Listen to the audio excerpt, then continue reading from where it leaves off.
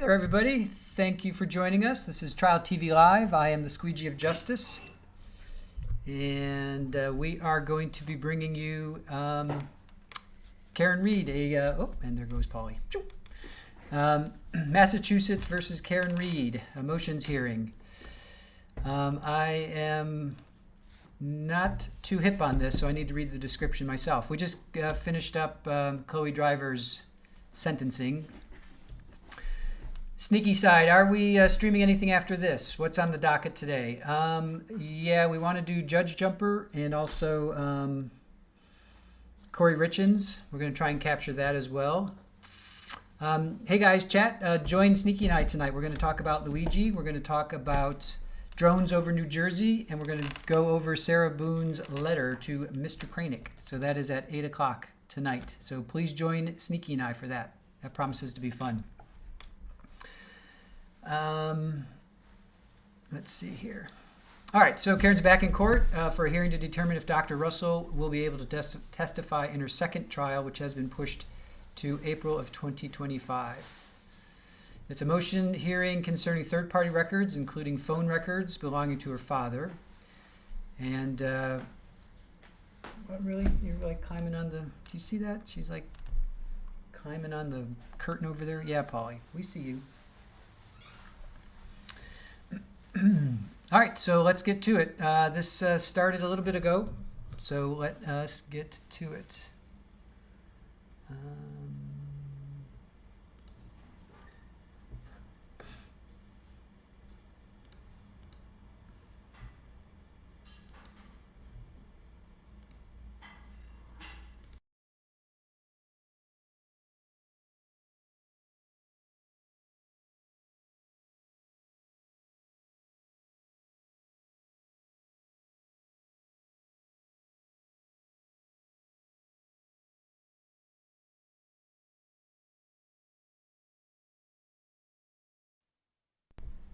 All right, hold on, guys. Let me just pull up this feed. The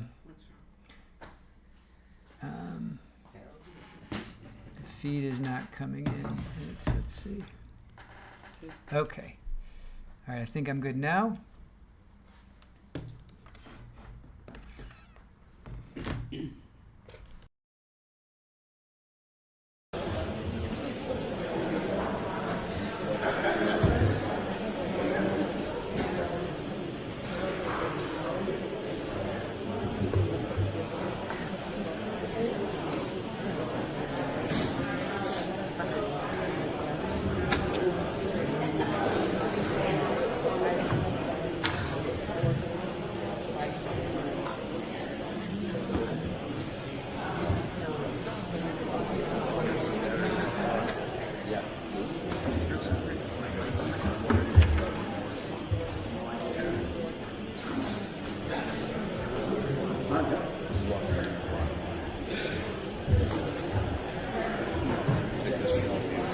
No, I know what he's talking about.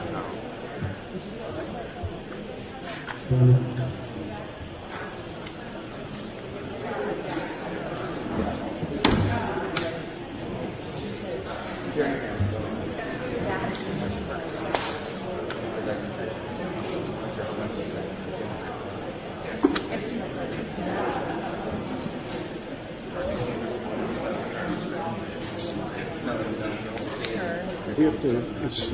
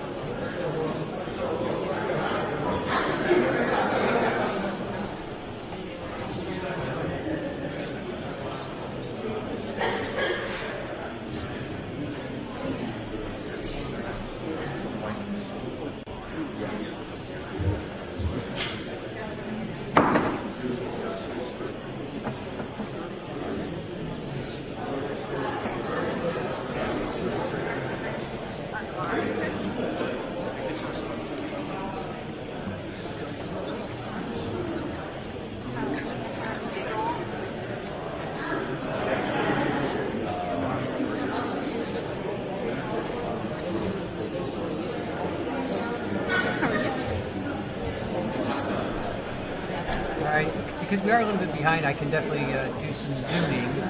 But I believe this is Karen's new attorney, the guy in the glasses, and that's the new prosecutor. It's Yanetti for sure. Well, you know it's Yanetti on the left. I think that might be the guy in the middle there with the glasses, because I think that's Karen's new attorney, and then the guy on the right is the new special prosecutor. I am afraid I do not know his name because I have not been keeping up on this case as much as I have other cases. Of course, Jackson sitting there at the table. Oh, there you are. I think I put you in the Fammy, good to see you.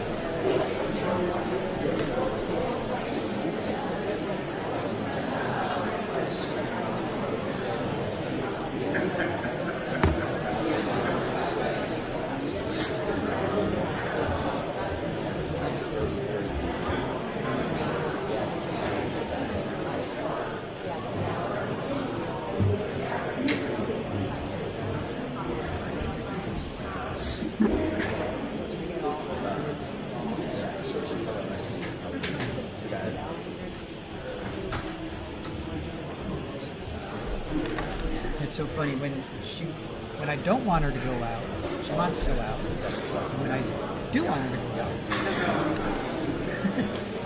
Florida PI Sam, thank you for being in the chat. You've reached the age where your hair doesn't seem to be too bad. Feel too comfortable. Yeah, because you guys are talking about hair.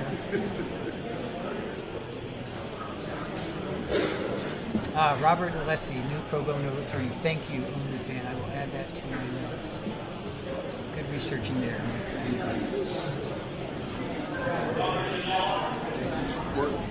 They have 28 We're weeks. silent.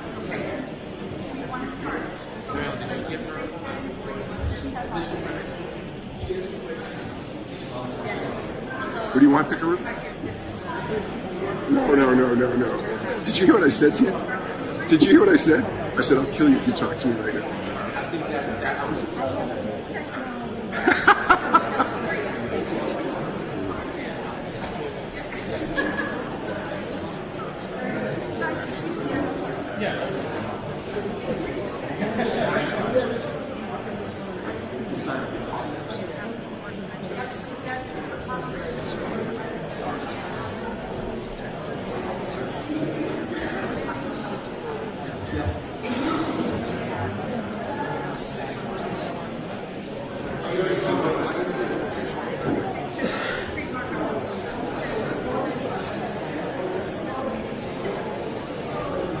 Did you guys hear what Eddie just said to Jackson? I think he was talking about the prosecutor. He said, I'll kill you right now if I have to talk to you. Hot mic moment.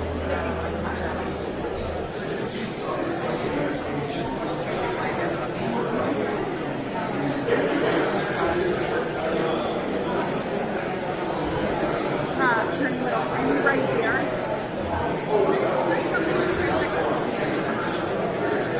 That's it.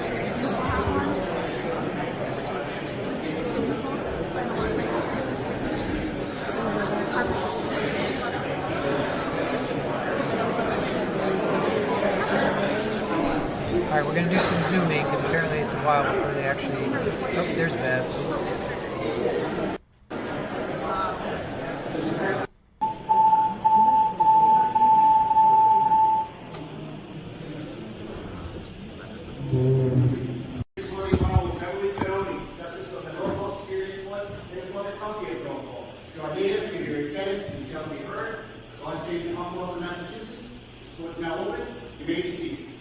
Judge, this is 22117, the Commonwealth versus Karen Reed. Can I have counsel identify themselves for the record, starting with the Commonwealth? Thank you, Mr. Clerk. Good morning, Your Honor. Hank Brennan for the Commonwealth. Along with me is Attorney Adam Lally and Attorney Laura McLaughlin. Good morning, Mr. Brennan. Good morning, Mr. Lally. Good morning, Ms. McLaughlin.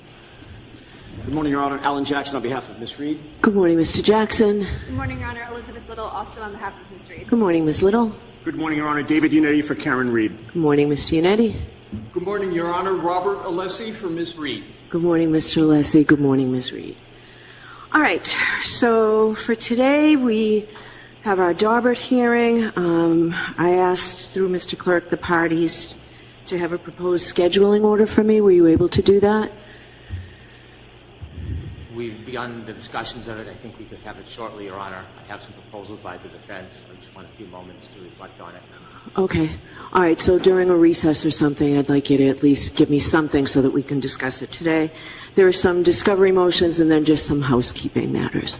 So I would like to get started right away. Is Dr. Russell here?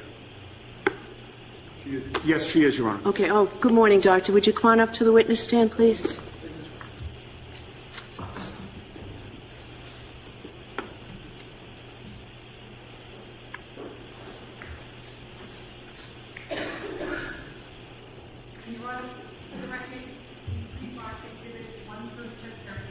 Thank you very much.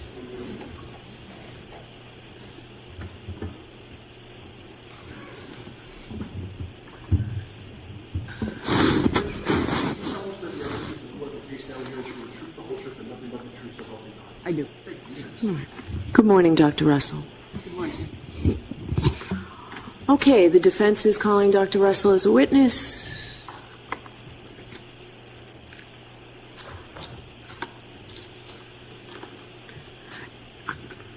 Jim, can I have the exhibits? Will counsel need the exhibits for examination of this witness, or can I have them with me and look at them? Your Honor, whatever your preference is, we will abide by that.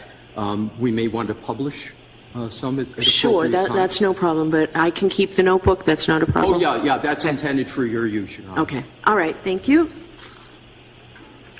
All right. Go right ahead, counsel. Your Honor, if I may, a couple of matters before Dr. Russell testify, with Your Honor's permission. Okay. One will take 15 seconds and the other will take maybe 3 minutes. Okay. Is it something that Dr. Russell can remain in the courtroom for? It is. Okay. And Sure. if at any point I'm incorrect in that assumption, I'm sure you will tell me. Okay. First of all, the first order is I want to thank the court for granting my permission to practice before the court. Okay. And I'll strive to comport myself to honor the opportunity I've been given. Thank you. Secondly, with regard to the decision that Your Honor rendered with regard to our opposition to the motion, the reason I just wanted to raise that briefly is I wanted to make sure that I properly discharge my role in terms of a record. It won't be a long soliloquy, but I just wanted to point out to Your Honor the basis for why I am having this colloquy with the court. Okay. Is it in addition to what you have in your writings? It is. Or is it, okay, so that I'll let you talk about, but... Yeah, I'm not going to go into the substance of the writings. Okay. I understand Your Honor has decided in that regard. Okay. So, and thank you, Your Honor. The first point is rooted in the Commonwealth versus Downs case, which is 31 Mass App Court 467, 1991. And the short of it for that case, which is toward the end of the case, which it was a matter very similar procedurally to this, where there was a request for reconsideration. The court took on that question of reconsideration, and what happened was the appellate court stated that it would be important, and I'm trying to discharge my duty as an officer of the court, but also for an advocate, to put on the record, right, the decision with the basis for the decision with regard to it. Sure. I know. I have no problem with you doing this. You don't need to apologize for making a record. I have no problem with that. Thank you. So I'll get right to it. So my request is, in accordance with Downs, that there be placed on the record some explanation for the decision. I would appreciate that. And then secondly, the second and last part of it is our expectation coming into the hearing is based on Commonwealth versus Addy, which is 79 Mass Appellate Court 835, 2011. And the short of that case, Your Honor, is it was a Daubert-Lanigan motion, very, very much similar to the procedural posture of this motion, where the court set a Daubert hearing. The party who was in support of the expert testimony then was given the opportunity to oppose the motion, and this is what the court said. The court stated that in response to the motion, the Commonwealth, and it was opposite because the Commonwealth was supporting the testimony, it says, in response to the motion, the Commonwealth submitted Trooper Sanford's collision reconstruction report. Then I'm going to skip down to the nub of it. At the motion hearing, after reading Trooper Sanford's report and listening to the arguments of counsel, the judge decided not to hold an evidentiary hearing and ruled that Trooper Sanford's opinion was admissible at trial because there was a factual basis for his opinion and it was therefore reliable. The reason I bring that up, Your Honor, is just to state what my expectation was and why I went in the manner that I did. And of course, Mr. McDermott was gracious enough to send an email that said, hey, if you want to change what the court expects the hearing to be, you need an affidavit and you need a motion, and that's what I did. So in conclusion, Your Honor, it is the position of the defense that the papers that we submitted, and I won't get into the argument, would obviate the need for an evidentiary hearing, much in the way that the Addy case obviated, where the party was given an opportunity to make the arguments in terms of the motion.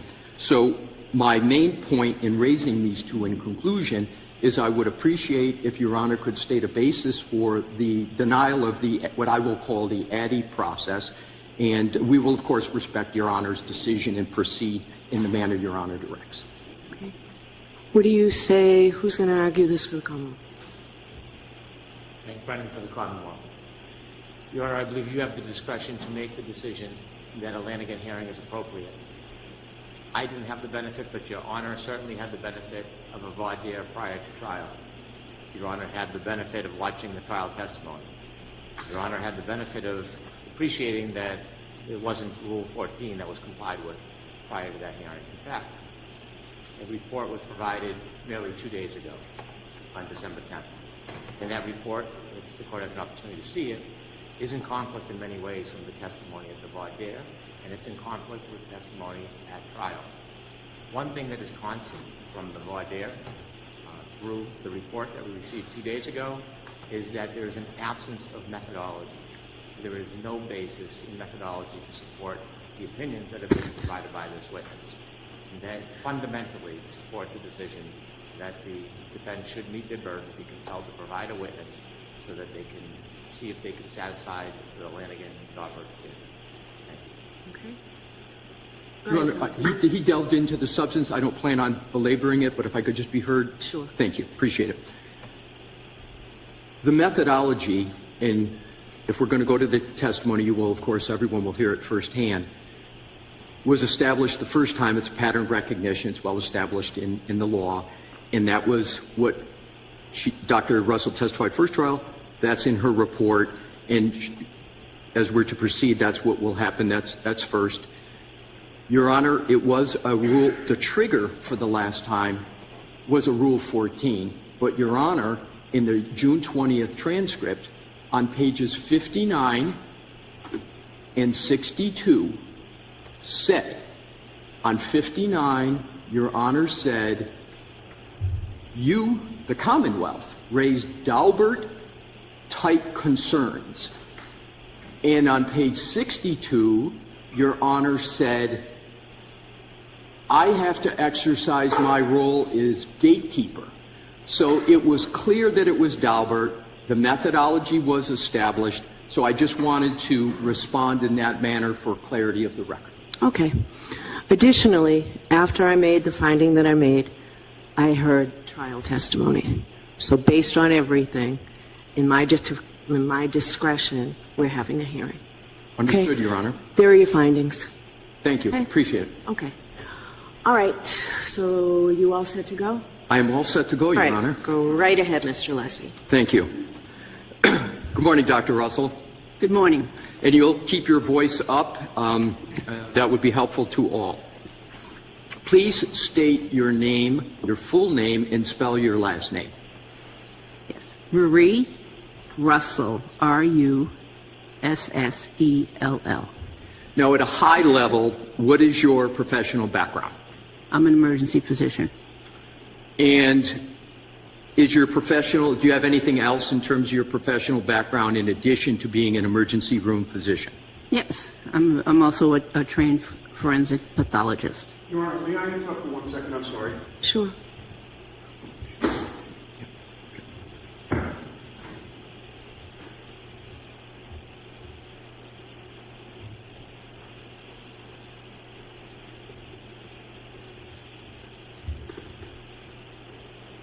Can I have a moment to run with counsel? Thank you.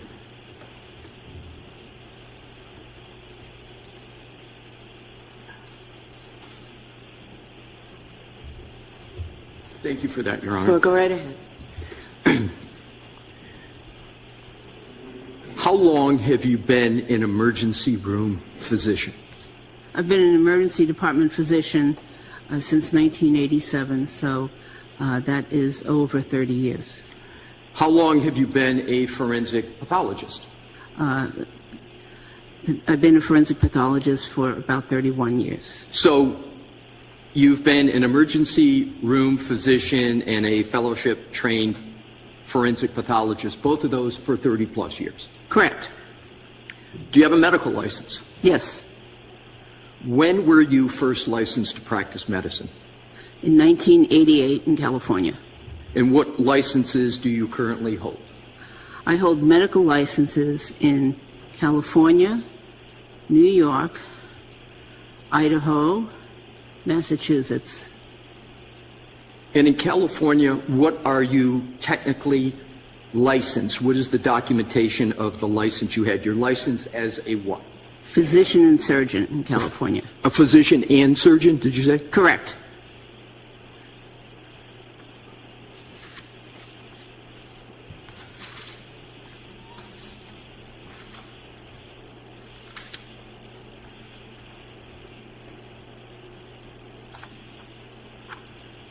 Your Honor, as I'm sure you know, but I want to make sure I get your protocol correctly, we've pre-marked, Mr. Brennan and I have agreed to the exhibits. We've agreed to both the pre-marking and to the admissibility of each exhibit. And I can never either tell you how I understand I'm to go or Your Honor can state it. So these are in evidence? Yes. So use them as if they're in evidence? Thank you. Appreciate that. May I approach the Yes. witness? Thank you.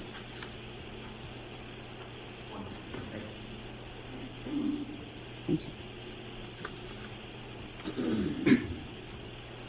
Dr. Russell, I have handed you, which is in evidence as Exhibit 1. Do you recognize Exhibit 1? Yes, I do. How do you recognize it? Because I wrote it. And what is Exhibit 1?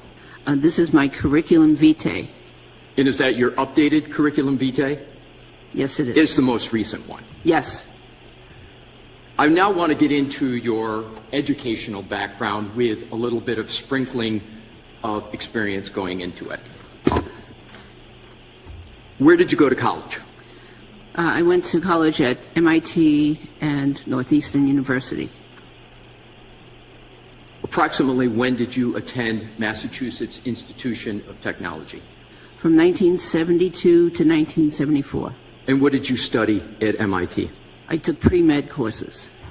Did you obtain a degree from MIT? No, Why not? because my mother got sick. She developed cancer, and I went back to New York. And after that experience, did you go back to college? Yes, Where did you go? Northeastern University. And what years did you attend Northeastern University? Part-time from 1974 to 1981. And did you obtain a degree from Northeastern University? Yes, And what degree was that? that was a Bachelor of Science degree with highest honors. After college, did you go on to receive a Doctor of Medicine? Yes, Where? at the University of Massachusetts in Worcester, When? 1987. Now let's go into residencies, internships, and fellowships. Did you complete any residencies? Yes, What residencies did you complete? I completed a residency in emergency medicine, followed by a residency in anatomic pathology. What is anatomic pathology? Anatomic pathology is the study. It's a division of pathology. It's a subset of pathology, and it's a division that deals with diseases that can be diagnosed by looking at tissues and bodily fluids. And what is emergency medicine? Although most all of us have that experience, if you just briefly describe what emergency medicine is. Well, emergency medicine is a field of medicine that deals with acute injuries and injuries of people. In terms of the residencies, briefly describe what was involved. What did you do in those residencies? And let's start out with emergency medicine. Emergency medicine was a very intense residency. It was a combined internship and residency that lasted for 4 years, and I was at one of the busiest trauma centers in the United States. We would routinely see patients in the emergency room, and some months we rotated outside the emergency room to various subspecialty clinics and areas like the ICU, for instance. In the emergency medicine department, we worked all different shifts. We saw numerous patients because it was a very busy facility, and we saw anything that ranged from gunshot wounds, stab wounds, beatings, down to runny noses. And where was specifically those residencies? What facility? What is the name of it? It was at the Los Angeles County USC Medical Center, which people formerly knew as the General Hospital, the 19-story General Hospital from Los Angeles. And did that have a certain level designation with regard to the type of trauma that would come to those facilities? Yes, it's a level 1 trauma center, which is the highest level that can be achieved. And in terms of the residencies, in terms of anatomic pathology, where was that residency? Which facility? That was at the same facility. And how many years was the residency of anatomic pathology? That was 2 years. And how many years for emergency medicine? Combined with the internship, it was 4 years.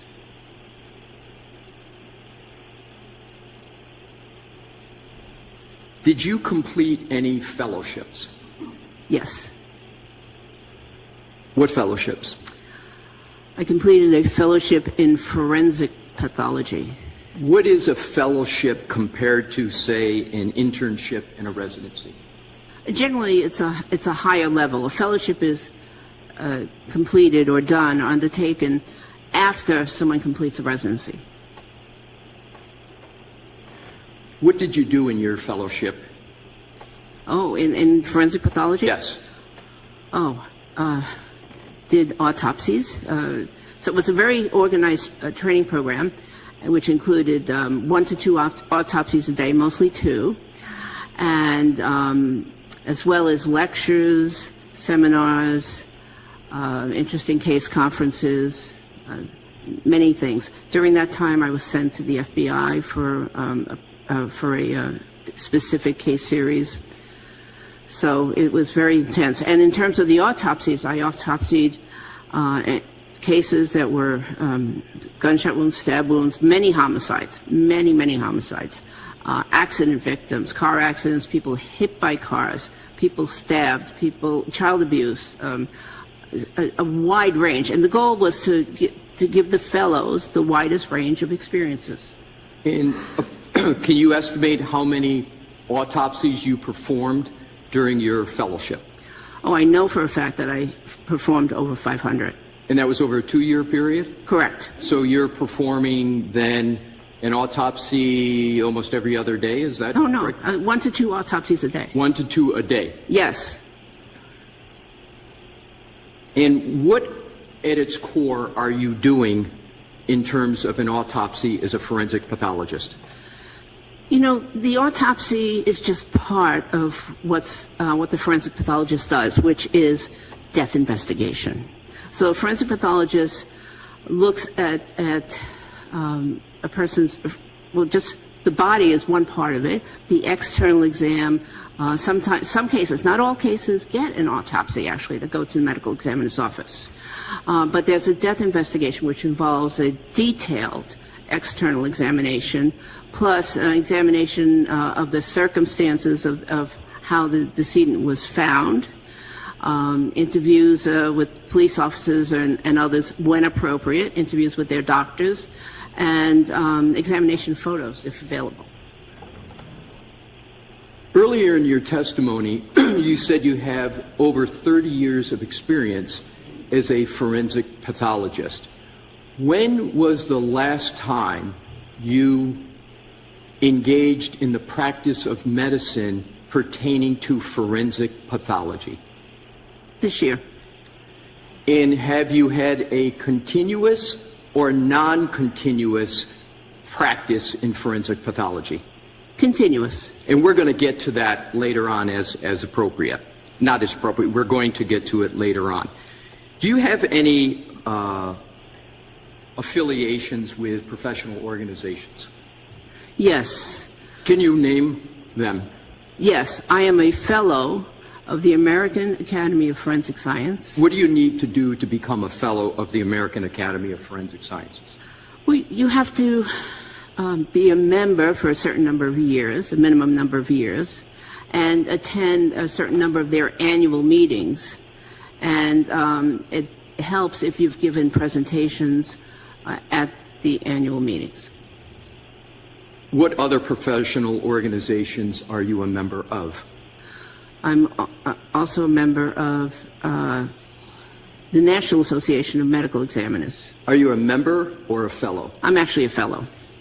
What do you need to do to be a fellow of the National Association of Medical Examiners? It's very similar. Be a member for a certain number of years, and they usually ask that you've given at least one presentation. What other professional organizations are you a member of? Okay, so I've been a former member of the American Academy of Emergency Physicians, a former fellow, actually. I'm a member of the California Homicide Investigators Association and the California Sexual Assault Investigators Association. Now let's move to trainings. Do you have any specialized trainings? Lots of specialized training. Please name them. Okay. Well, I have specialized training in both emergency medicine-related fields and forensic pathology-related fields. Would you like me to name both? Well, maybe eventually, but I'm going to try to shorten this a little bit. Give me an example of the type of investigations, apropos to why we're here today, that you would have had specialized trainings for. Well, I attended a 2-week program in crime scene investigation. I've attended and completed programs in forensic photography, bomb investigation, hit and run accident investigation as well. Dr. Russell, if you need to access your report, do it, but I would prefer that unless you need to, we just have a question and answer. I can't see whether Dr. Russell's reading from I can't see. Do you have your CV in front of you? I do. All right, so what's typical, counsel, is it will remain closed. If she needs to refer to it, you just ask, and of course I'll let her refer. That's what I understood, okay. Yes. So is that, you have it open in front of you? It's right here. Okay, so counsel, why don't you? I will. Why don't you leave it there, turned over to us? Oh, okay. All right, thank you. Thank you, Your I Honor. can't see from up here whether she was reading or not. I had that sense, that's why I mentioned it. I Thank you. appreciate it. Do you have any specialized training beyond your experience as emergency room physician or forensic pathology in motor vehicle accident investigation? Yes. Describe that, please. Yes, I took a several-day course here in Massachusetts on hit-and-run accident investigation. And we're going to get into this a little bit more, but did you also have experience with motor vehicle accident diagnosis and treatment of humans in the emergency room? Oh, yes, yes. We'll get into more of that detail. As a forensic pathologist for 30-plus years, did you see decedents and living patients who had been the subject of motor vehicle accidents? Many. And in terms of forensic pathology, are patients always deceased, or does the field of forensic pathology also address living persons? Yes, the field of forensic pathology as a broad field, yes, can deal with living people. Some offices, some government offices will choose to restrict their involvement to deceased people only. But it's a broad field. It does involve living people too. Now let's move to expert witness experience in courtrooms. You understand what I mean by the terminology expert witness? Yes. What jurisdictions have you testified in as an expert witness? Well, California, Florida, Illinois, Arizona, and the state of Washington. What topics in that expert testimony did you testify to? Both emergency medicine and forensic pathology. So you testified as an expert witness in those cases in both emergency medicine and forensic pathology? Correct. And you were qualified as an expert in each one of those categories, correct? Yes. Was your opinion ever excluded, your expert witness opinion ever excluded in any of those court cases? Never. Let's now move to work experience. What do you currently do for work? Well, right now, I am reviewing cases, reviewing medical legal cases. I attend conferences, and I've kept up my board certification status. It's a lot of work to keep up your board certification status. Understood. In terms of other work, do you do work for any boards in any state? Yes, the Medical Board of Massachusetts. And what type of... Excuse me, Medical Board of California. Right. And what is your title with respect to the Medical Board of California? Medical consultant. And describe specifically, you don't have to go into detail, but just describe what it is, the types of things you do for the medical board, and I assume that's in furtherance of practicing medicine. Is that consultancy the practice of medicine in California? Oh, absolutely. You can't be a medical consultant for the medical board without a medical license. It is the practice of medicine. Give us some examples of what your practice of medicine is with respect to the Medical Board of California. For the medical board, I review cases. So the cases are referred to the medical board because of concerns that a licensed physician in the state of California is either practicing outside the law or practicing below the standard of care, or a combination of those things. So the cases are referred to the medical board, and I am one of the people that reviews the cases and makes recommendations as to whether there is actually concern. So, going back to my clinical pharmacy days, I believe I understand the standard of care parlance, but we have maybe some different parlance in the medical field. Is standard of care and whether a physician's met it also known as physician negligence? Yes, if they don't meet the standard of care, it's Yes. considered physician negligence, yes.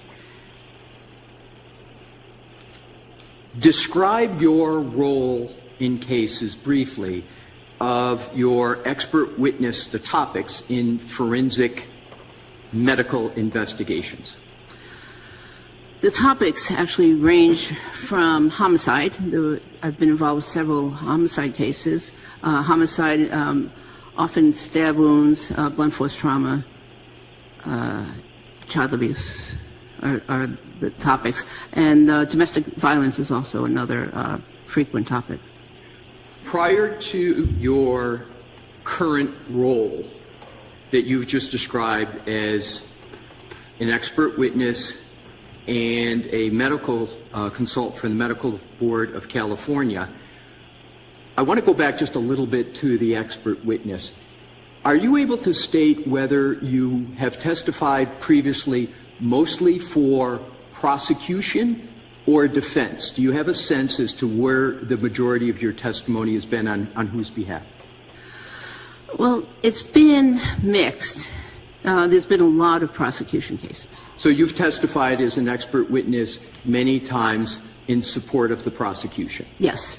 And has your testimony in support of the prosecution been only as a physician, or was there times when you, before you became a physician, that you were testifying on behalf of the prosecution, say when you were a police officer? Yes. And roughly, how many cases, we're going to get more into your police officer experience, but how many roughly cases do you recall testifying on behalf of the prosecution as a police officer? 25 to 30. Now let's go to just prior to your immediate role. Before being a medical consultant for the Medical Board of California, where did you work? Immediately before I worked at the state of California prison system. It's called the the Corrections Department in the state of California, and I was the chief medical executive for one of the major prisons. What years approximately did you serve in that role as chief medical executive of the California State Prison at Corcoran?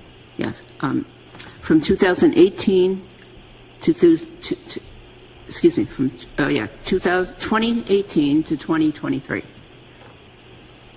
What was your role? What did you do? Oh. Well, the chief medical executive is in charge of the whole medical department, and so in that role I had a lot of duties, including supervising the medical care of all of the patients, the inmates, conducting various committees. I chaired many committees, process improvement, pharmacy therapeutics, death committee.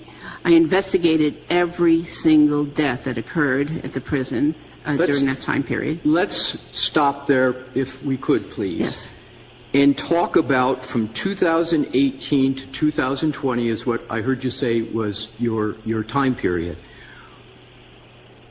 Describe what was a death review at Corcoran that you performed. Yes.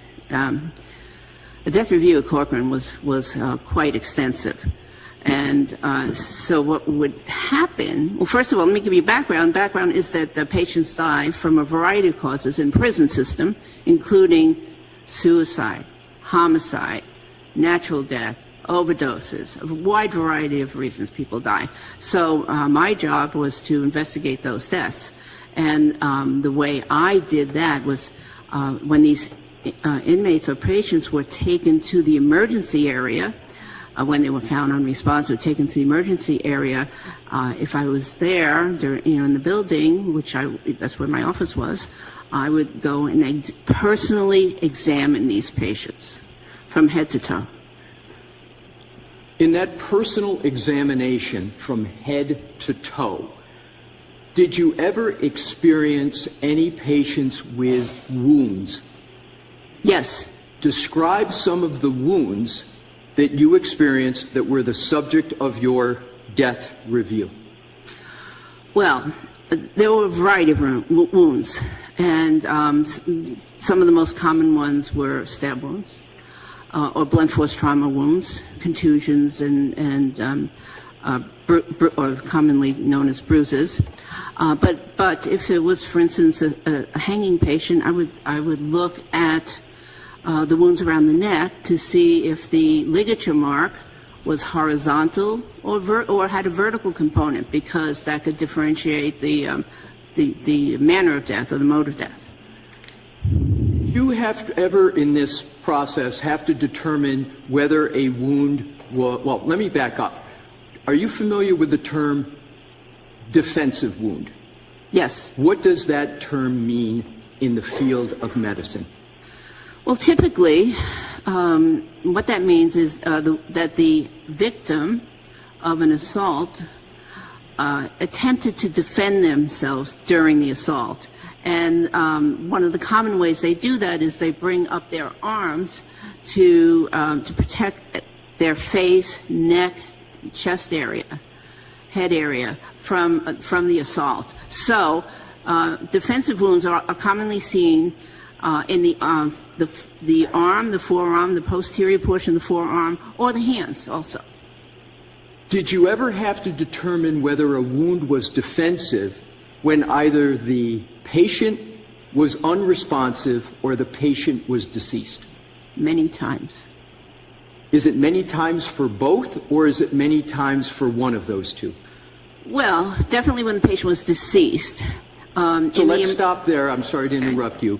Let's start. So many times, do you have an approximate number of how many times just at your 5 years at Corcoran you determined whether a wound was a defensive wound on a deceased patient? Approximately. Not very many. Okay. Counsel, could we get an answer as to how many death reviews total were done while she was Yes, Your Honor. I will ask that question right now.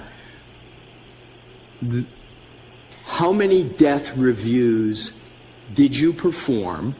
And if you want to do it based upon per year, average month, whatever gives the court the best, most accurate answer. Okay. Well, on average, we had one death per month.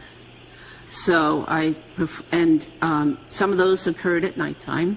But I reviewed all the cases, but he didn't personally examine every single case. Right. Over 35 got a very intensive exam. So if I did my math correctly, it's 60, right? It's 12 times 5. You were there 5 years? For death reviews. For death yes. reviews, and that was the court's question. Yes. Right.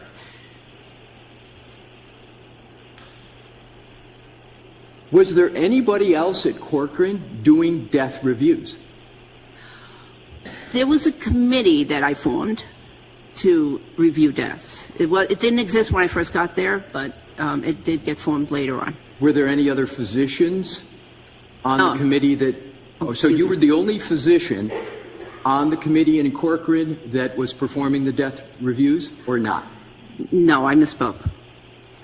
There was one other physician, the person who was my assistant, who also needed to be involved in those death reviews in case I wasn't around. Did you ever need to consult with any medical examiner's office in connection with your death reviews at Corcoran?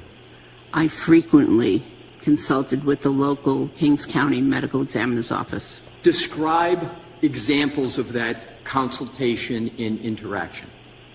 Okay. So I would conduct my initial part of the review, and I would call, on some cases, not every single case, but on some cases, call the Kings County Medical Examiner's Office and speak to them to alert them to certain findings or certain things that I wanted them to specifically look for in their examination. Did that consultation include any consultation regarding wounds and the source and nature of the wounds? I don't recall. Now let's go to your emergency medicine physician experience at LAC plus USC. Do you have a shorthand that you'd like to use so I don't have to say that every time? I don't. All right. So I'll just say LAUSC. Would that be something that would work? I say LAC USC. I'll say LAC USC also. So what years were you an emergency medicine physician at LAC USC? I was there as an emergency intern, resident, and physician from 1987 to 2016. So if, again, I did my math right, it's about 29 years? Yes. And you've described previously that that facility was a level 1 trauma center, correct? Yes, it was. What is a level 1 trauma center? A level 1 trauma center is the highest level that the trauma center could be. So it means it has in-house neurosurgeon, in-house orthopedic surgeon, an active research program, and obviously in-house trauma surgeons. What did you do as an emergency medicine physician at that facility from 1987 to 2016? I'm sure it's a lot, but if you could give some representative examples. Well, we staffed both the major and minor areas of the emergency department where the patients were brought into. So any patient that was brought in with major trauma or, even non-trauma, medical condition, heart attack or stroke, would be brought into the emergency department, and we would provide the initial examination, screening, resuscitation, whatever was needed. And then if the patient needed to go to the operating room, we would call the surgeons, and if they needed to go to the ICU, we would stabilize them and send them to the ICU. In addition to diagnosing and treating that we've all experienced with the unfortunate, with all respect, having to go to the emergency medicine department, did you engage in any surgery in the emergency medicine department? And if you could describe what you mean if the answer is yes. Yes. Describe what it is that you did that constituted surgery at the emergency medicine department from 1987 to 2016. We're going to get into more specifics apropos to the issue at case here, but just looking for what, when we say that you did surgery, want to give an idea of what that is.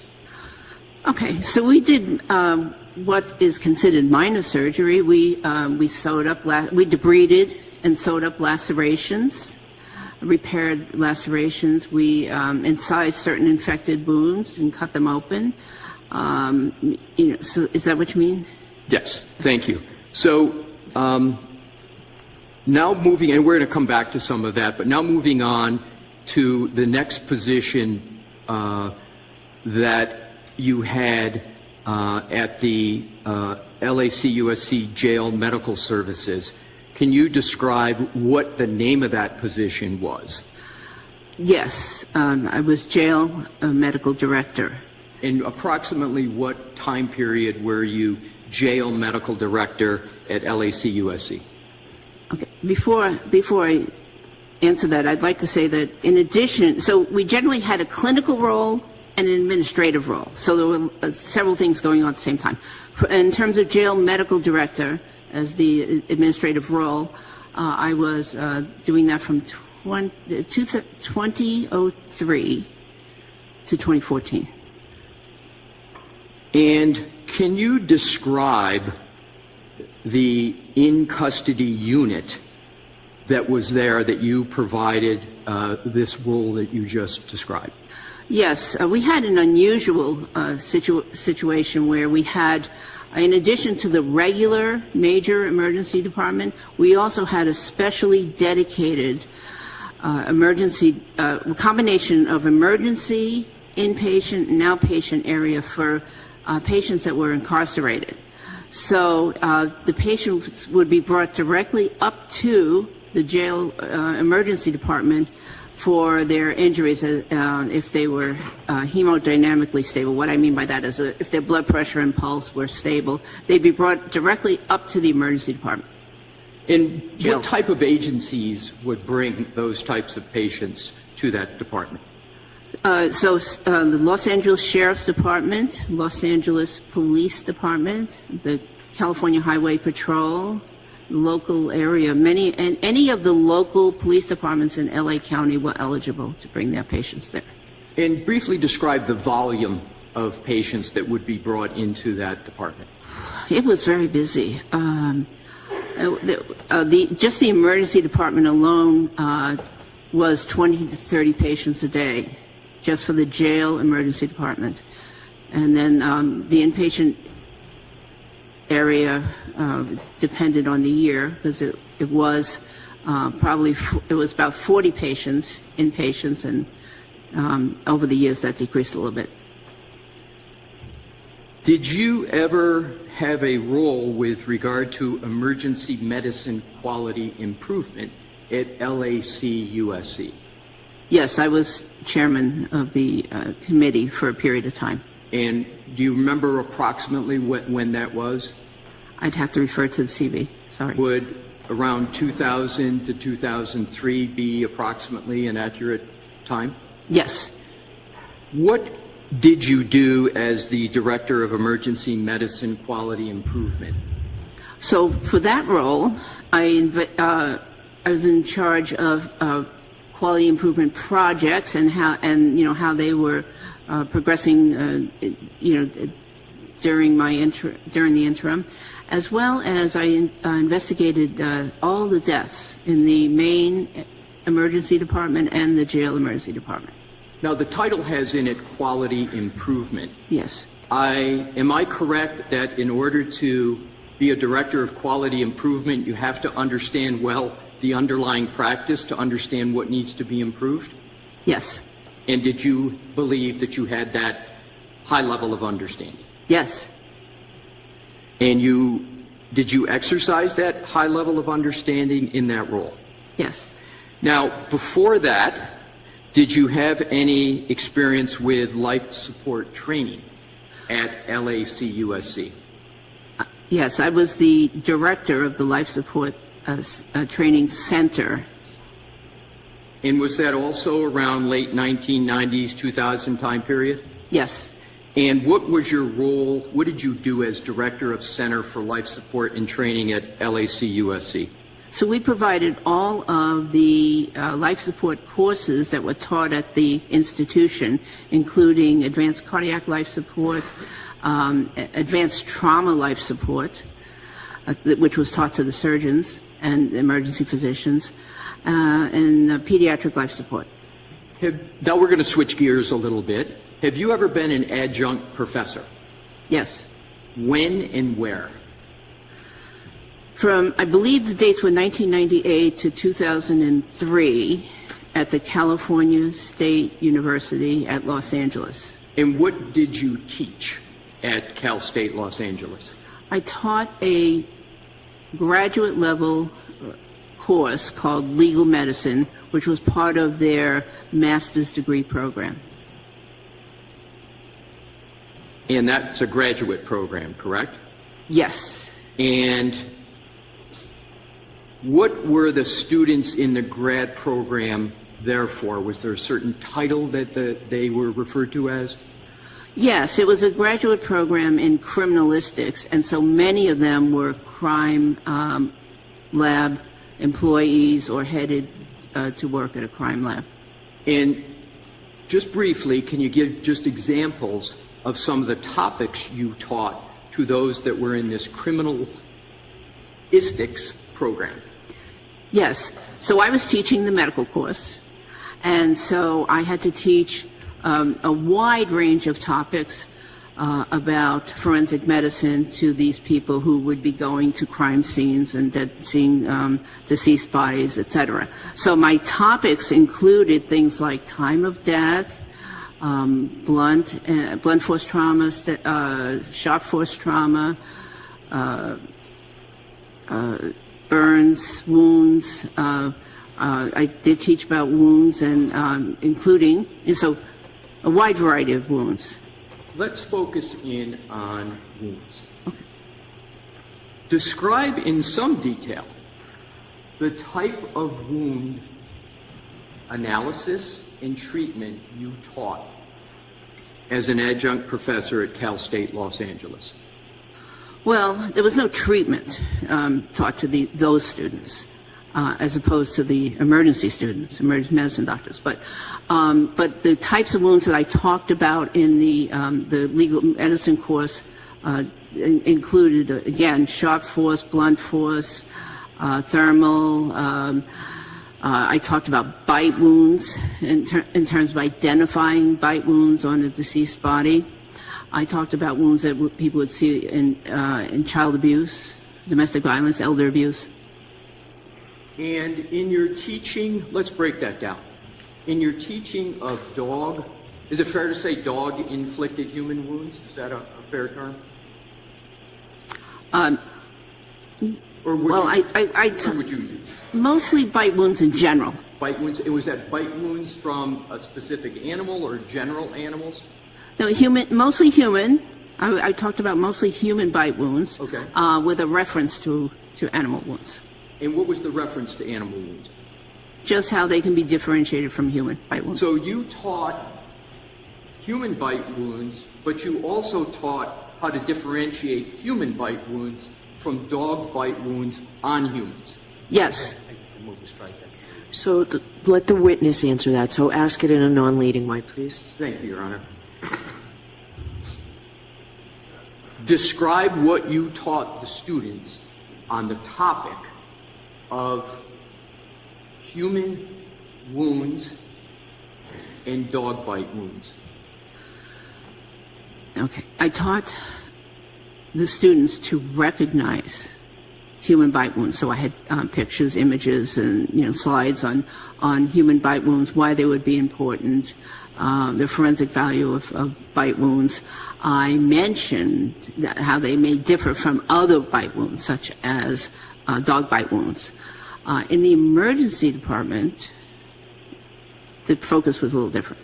That's what I wanted to go to next. So describe, well, first, in your many years in the emergency department, and we're going to get to this in more detail, so why don't we just save it until the next category we get to. We'll come back to that. Before you were an adjunct professor at Cal State Los Angeles, and before you were a medical doctor, what did you do for work? I was a police officer full-time. And approximately when were you a full-time police officer? From 1977 to 1984 in Massachusetts. When you started on the police force in Malden, how many women were on the police force? Before I started, none. So you were the first woman on the police force in Malden? Correct. Did you go to academy? Yes. Did you graduate successfully from academy? From the Boston Police Academy, yes. Before that, did you have any other work experience? Yes, I worked in an emergency room, actually. Right, but in terms of from the time period, as I understand it, in Malden, if I heard correctly, you said approximately 1997 to 1984 for? 77. I'm sorry, 77, right. So before that, did you have any other job in the community in Malden? Well, in the period 1974 to 1977, during that period of time, I worked in the emergency department. I was an EMT, and I was an auxiliary police officer. Let's talk about the EMT experience. What did you do as an EMT? I did volunteer work in an ambulance. And just, again, most of us know what an EMT does, but just for the record, just briefly, what did you do as an EMT? Generally rendered first aid to calls for emergency service.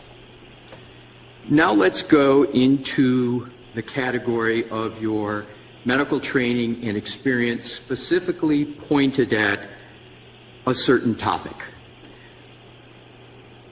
With regard to wounds, do you have any experience with dog-inflicted wounds on humans? Much experience. Let's start and do this chronologically. What professional experience have you had with, we'll call them dog bites? What would you like to call them, dog bites or dog bite wounds? What's your parlance? Dog bite wounds. So what's your professional experience going chronologically with dog bite wounds? Your first. Well, my first experience I recall was during that period of 1975 to 1977 when I attended a training session where I witnessed the training of guard dogs. The training was conducted by some people I know, and I was invited to this professional session. And during that session, even though the simulated criminals were wearing specially designed sleeves on their arms, one of the participants was accidentally bitten by one of the dogs. And when you say accidentally bitten, what do you mean accidentally? Did the dog have a full bite grip or less than a full bite grip? You know, I can't really say because I don't remember if I actually saw that bite, but the dogs were being taught how to aggressively bite and hold on to the simulated criminals, and apparently this one bite went out of the range of where the sleeve ended. And this was back in the 1970s? Mid-70s, yes. Did you provide any care for the wound of the person that was subjected to that dog injury? Yes, I was an EMT, so I provided basic first aid and transported that person to local emergency room. So you provided treatment on the spot, and then you participated in the transport to the ER? Yes. And did you get an opportunity at that point to observe the wound that was caused by this dog bite? Very closely. And because you treated it, correct? Correct. Let's now move to the LACUSC Jail Emergency Department. And I recall you testified that was approximately 1987 to 1995. Do I have that right? That was part. Yeah, that was the intense part. That where we saw a lot of law enforcement dog bites. What did you see any dog bite wounds in that jail emergency department? Many. When you say many, can you give not how much you treated, but just how many of those dog-induced wounds that you observed? I would say about 60 to 70 cases that I personally observed. There could have been a lot more. Now, what type of dogs? Well, let me strike that. As part of that treatment, did you learn what type of dog inflicted the wound? Well, these were trained law enforcement dogs. So these were canine dogs, right? Yes. And is canine bites an appropriate term to describe them? Yes. And how many of these individuals at LAUSC Jail Emergency Department did you personally treat with these canine-induced dog wounds? Personally, about 40. And you're saying personally, did you have any other experience in addition to those 40 that was not personal treatment with dog wounds? Yes, so we worked. Describe what those additional roles were. We worked as a team, and so sometimes one intern or one resident would get the case, and another time the other person on the team would get the case. So, but we worked as a team. We saw all the wounds together as a team, And so that's why it's hard to give a hard number. What was your role as a member of that team when you were not personally treating the wound? What was your role? What did you do? I would assist, I would see other patients, but we all rounded on all the cases. What do you mean by rounding? Rounding is this medical phenomenon where the team of doctors and sometimes other healthcare professionals go from bed to bed and discuss each case. So you went, in addition to the 40, you went as a member of the team from bed to bed to bed, and in addition to those 40 of dog-inflicted wounds, you saw additional dog-inflicted wounds, correct? Yes. Describe the level of bites that you would observe both as personally treating and as a member of the team. Well, these bites were unlike anything I'd seen before. They were very extensive dog bites with a lot of tissue damage. And there were areas on the patients where the dog would attempt more than one bite. And sometimes there were, completed bites, and sometimes there were what I called partial bites, where there were just some scratches, abrasions, superficial wounds. But so it was quite a different thing than I had read about in textbooks. What do you mean by partial bites? Well, a partial bite would be where the dog did not get a full grip on the victim and therefore did not penetrate the skin. The teeth actually slide around, along the surface of the skin in the attempt to get a grip. Could you make that determination, that partial grip, as you've described it, from looking at the wound? Yes. And how, in this specific experience at the USC jail, did you determine, generally, that the dog had made a partial grip on whatever was the body part that was the subject of the wound? Well, oftentimes because they were accompanied by completed dog bites that had full penetration, puncture wounds, and tearing. Right, and so did you make the observation of the wound? In other words, you saw it and then reached a medical conclusion about whether it was partial or complete? Yes. And approximately how many times did you look at the wound and make a medical determination with regard to whether it was a partial or a complete grip by the dog? I don't really know because we focused in on the most dangerous of the wounds, the ones that had the large gaping lacerations and that needed the medical attention. So the predominance was the typical canine bite, but then there were also a less number with the incomplete bite, correct? Yes. Does an incomplete bite have what you observed, have any relationship to a civilian dog bite? I'm not sure I understand the question. It wasn't a great question.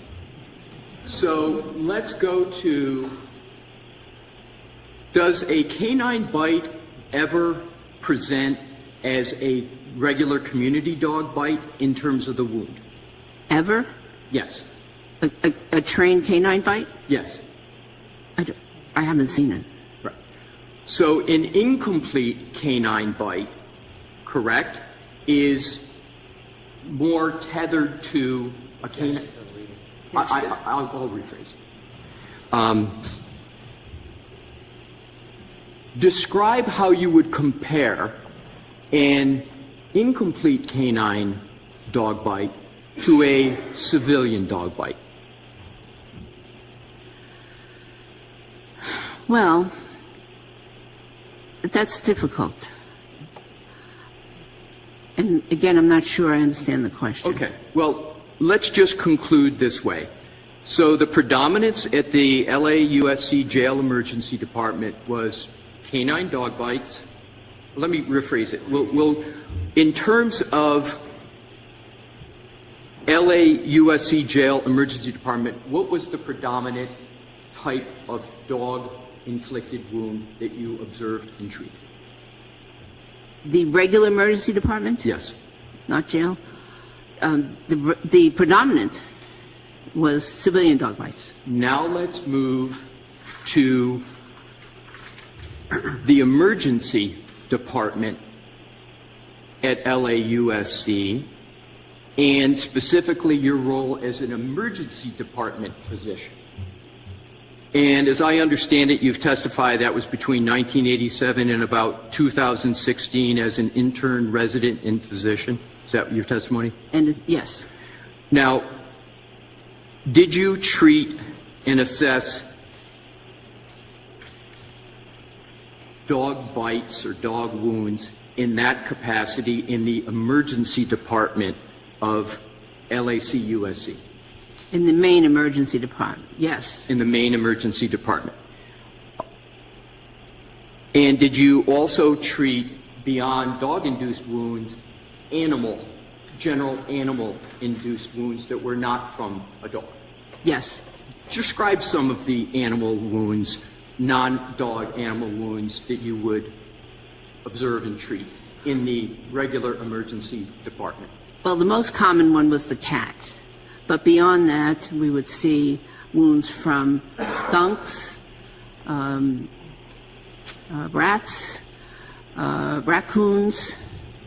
I recall seeing an opossum wound one time, of course, snake bites and, various other animals. Approximately how many dog bite wounds did you observe and treat in the emergency department at LACUSC? So the main emergency department? Yes. Well, over the course of all those years, at least 500. How do you come up with the number 500? Well, it was an estimate based on based on the number of years I worked, plus the number of weeks in a year, plus the number of dog bites that I saw per week. And that's how I came up with that number. And I underestimated. Describe what you did, just briefly, with regard to the wounds. What type of practice of medicine, what did you do specifically with the wounds? So when a patient came in with a wound... And I'm talking dog bite wounds. Okay, well, first I had to figure out if it was a dog bite. Because some patients couldn't tell us what kind of animal bit them. Most of the time they could, but some couldn't. Some were young, some, there were various reasons. There was sometimes language barriers. So I had to figure out what type of animal inflicted the wound. And there was a very important clinical reason for that. We're going to get to that. Okay. So I think you testified earlier about specifically what you did with the wound. What did you do specifically with the dog, these 500, approximately more than 500 dog-inflicted wounds? What did you do specifically, so to speak, with your hands? Okay. Well, I was clearly interested in wounds, and particularly bite wounds. I was very interested in this, so it got my attention all the time. And so what I'd first do, I had to do differential diagnosis, but physically, if I determined it was a dog bite wound, then I'd render the appropriate treatment. Sometimes there was perforation of the skin and lacerations, and those lacerations sometimes needed debridement, which is cutting away from the edges and the dead tissue, any devitalized tissue, and some were large enough that they actually needed suturing. Many of them needed antibiotics prescribed. In terms of the facility, I think you've testified that it was a level 1 trauma center? Yes. Did the fact that it was a level 1 trauma center have any effect on the number of dog bite wounds you would see? I don't know the exact effect, but we did get referrals in. And does the fact that it was a level trauma 1 center mean your estimate was conservative or liberal? Oh, my estimate was conservative. Meaning conservative, you say 500, but describe what you mean by conservative. Conservative What means... number does it go down? Oh, I probably saw a lot more than 500.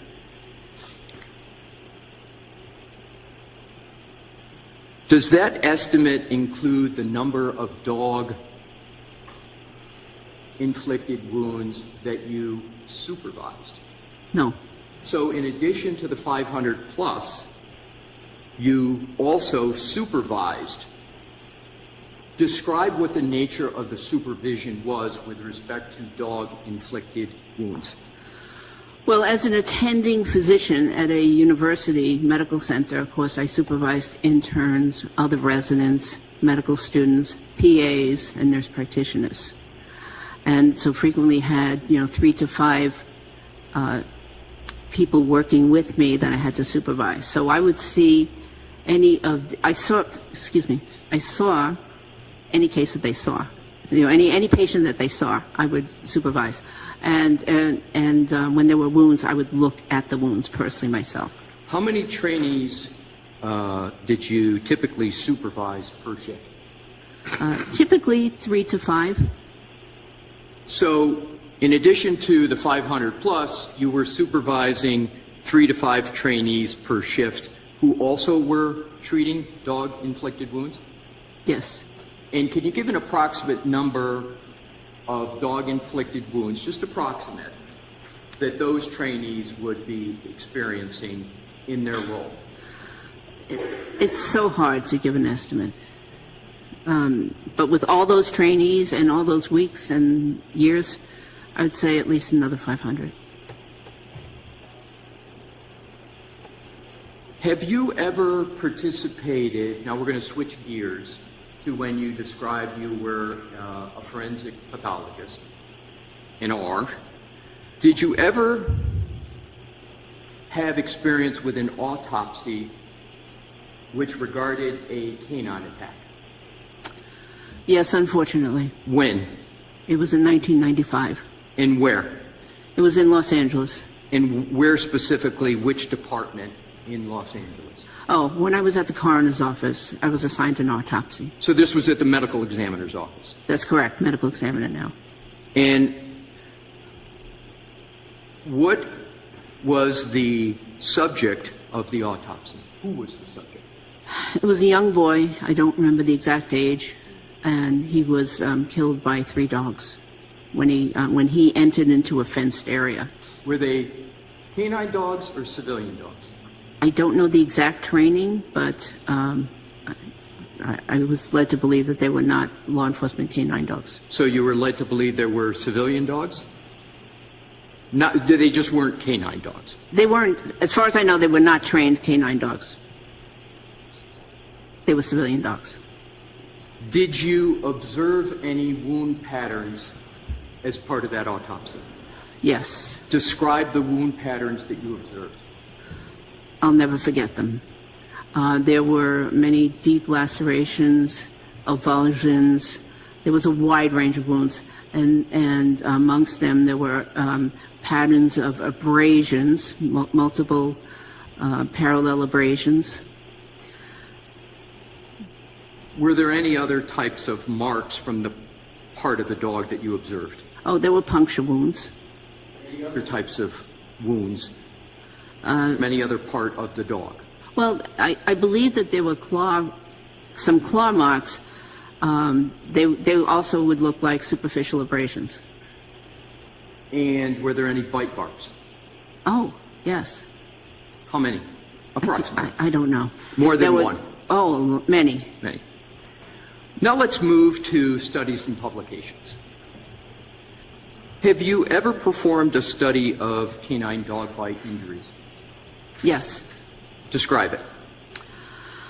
Yes. My colleagues and I performed a study of over 700 canine dog bites that presented to the jail emergency department over a 10-year period. When approximately was this study?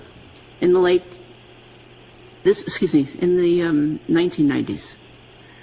Did that study result in any publications? Yes, 2. Were those 2 publications peer-reviewed? Yes. What does peer review mean? That means that a group of physicians from the same specialty have read the article, analyzed the methodology, and determined that this was a valid study. Have you, in addition to that study that was supposed to be peer-reviewed, have you ever edited any publications? Yes. Describe the publications that you edited. I edited a 2-volume publication called Topics of Emergency Medicine, Forensic Emergency Medicine. And were there any chapters in that regarding human bite wounds? Yes. Describe briefly what the chapter was about. Yes, the chapter was written by Dr. Gerald Vail, who was a pioneer, and one of his colleagues, Dr. Anselmo, who were pioneers in the field of forensic odontology, bite wound analysis. Now, you mentioned Dr. Gerald Vail. What is his profession or professions? Okay, he was a dentist and a teaching dentist at the University of Southern California, and an attorney as well. How was he? Are you aware of his reputation? Oh yes, even before I got to. What was his reputation? Sustain this. Okay. What was his reputation? No, we're going to move on to a different question.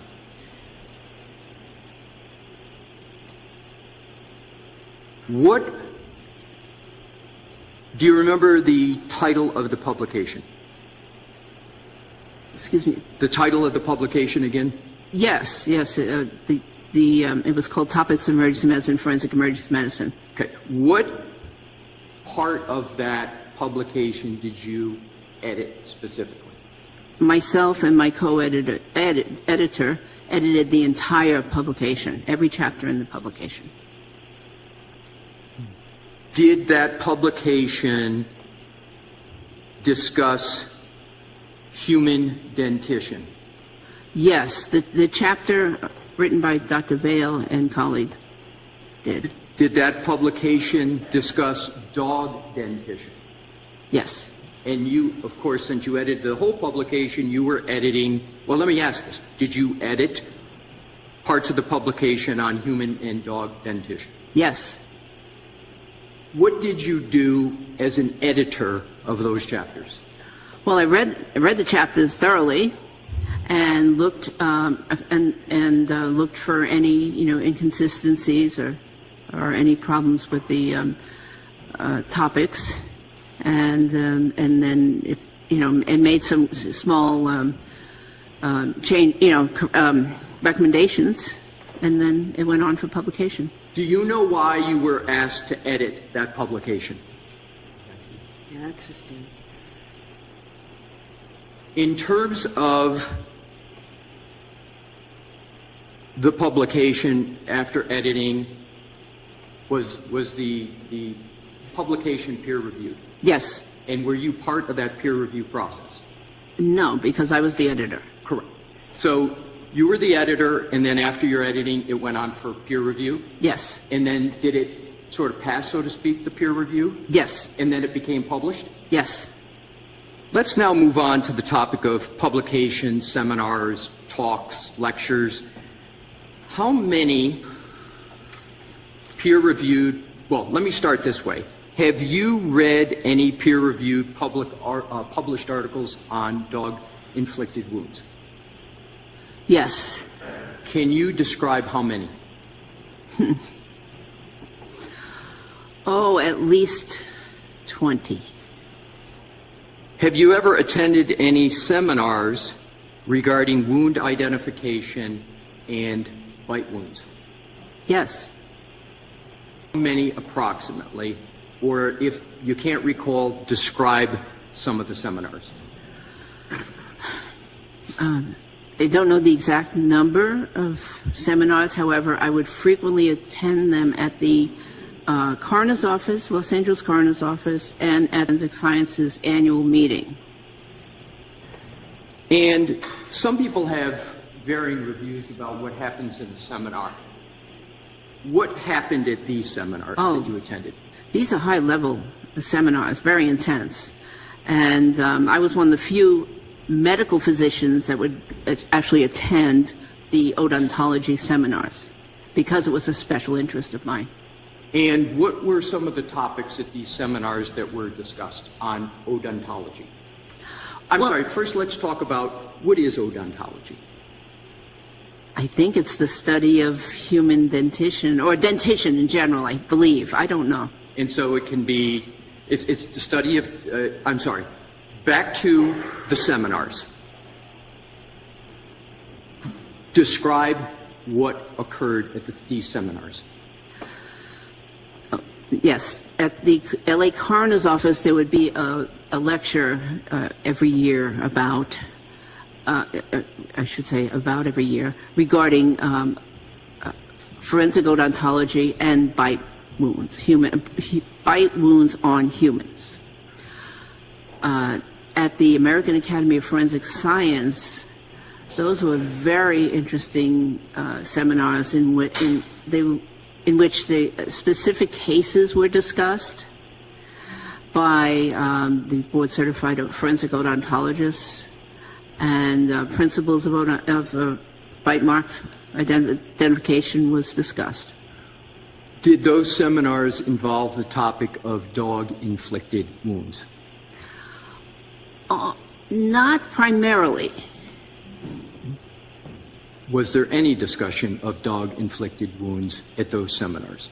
At some of the seminars, if dog-inflicted wounds were discussed, it was just in means of distinguishing, a human bite versus a dog bite. You've mentioned Dr. Vale's name a couple of times. Did you ever work in any capacity with Dr. Vale? Yes, he was the forensic odontologist for the Los Angeles County Coroner's Medical Examiner's Office. Did you ever consult with or for him? Yes. Describe that.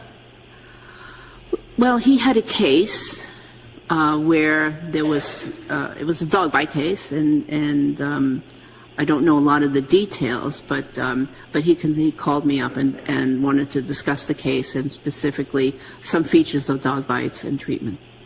And was he looking for information from you, or was he just reporting to you his views?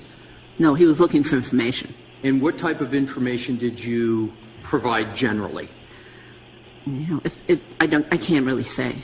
But it was the topic. Again, the topic was dog bites. Yep. Let's now move on to a different topic. Do you have experience providing treatment to individuals involved in motor vehicle accidents? Many, many hundreds. Describe the many, many hundreds of experiences you have involving motor vehicle accidents. Well, it's difficult because there were so many. I worked at a level 1 trauma center, which was right next to some major roads and major freeways. So vehicle accidents were very commonplace. But the victims would range from mildly injured to comatose and dead. A wide range, a lot of injuries, bodily injuries, head injuries. Wide range of injuries, and that's pretty much it. I know what I was going to say. Some of those victims were actually hit by a car. They weren't just motor vehicle collisions. They were actually struck by a car. That's what I wanted to get to. So before we get to the specific of which you just mentioned, struck by a car, you've described today a variety of your roles from an EMT, police officer, etc. For each one, could you just tell whether or not getting into details, whether or not you observed and treated a human involved in a motor vehicle accident? As an EMT, yes, I did. As an emergency physician, yes, I did. As a forensic pathologist, no, I didn't treat anybody, but I certainly examined them and took very detailed notes and made some assessments. So as a forensic pathologist, because I'm assuming, well, as a forensic pathologist, describe a little bit more about what you mean. Well, as a forensic, it should have clarified a little bit better. As a forensic pathologist in the coroner's office, all of those victims were deceased. However, in my role as a consultant forensic pathologist, I would consult on cases for the courts, for various parties in the courts on motor vehicle injured patients. Now let's go to the emergency room. Can you approximate how many patients involved in a motor vehicle accident that you treated? I can't. There were so many. Is it in the hundreds tens? or thousands? I'm sorry, repeat that, please. I'm sorry, hundreds or to thousands. And how do you come to that estimate? I just again, if on a very conservative way, if I just very conservatively said I worked 1,000 weeks during my career, even if I saw one motor vehicle accident patients per week, I'm at 1,000. But certainly I saw a lot more than that.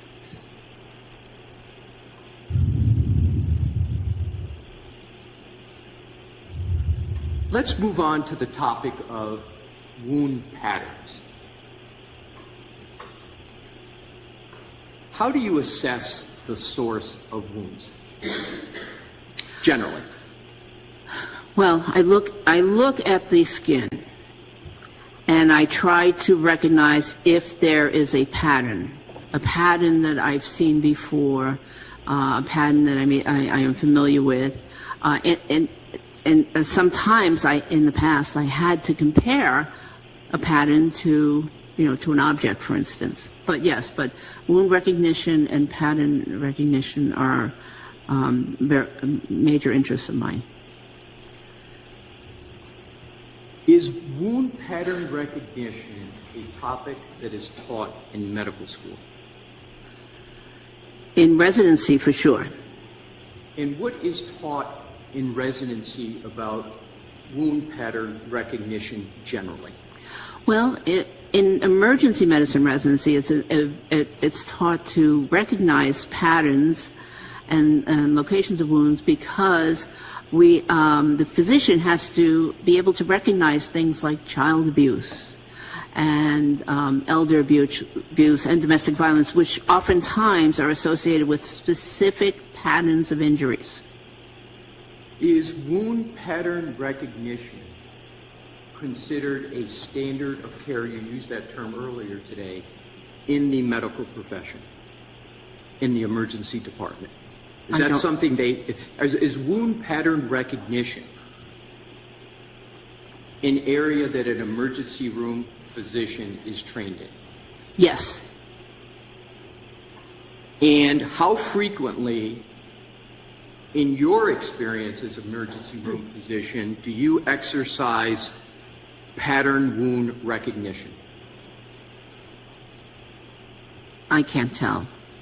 Is it frequent or infrequent? Oh, frequent. Why is assessing the source of bite wounds, well, let me go backwards.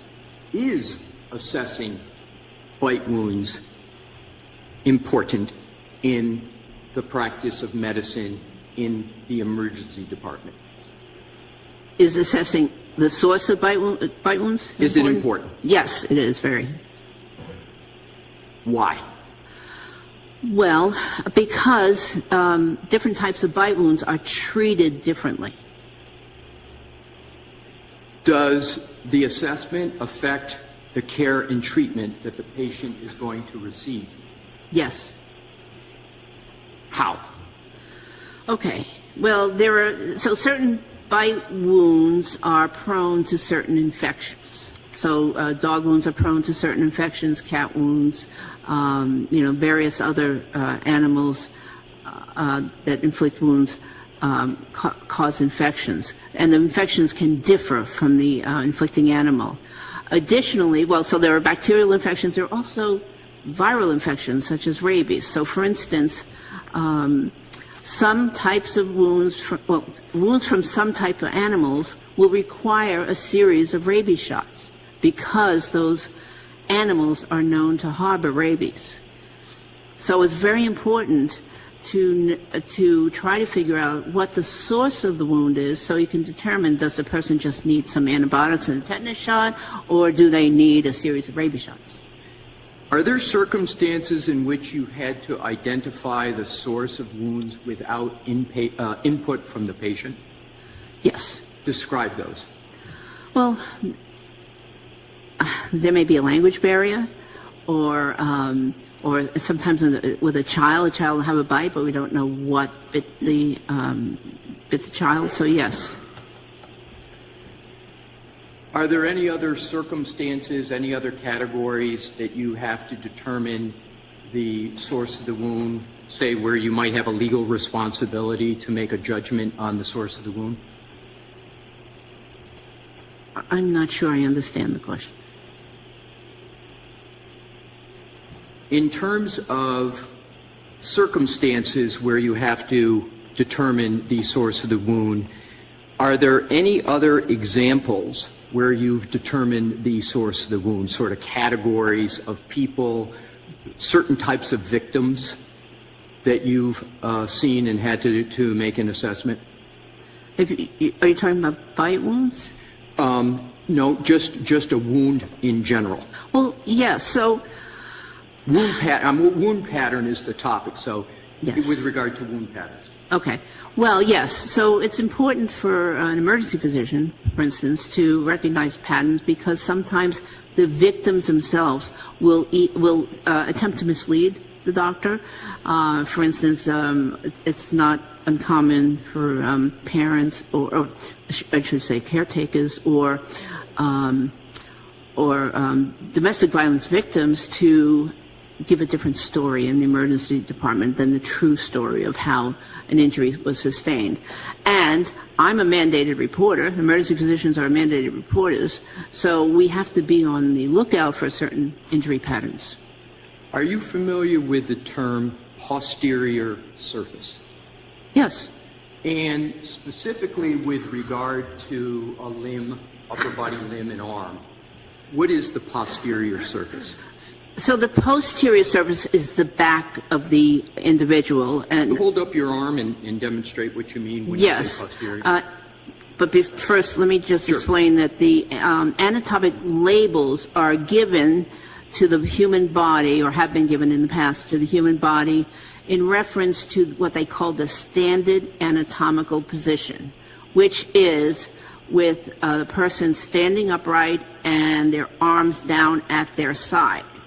So anything in the front is called anterior, anything in the back is called posterior, which means that the posterior of the arm is actually here. Because even though it doesn't look like it might be a posterior to somebody, it's actually anatomically the posterior of the arm. So it's this surface right here. And so that's what is meant by the posterior of the arm. What can and have you observed wounds on the posterior surface of an arm in your career? Oh, that's highly indicative of defense wounds. What do you mean it's highly indicative of defense wounds? Well, we're taught in both emergency medicine and forensic pathology that if there are wounds to that area of the arm, it may be because the person or victim sustaining the injuries was trying to protect themselves, and so they brought the arm up to protect their face, their head, their neck, chest area. So the wounds to this area, the posterior of the arm, are often defensive wounds. What is your experience with defensive wounds to the posterior location of the arm? I have a lot of experience with them. Describe that. Well, both, again, in the emergency department, saw many victims, many patients, I should say, that had wounds to that area of the arm. And, of course, in the medical examiner's office, again, saw many victims that had wounds to that posterior surface of the arm. Did you, as part of that examination for the posterior surface of the arm, ever determine the wound was from a stab wound? Yes. How many times, roughly? 10, roughly. Did you ever, in your career, determine that a posterior wound was sourced by a dog bite or dog claw wound? Not that I labeled in the medical chart as such. In your analysis, in your experience in the emergency room and in the jail with canine wounds, did you reach a conclusion with regard to whether a wound on the posterior surface of an arm was a defensive wound as you have defined it today? In the emergency department, it didn't really matter if an animal bite was on the posterior surface of the arm, because in the emergency department we focused in on treatment. It did matter in cases of, like I said, domestic violence or child abuse, because those were assaults. But other than that, the wounds were treated as if they were on the front of the arm. No difference. How about in the canine dog bite wound experience? Did you ever conclude that a wound from a canine bite or any kind of dog bite was a defensive wound?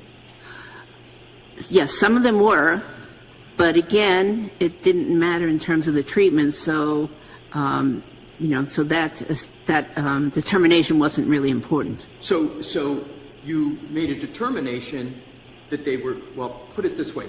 Did you make any kind of an assessment, whether it affected treatment or not, that the wound was a defensive wound with regard to a dog bite?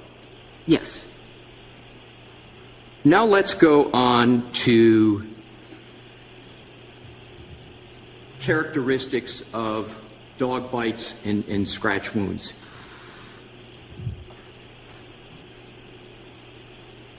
Do you know approximately how many dog bite wounds present to the emergency room in the United States on an annual basis?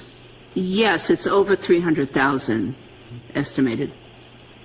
And how do you know that estimate? From the medical literature. And is that medical literature you have read and are aware of? Yes.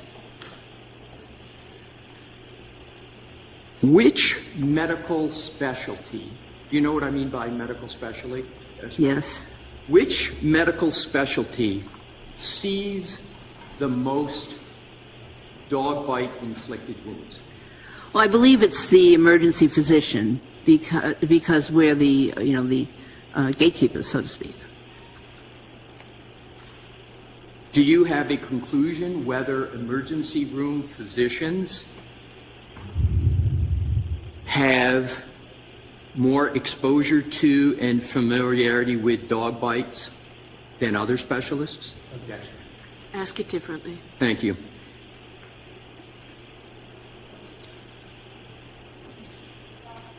Do ER physicians have more exposure to and familiarity with dog bites than others? Yeah, sustain for the same reason, but I'll give you a minute to think about how to ask it. Thank you. Which medical specialty has the most exposure? Well, let me conclude it this way. In terms of the presentation of dog bite wounds in the emergency room, are emergency room physicians trained to recognize and treat dog-inflicted wounds on humans? Yes, it's a common presentation in the emergency department. Describe the difference between, well, do you know the difference between a civilian dog bite and a canine dog bite? I believe I do. Describe it.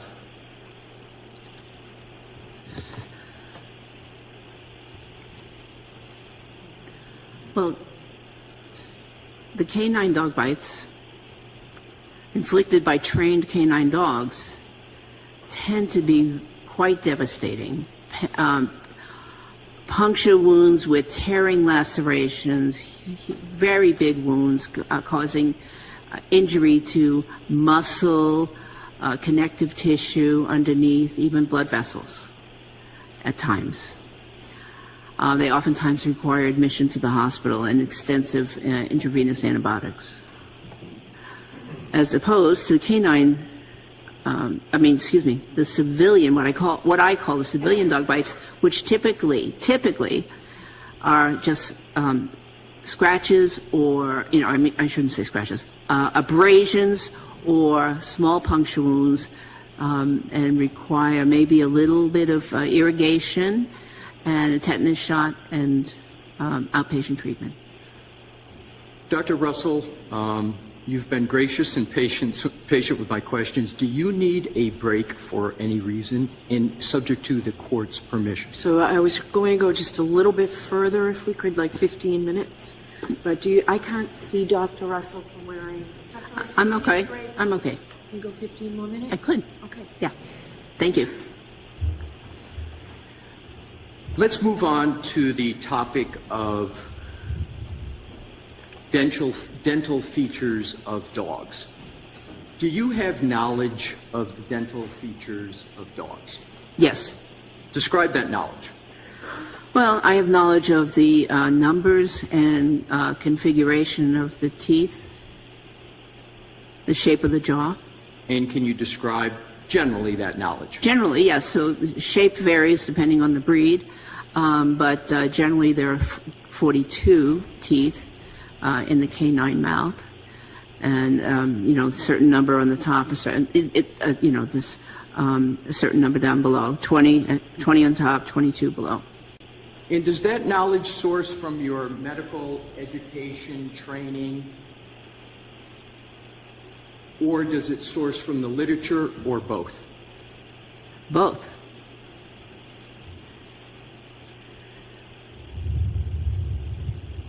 Now let's go to an overview of dog-inflicted injuries.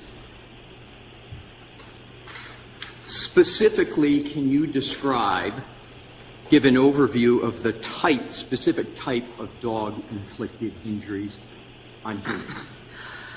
Yes, they can range from the very minor, which are abrasions and contusions or bruises, to very large gaping lacerations and amputations and avulsions and just about everything in between.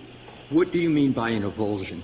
An avulsion is where a piece of tissue is actually torn away. By tissue, generally I mean the skin, and it's torn away from where it's supposed to be. But yet, a little part of it may still be intact. So it's not completely amputated, it's just a portion of it is torn away. Are there ever teeth from a dog that are the cause of those types of injuries you just described? Yes. Are the nails of a dog ever the source of the type of injuries you just described? The nails are sources of abrasions. Are the claw marks the source of any type of injury from a dog? Or are the claw marks of a dog the source of any type of the injuries you just described? Yes, abrasions.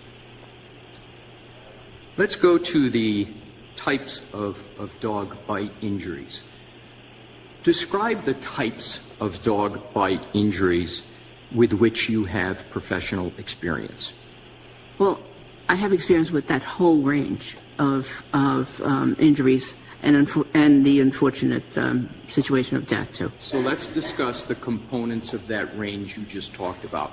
What types of injuries specifically from a dog do you have experience with regard to the type of dog injury from the dogs and the dog dentition? I don't understand. I'm sorry, my the question is not clear enough for you.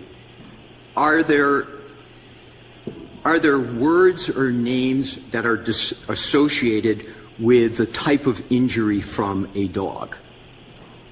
Other than the medical terms like abrasions and contusions, lacerations? Is there a certain action of dog teeth that occurs that they have a name for the type of injury that they present? Okay, so one type of injury can be what they call the tear and the puncture and tear and pull injury, where the canine teeth, which are the longest ones, and the dogs have 2 canines on the upper jaw and 2 on the lower.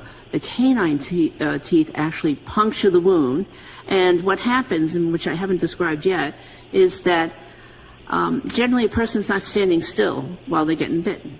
They're pulling. The dog is pulling, and what happens is a lot of these wounds are caused, especially the extensive ones, by the relative pulling away of the victim and the dog. Some dogs hold on and pull as well. So this pulling, the puncturing and then pulling, will cause these hole and tear lacerations.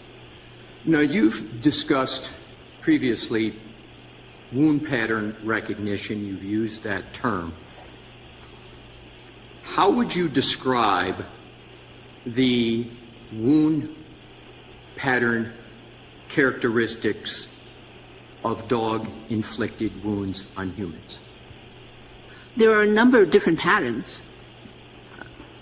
In a spectrum of characteristic, from small to medium to high, what one of those 3 categories would you describe is appropriate for the characteristicness of recognizing a pattern from a dog?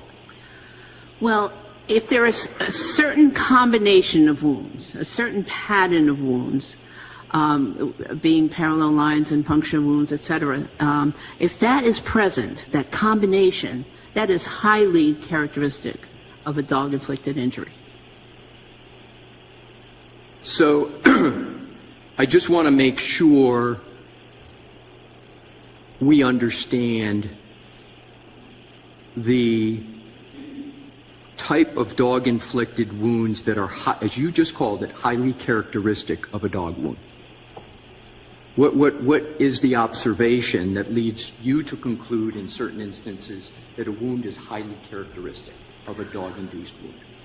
Well, if I see a combination of punctures or incomplete punctures, as well as parallel abrasions, striations, scratches would be the civilian word for that, that combination is highly characteristic. Are you familiar with the term, with regard to dog bites and dog wounds, an incomplete dental impression? Yes. What does that term mean? Well, dogs don't generally bite with their entire mouth when they are biting a human. They bite with the front of their mouth. So you get a partial dental imprint. Additionally, depending on the type of, the amount of force and the grip, so to speak, that the dog gets on the skin, there may or may not be a complete impact of the teeth. So would it be, so when it's not a complete impact of the teeth, have you observed that incomplete impact of the teeth in wounds to humans from dogs? Yes. describe those observations, including how frequently you've made those observations? In general, they're more frequent in civilian dog bites because the civilian, well, I can't say why, but anyways, they're more frequent in civilian dog bites, the incompletes. And the pattern is as I just described. Is your experience greater from your entire career with dog-inflicted wounds from canine bites or from civilian dogs, as you've used that term? In terms of overall numbers, civilians. Your Honor, I would be going on to my next topic, and if you would like me to continue, I can, or if Your Honor prefers a break, I can do that as well. Well, I don't need a break, but I understand if people want a break. But what I want to know is how long, I'm not rushing you, but just to figure out how long we're going on the direct. My best estimate, Your Honor, is 40 to 45 minutes. Okay, so you say this is a good place to stop? I do, Your Honor. Okay, then we'll stop. So Thank you. we'll take Appreciate a 20-minute break and be back out here at 11:30. Oh, Quiet, please.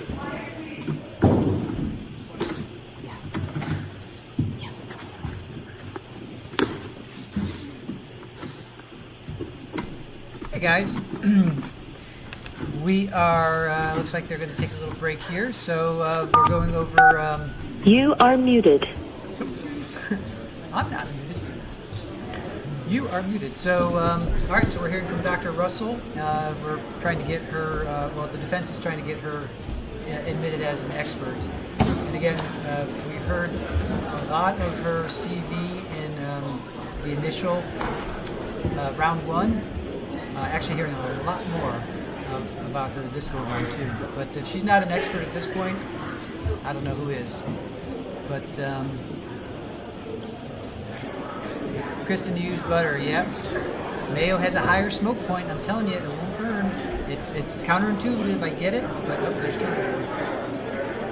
It's counterintuitive, but mayonnaise has a higher smoke point. It's a neutral taste. You won't taste the mayonnaise. If you like butter, yeah, I mean that definitely adds a whole level of taste to grilled cheese. But yeah, and there's Jackson. Yeah. And this new lawyer that is talking, what is his name again? Write it down. Robert Alessi is his name. So that's her new lawyer. He's pro bono. Who's your lover, Pammy Jackson? Turtle Boy. Who in God's name is your lover? Is it Jackson or is it Turtle Boy? Jax. Yeah, I could listen to him. He's fantastic. I love his style. All right, so I'm going to do some zooming. We have lots of...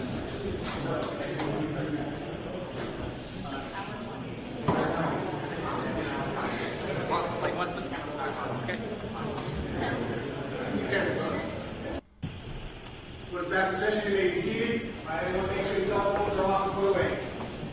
Court back in session.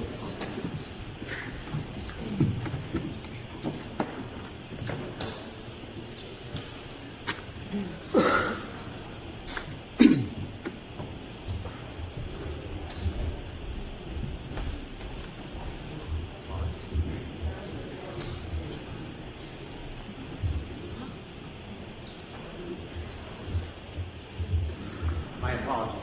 That's okay. I didn't realize when I came in. Do you want to wait for co-counsel? I'm sorry? I'm ready. Okay. All right, go right ahead, Mr. Alessi. Thank you, Your Honor. Welcome back, Dr. Russell. We've mentioned briefly the term differential diagnosis, and you have defined what that term means. In terms of assessing and treating dog-inflicted human wounds, do you invoke differential diagnosis? Yes. And could you describe how do you invoke the concept of differential diagnosis with respect to assessing and treating dog-inflicted human wounds? With any wound that I see, and with any condition that I see in the emergency department, I usually get an impression, what I think it is, but it's important to think of what else it could be. So you don't focus in on your diagnosis right away or your first impression, because sometimes it's not accurate. And so it's very important to have what we call in medicine a differential diagnosis. This is what I think it is, but this is what it could be, and why isn't it this second thing or third thing? The host would like you to unmute your microphone. You can press *6. You are unmuted. Should I wait, Your Honor? No, I think you're all set. All set, Mr. Clerk? Yes, thank you. Sorry. May I continue, Your Honor? Yes. Thank you. How important or unimportant is the application of differential diagnosis with respect to pattern wound recognition regarding dog bites on humans? It's important in a lot of conditions, including pattern wounds and dog bites, because you need to know, or at least I as a physician need to know what it is. What it is I'm going to be looking, what is it that I'm looking at, and what is it that I'm going to be treating? And I need to make sure that I'm not treating the wrong condition. Let's now go to the topic of the materials you have considered in this matter. Without stating what it is, have you been able to form an opinion as to the source and nature of the wounds that were inflicted on the decedent? Yes. What materials did you consider in forming your opinion? Well, I looked at the appearance of the wounds, and with my training and experience, I took that all into consideration. I did do a differential diagnosis on what those wounds could be. You know, could they be caused by an assault? Could they be caused by a motor vehicle? Could it be caused by, self-inflicted? I went through that whole differential before I came to my conclusion. Did you look at any photographs of the decedent from Good Samaritan Hospital? Yes. Did you look at the autopsy report of the decedent? Yes. Did you look at the grand jury testimony of Dr. Scordi-Bello? Yes. Did you look at the trial testimony of Dr. Scordi-Bello? Yes. Did you look at autopsy photographs of the decedent? Yes. Did you look at the photographs that were taken by the Massachusetts State Police Crime Lab? Yes. Did those photos include a sweatshirt or what's sometimes referred to a hoodie? Yes. And were there photos of that sweatshirt or hoodie that you looked at? Yes. Did you look at a letter from Tracy Kennedy with the town of Canton with a report regarding a German Shepherd owned by Brian Albert? Yes. Did you look at the photographs of dog bites and a certificate of vaccination for Brian Albert's former German Shepherd dog? Yes. Did you look at the forensic DNA testing report by the UC Davis Veterinary Genetics Laboratory? Yes. Did you look at the UC Davis Veterinary Genetic Laboratory case report? Yes. Did you look at a report from a Paul Mikowski, a licensed private investigator, on interviews regarding Brian Albert's German Shepherd dog? Yes.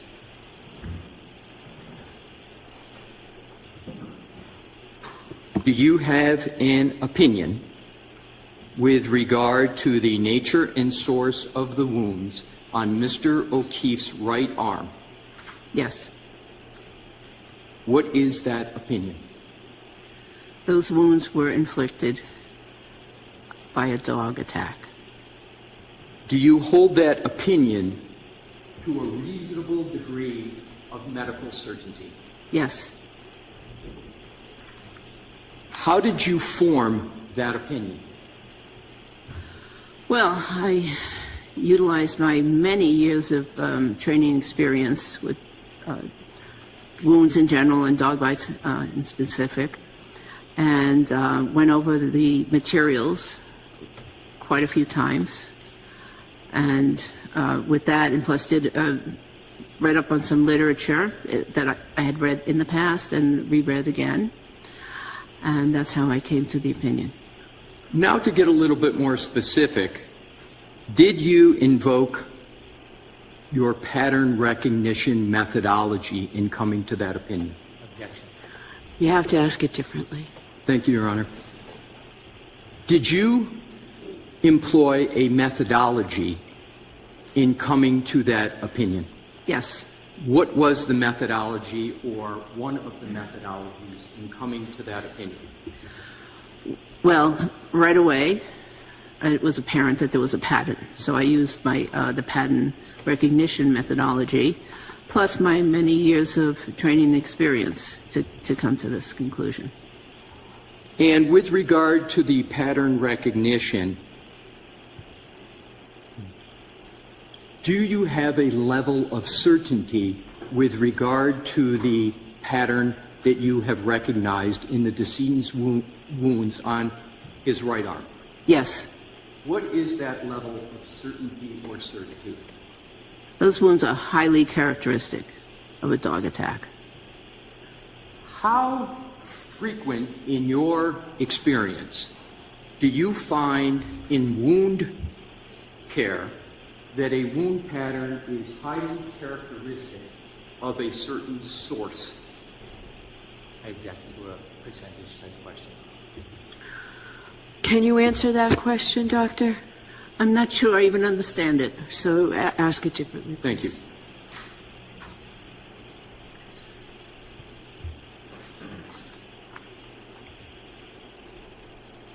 When you use the phrase highly characteristic, what do you mean by that phrase? Well, it's very high. If I were to give a percentage, please continue. I would say almost pathognomonic, 90, very high 90s. Now let's go to differential diagnosis. Did you perform a differential diagnosis in coming to your opinion? Yes. What other considerations did you take into account as to possible other causes of the injuries to the right arm of the decedent? Well, given the pattern, there were certain things that came to mind right away that I had to rule out, and so I ruled out self-inflicted as an etiology. I don't think he self-inflicted those. The pattern was not characteristic of being struck by a motor vehicle. The pattern was not characteristic of those wounds in particular on the arm of being inflicted by another person. You mentioned motor vehicle accident, and earlier in your testimony you spoke to your experience with observing and treating a lot of motor vehicle accidents. Why did you rule out motor vehicle accident as a potential cause of the injuries to Mr. O'Keefe's right arm? Because he was found outdoors. And what other reasons? Was there anything about the nature of what was presented in what you reviewed with regard to his injuries that caused you to rule out motor vehicle accident? I think I misunderstood the previous question. So, yeah. Yes. So, Let me start over. Yes. Because I am going to take what you said. So let me ask it this way. What caused you to rule out a motor vehicle accident as a cause of the injuries to Mr. O'Keefe's right arm? there were several reasons I ruled it out very quickly. One is that the wounds were not characteristic of anything that I could attribute to a motor vehicle, a certain part of the motor vehicle, the underneath part of the motor vehicle. They were just not characteristic of any particular part of the motor vehicle. Secondly, there were no bruises from the neck down on his body. There was a mark on the hand, which I think I have an explanation for that. Please. Which was not a motor vehicle, but I didn't see any bruises or fractures or other blunt injuries that were characteristic of a person being struck by a motor vehicle. And if I could add to that? Please. We, at the coroner's office forensic pathology program, was specifically trained on how to recognize not only, if someone was struck by a vehicle, but to even recognize further about what types of vehicles would inflict, what types of wounds, and the locations that we should look for on the body for wounds for someone that is struck by a motor vehicle. Have you ever taught,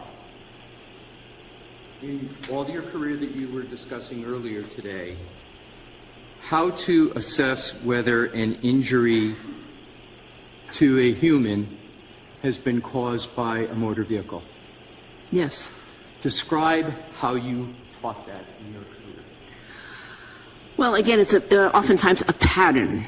So, for instance, a wound on a certain part of the leg, certain number of inches up from the foot of the leg, could be the result of a bumper, for instance. So we were taught to look for certain patterns and locations of injuries. Also, injury from glass, has a certain pattern, automobile glass, and road rash has another pattern. So, what are the features of glass from your experience with regard to motor vehicle accidents regarding injuries to humans?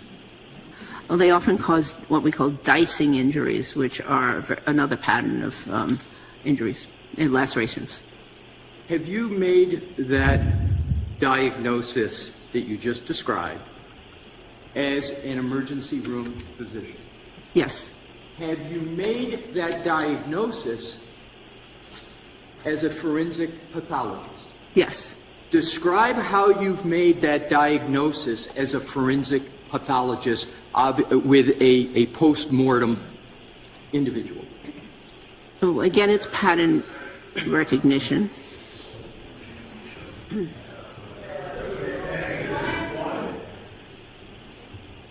One moment, please. Go ahead. Thank you, Your Honor.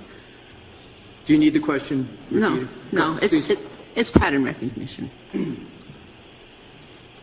And can you give an approximation of how many years of experience you have had with that pattern recognition that you just described?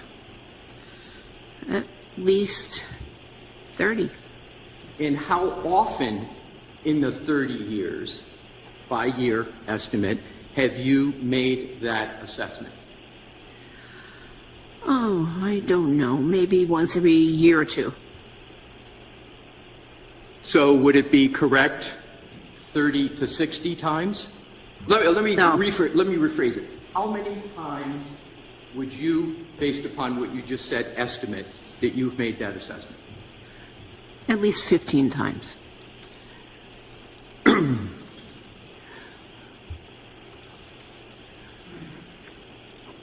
Your Honor, may I approach the witness with exhibits? Sure, just show counsel what you're showing. Counsel has all the Just tell him exhibits. what If I could just tell Mr. Yes, you Brennan? can approach, just show it out as you walk up. Thank you. Yes.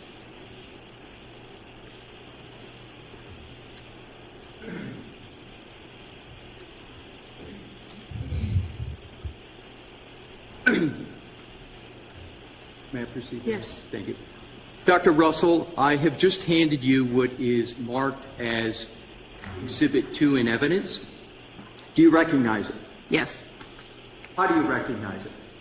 I've seen it many times. It was part of the records that were provided to me, the photos. Is that true and accurate? This, yes. Well, okay. Of what I've seen, yes. Right. So what I'd like to do is, Your Honor, may I publish that exhibit? Yes, he said, ready to come up, Ms. Gilman? Or they're going to do it? Okay, sure.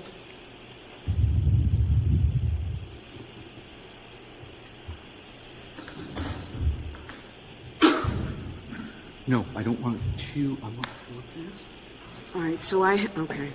I just want to make sure we have, because Mr. Brennan. Yeah, the numbers seem to be different. So, Diane, I'm going That's to it. need from you the list of. So, what is this?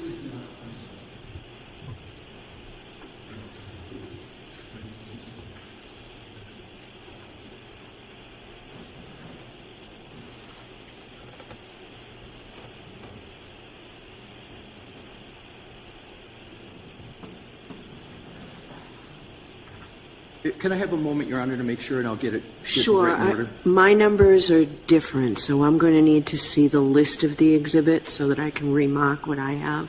Right. So what I wanted to do is to go to 4. That's the one I wanted to go to. Okay. And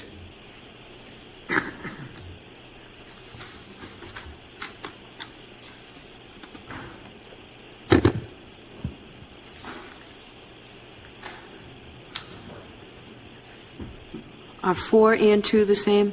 no, they're different, Your Honor. And if I could I approach the sidebar, please, Your Honor, to get this? Sure. Thank you. Mr. Brennan?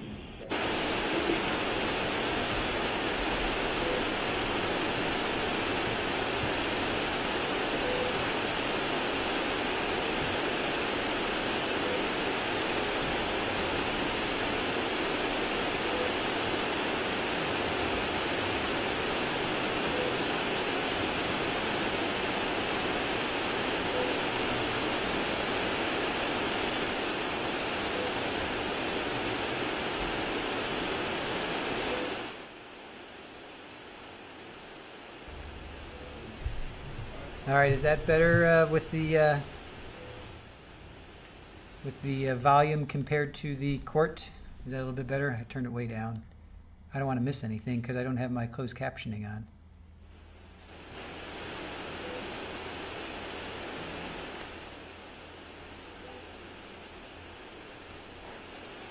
So Rachel, yeah, there was. I'll recap a little bit, but the big things was that pattern recognition methodology, and many years of experience determined it was a dog bite.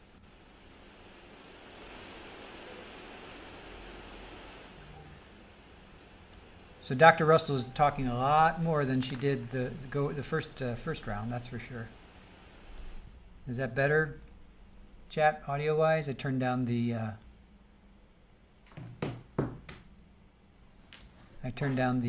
Court feed.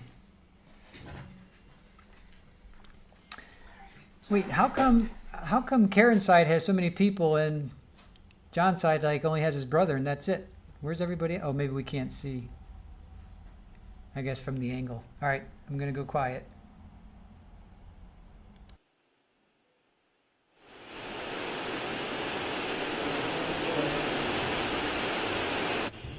So for purposes of an appellate record, we're now going to look at what's been marked as Exhibit 5. That's correct, Your Honor. Okay. And I appreciate Mr. Brennan's cooperation in getting to this point.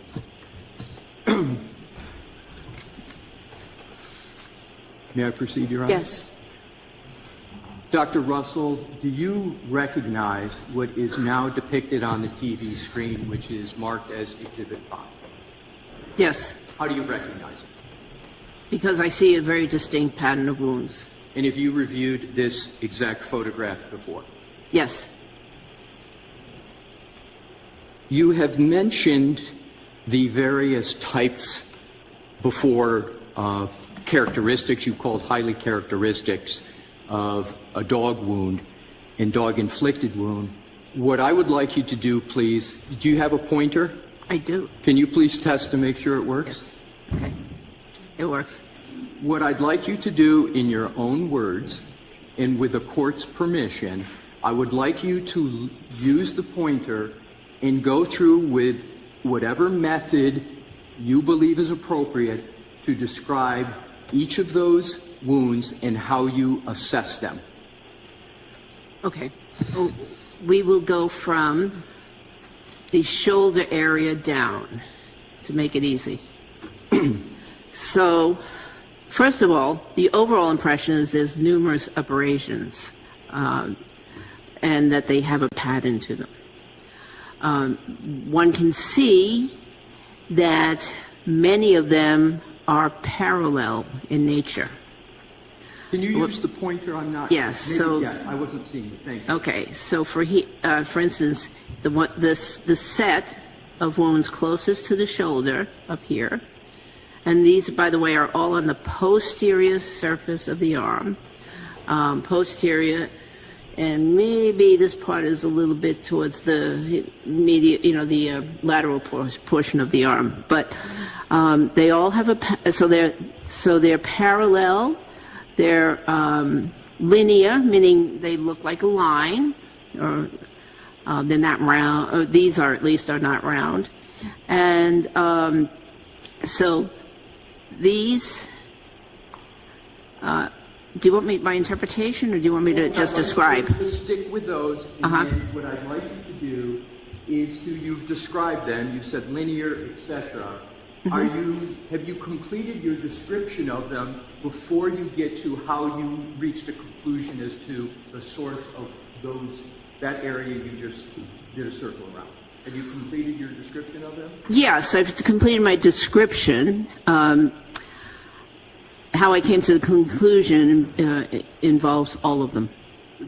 Okay, so now let's then move, before you get to a conclusion, let's move to, in whatever manner you would like, the next wounds and how you assess those. Okay. So, and by the way, on this first set, there's a very, very faint linear abrasion between these two prominent linear abrasions. Okay. Proceeding down the arm towards the elbow, we have another set of wounds, which consist of parallel abrasions. This time it looks like there's two in the more anterior portion of that lateral aspect of the arm, and then another linear abrasion down below here, as well as a superficial punctate or round tiny lesion below it. What do you mean by punctate? Punctate, I mean small and round. And there may be another punctate lesion right there. So that's this group. Proceeding down the arm, there is this irregular group here of multiple 1, 2, 3, 4, 5 linear abrasions at least, and then 2, possibly 3 punctate wounds below them. And this is right over the elbow area, and there might. Dr. Yes. You mentioned irregular with regard to some of those wounds. Why do you describe them as irregular? And is there any significance to them being irregular? Don't go to your conclusion yet. Just you use the term irregular, and I want to make sure the record's clear what you mean by that. Okay. Well, so a few of these individual wounds have some linear or line-like component, but then as you proceed further down the arm and just below the elbow, there's a couple of wounds here that do not look like a line. So that's what I meant by irregular. So that's this pattern here in total, around the elbow. Then further down the arm, there's two punctate wounds again, right here. Go slow and say this is punctate wound number 1, this is punctate wound number 2, with circling the list. Okay, here's one, punctate wound number 1, and here is number 2.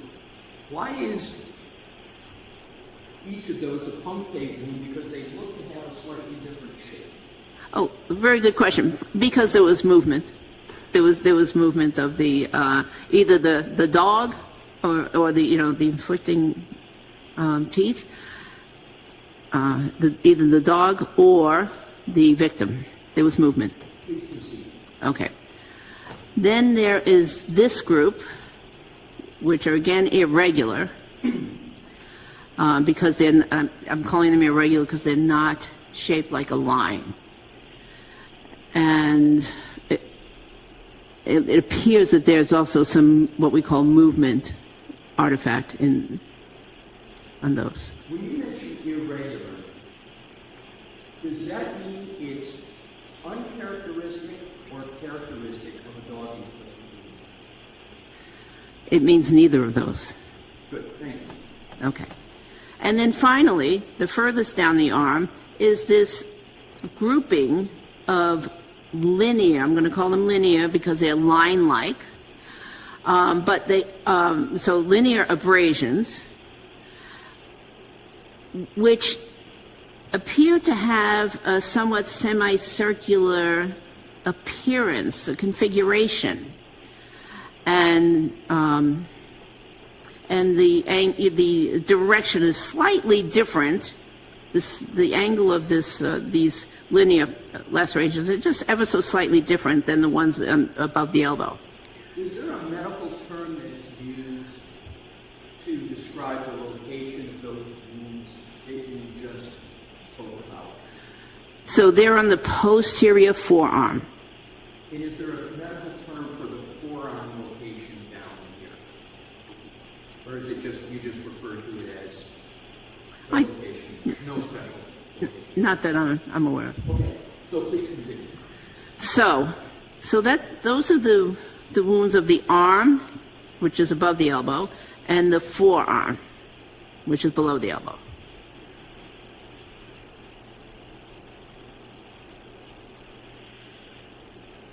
Can you now proceed with regard to each of those wounds or categories of wounds to describe what aspect of dog dentition caused those wounds?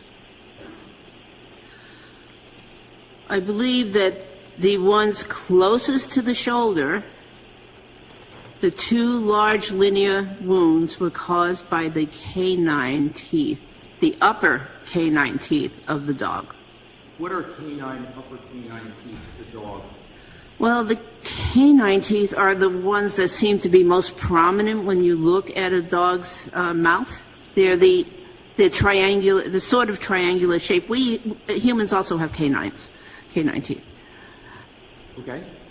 But they are the teeth that, for the most part, grab onto an object. Please proceed to the rest in Okay. terms of describing the dog dentition with regard to each wound.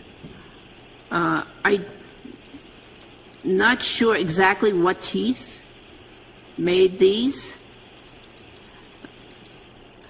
They could, one of them could, one set of these could be canine, one part of this, and then an adjacent incisor tooth, but I'm not sure on the second set. So this is the set that's just above the elbow. However, what is interesting and certain is that there's an upper set and a lower set. So this mark was an upper tooth, this is a lower tooth. So even though you may not be able to identify the specific aspect of the dog dentition, you're able to identify that it is from some aspect of the dog dentition. Is that what you're saying? Yes. Please proceed. This one gets, this is the most complicated one, because I believe that this set here is, I believe that those linear wounds and the irregular wounds are from upper teeth, and the punctate wounds are punctures or incomplete punctures from lower teeth. And the reason they look, this whole configuration looks irregular, is because the elbow may have been in a different position than it is in this photograph. What do you mean by a different position? Describe it using your own forearm with the court's permission. Okay. Well, the elbow was... Sorry, Your Honor, this is for the court. Can you see it here, or would you prefer she stands up? It's better if you stand. Oh, okay. Well, you know what? I'll come to you. You stay. Go ahead. Show me. Okay. So you. Oh. Yeah, I would like you to describe what you just meant of the location you believe the decedent's arm was in when those wounds were suffered. Please stand up. Thank you. Hold on.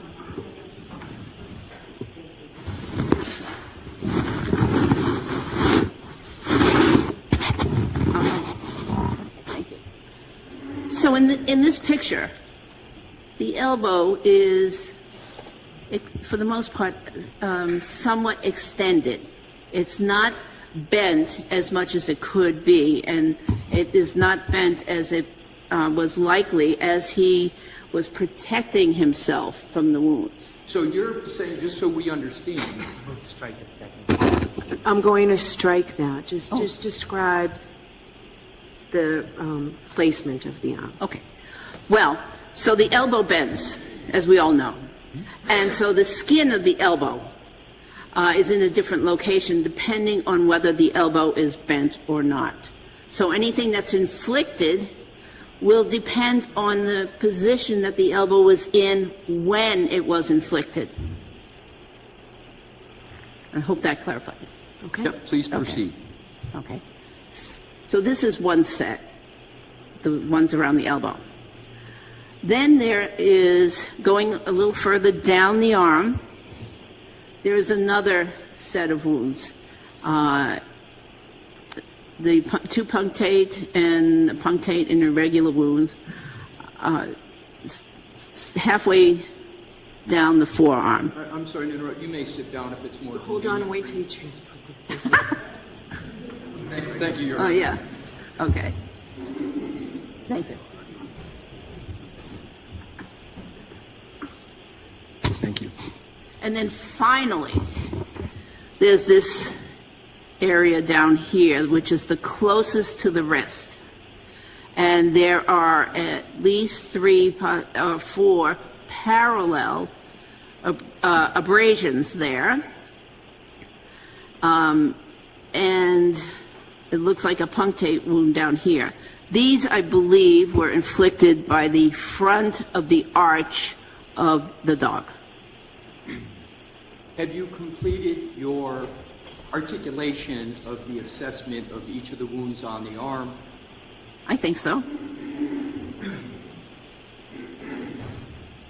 In some of your answers, you said irregular, could be.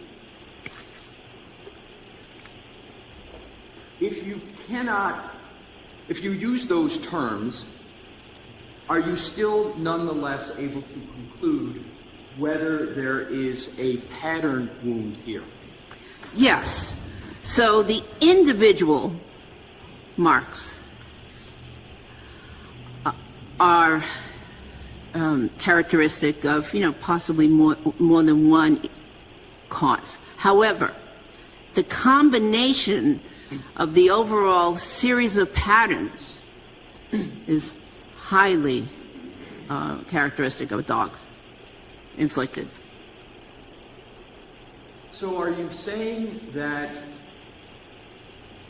one specific wound could be indicative of a dog-inflicted wound, but the whole pattern itself is how you reach the conclusion? Objection. Sustained. Describe how you conclude. Well, let me go walk backwards. What do you conclude from the pattern of all of these wounds collectively? These were inflicted by a dog, and this was a dog attack. And why do you say it was a dog attack? Because there are multiple bites here. Do you observe any claw marks with regard to the injuries? It's possible that this set immediately above the elbow could be claw marks. However, I don't think so on further examination because I see some punctate lesions which suggest that those are also teeth.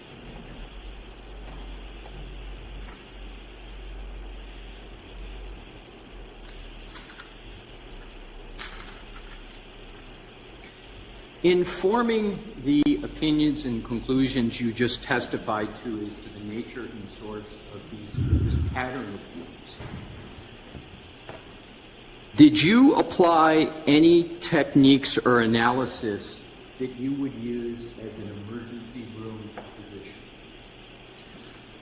Yes. Describe how. Again, I looked at the wounds and I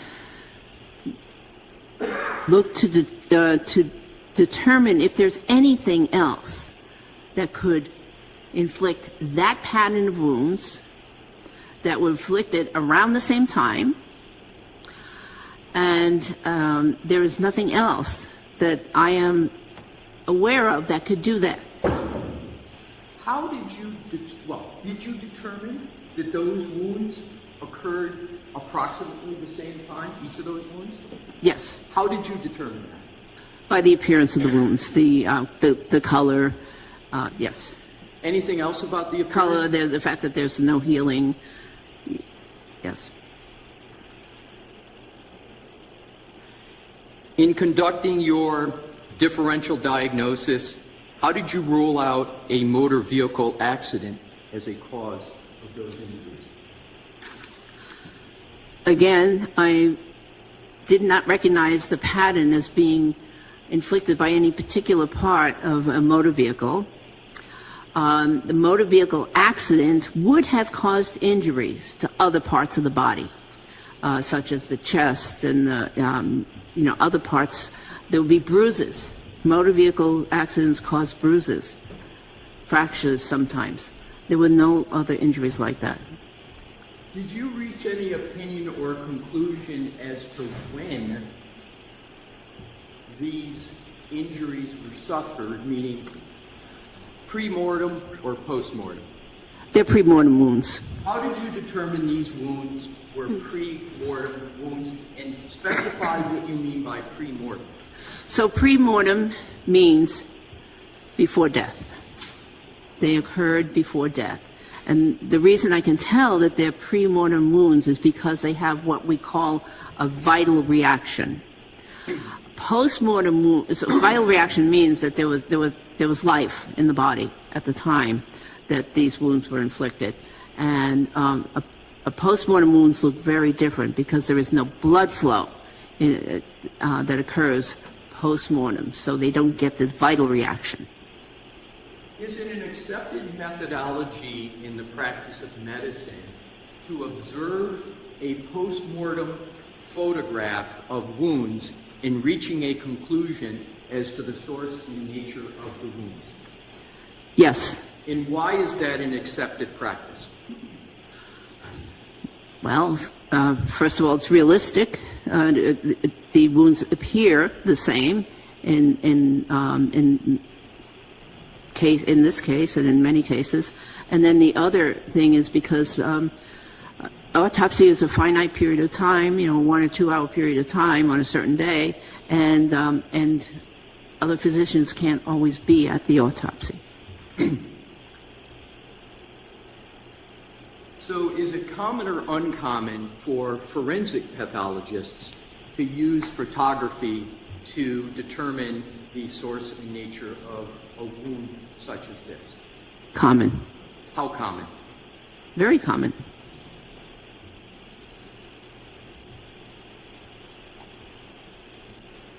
This may seem like an obvious question, but did you use photographs in forming your opinion?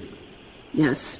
Did you use any ante-mortem photographs of the decedent's right arm in forming your opinion? No. Did you observe any hospital records of photographs of the decedent ante-mortem? Ante-mortem? Yes. I don't believe so. I believe they were all post-mortem. They're right after the resuscitation attempt. Is it an accepted practice in the emergency room medical community to also use photographs in assessing the nature and source of wounds? Well, usually the emergency physician's right there. But in terms of your, understood, and is that the best way to assess it? Yes. But is it an acceptable way to look at a photograph to assess the source and nature of wounds? Yes. And do you remember the COVID world we all lived under? Yes. In the COVID world that we all lived under, did physicians sort of accelerate or increase their use of photos in diagnosis, or did they decrease their use of photographs? I cannot comment. Let's go to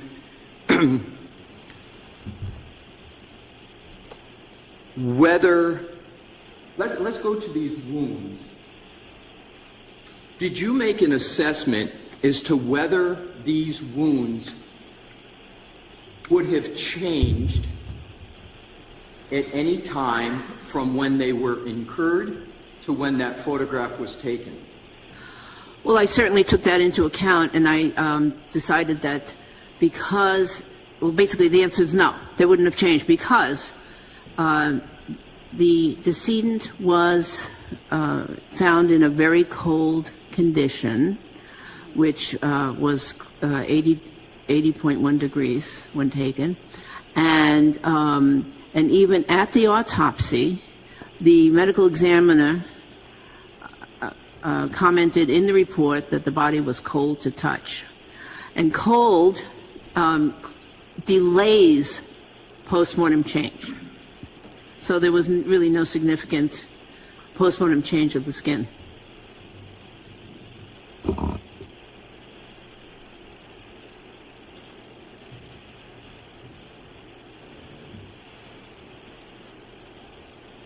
Your Honor, may I approach Ms. Gilman for the next photo to make sure we do this efficiently with Mr. Brennan?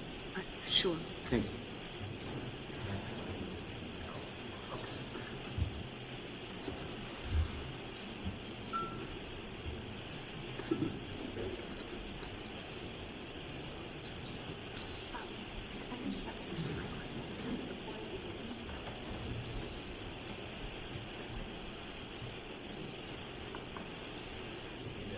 Yeah, exactly. Thank you, Mr. Thank you, Mr.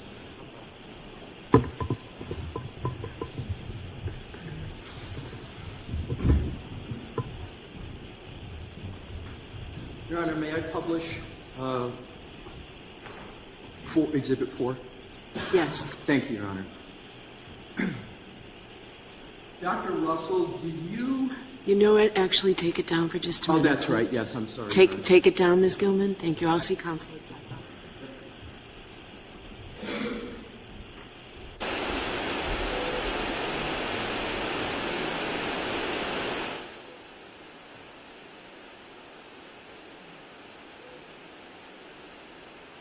All right, chat. Well, while they have a little break there, this is a Daubert hearing on Dr. Russell to admit her if she is a witness. Yeah, Kerrville, that whole thing about the Cellbrite came in and they were like, was it 236, I think? It wasn't, that made no sense. Nothing about what the state presented made sense. Nothing that they presented made sense. Absolutely nothing. And what the defense came in was everything. With the ARCA, the two ARCA experts, I just don't understand why they're continuing with this. Well, I guess they're just so invested at this point, meaning the state is so invested at this point, that to back out would be a huge egg on their face. But I know if I was a taxpayer, I would not be happy. I would not be happy at all. Oh, hello. 227, was it 227? Yeah. The thing that gets me the most is that if John was hit going 25 mile an hour, backing up, first and foremost, that just doesn't happen. But anyway, if he got hit by a motor vehicle, an SUV, and he lands, Joe Paul said he landed, on his back like this. When you get hit, you don't just land like that. It just doesn't happen. Sorry. All right. Jurors is one thing, but also the dignity to Mr. O'Keefe. So you can look at the photo. It's unfortunate that it was put up and published. So you will have it in front of you, okay? I'll have what? You'll have it in front of you, just Okay. not up on the screen. Okay.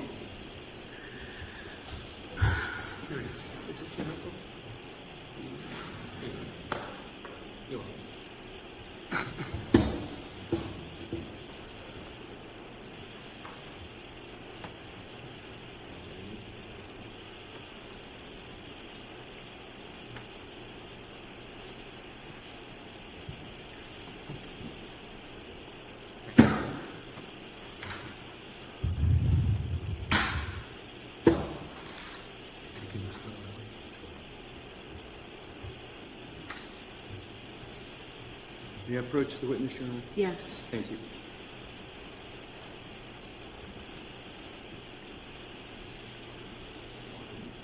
I am handing the witness exhibits 3 and 4. Okay.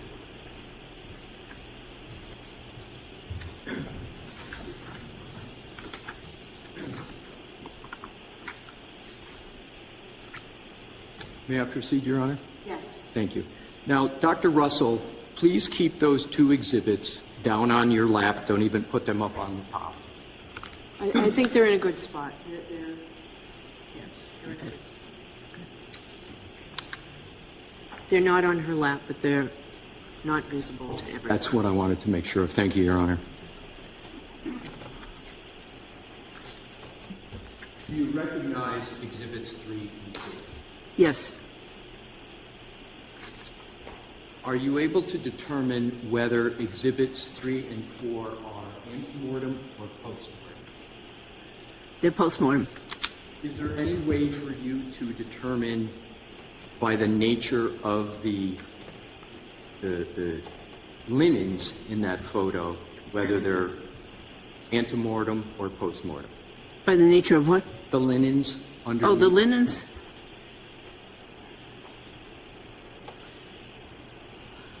Well, not definitively. Okay. So, are the wounds depicted in exhibits 3 and 4 the same or substantially the same as the exhibit we were publishing? The same.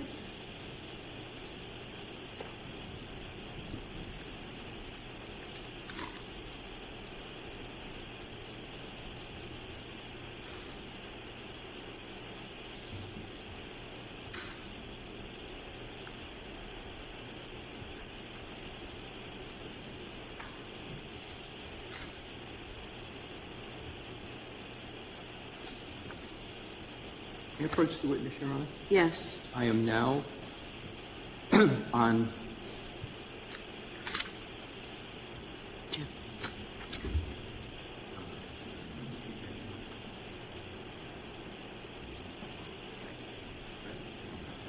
Your Honor, this is Okay.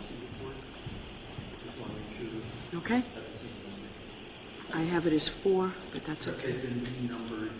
Okay, so I need that list. Do the list of the exhibits? Your Honor, what happened was you want sidebar. Sure, come on over.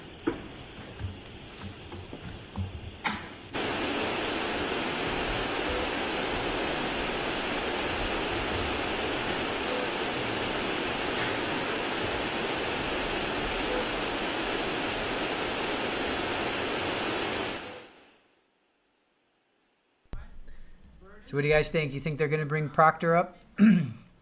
Dwayne says, I hope so. He's damaged goods, acquittal assured. Yeah. You think so the defense would bring him up and just roast him again? Do you think they'll get rid of Arca? Curvio? No, I think they'll bring him back in. I would say they would bring him back in.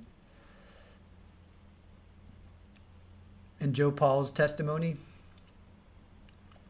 Well, Proctor is done, but he could still come and be a witness. Yeah, he's kicked out. I think he lost his pension.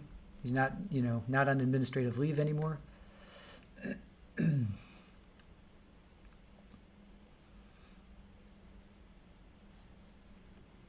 Proctor is under investigation, can he plead the 5th because of his own pending case? Possibly. Psychosaurus Rex. Yeah, I guess that's what he would do. OnlyFan, they want more material from Arca. Yeah, Arca versus Joe Paul. What a joke that was. Well, Miss, I think they'll get an out-of-county jury. I would hope so. I would hope that they would go west. I mean, everybody's heard of this at this point.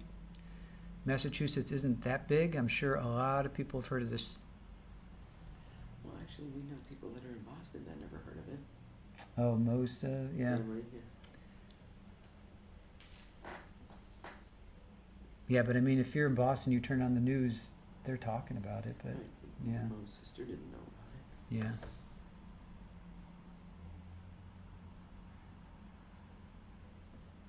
We want the Cannon daddies.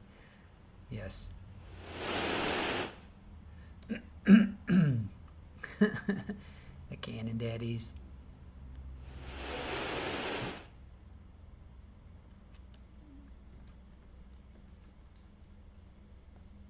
Yeah, we did some fun shorts during Karen's trial, so I hope we don't have to take those down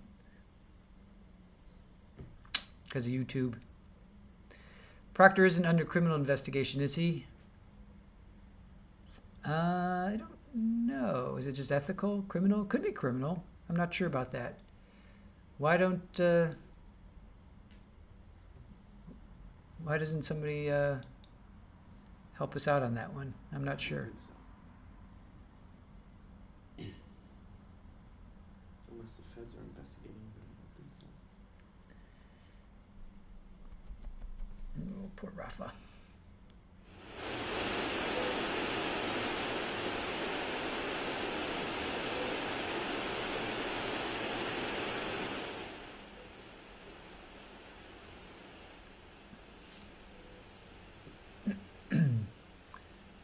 Proctor is just about fired, but not officially due to union laws. Internal investigation, not criminal. Thank you, OnlyFan. Appreciate that.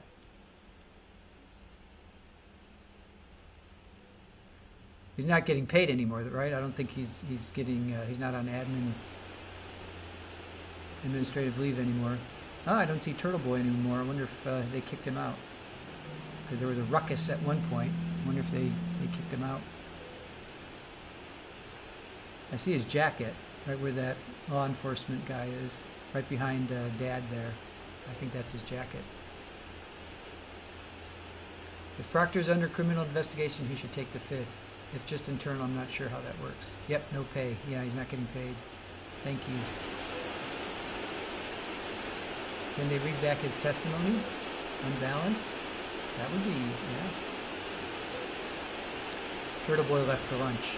Okay, so he's missing all of this? I guess he can't be let back in until there's a break.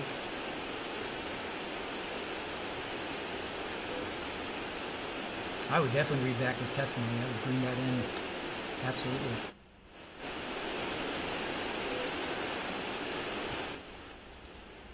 Just listening to white noise.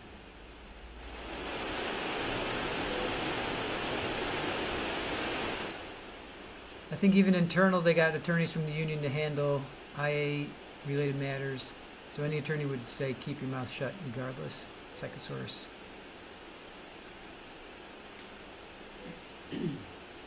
Turtle Boy never met a camera he didn't like, just saying, yeah, what is with these zoom-ins? Come on, man.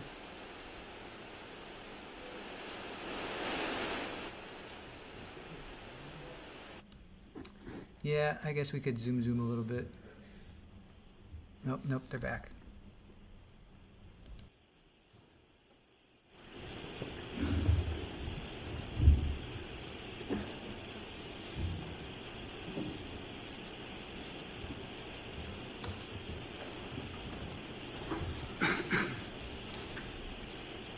All right, go ahead, counsel. Thank you, Your Honor.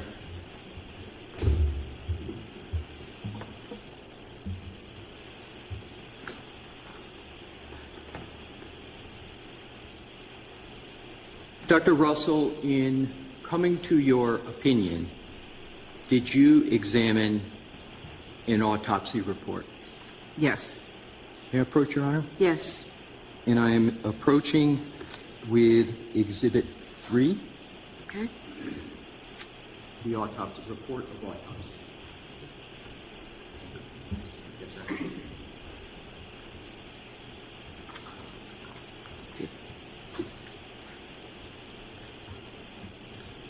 May I proceed, Your Honor? Yes. Thank you. Do you recognize Exhibit 3? Yes. What is it? This is a report of autopsy on Mr. John O'Keefe, medical examiner number 2022-1697. Did you consider that medical examiner's analysis in Exhibit 3 informing your opinion? Yes. And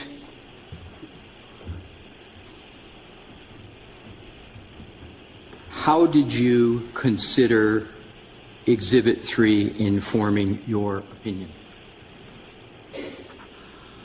Well, there was a description of the abrasions of the forearm and arm. I'm sorry, which forearm and arm? Right, I'm sorry, right.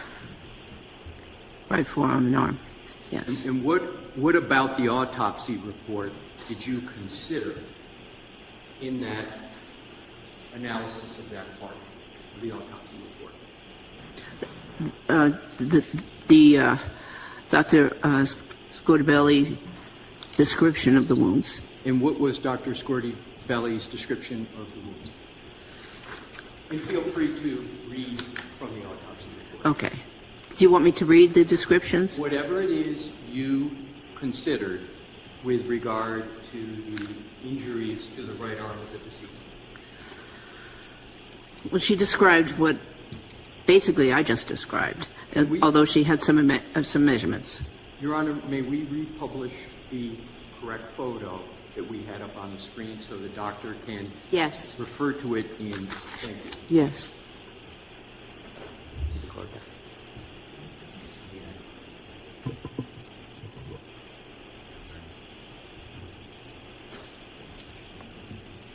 It's going to be number 5.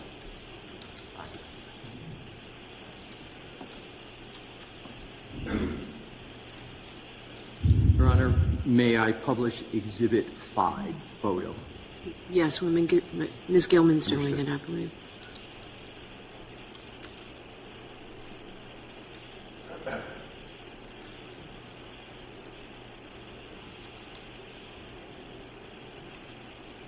Ms. Gilman, are you all set with what you, thank you. And thank you for putting that back up on the screen. May I proceed, Your Honor? Dr. Russell, in reading from the autopsy report, can you read it and then determine whether there's any relation to what is being discussed in the autopsy report to what is in that photo? Well, the doctor think he was asking her what she based her opinion on the reference to the medical exam report, not to compare it by reading it. So I have an objection to simply reading through it and trying to interpret what the ME thought. Rather So rephrase your question. Sure. Thank you. Please read from the autopsy report the relevant portions related to Dr. Scordi-Bellow's analysis of the right arm. Again, I object. It's not the ME's opinion. It's whether she relied on the information and how so. I'll agree. Did you rely upon what is in the autopsy report to support your opinion as to the nature and source of the wounds in the right arm? Yes. What did you rely upon in that report to support your opinion with regard to the nature and source of the wounds? The description of the wounds at autopsy. And what was that? What is that description that you relied upon? It says here, multiple abrasions from 2 to 3 millimeters and up to 7 centimeters. What page are you on, Doctor? I'm sorry, page 3. Okay. Under the area that says injuries. Okay. And then in the subsection that says extremities. It's the second bullet point there. Okay. Multiple abrasions from 2 to 3 millimeters and up to 7 centimeters on the posterior right arm and forearm.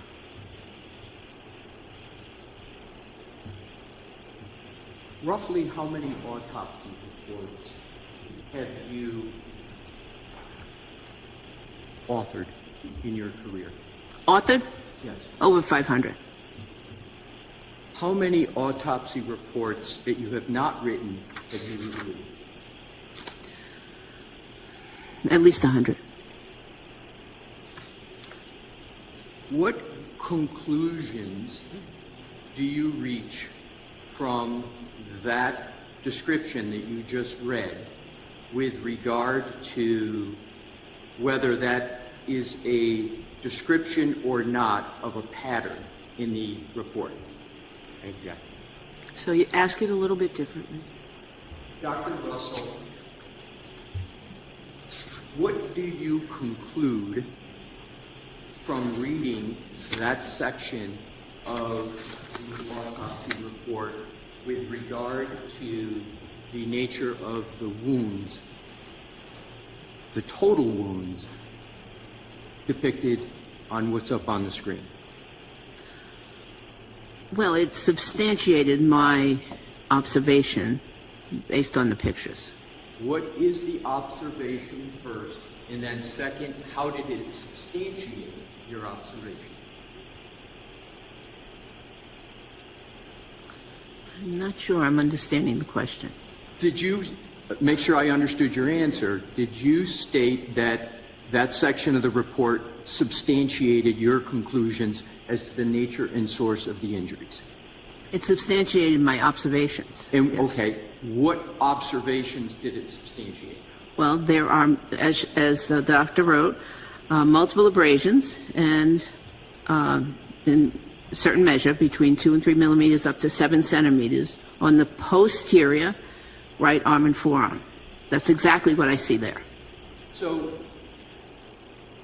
is it your judgment that Dr. Scordi-Bellow made the same observations of these wounds as you did? Multiple objections. Yeah, the objection sustained. With regard to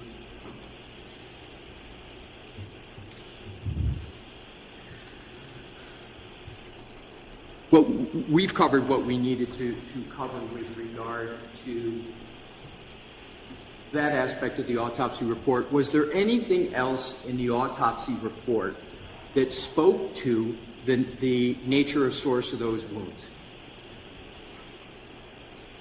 Not that comes to mind. So, did the medical examiner, Dr. Scordi-Bellow, in that report reach any conclusions about the nature and source of the wounds that are depicted on Exhibit 5?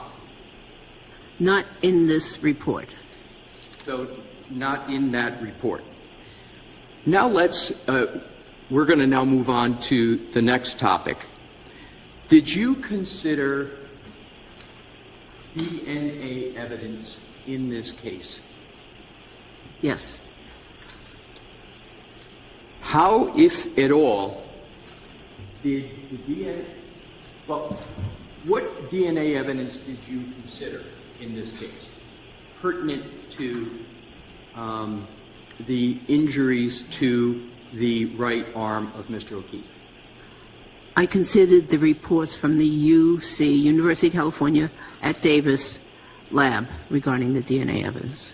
What training and experience do you have with regard to DNA evidence? Not very much. With regard to describe what your DNA experience is.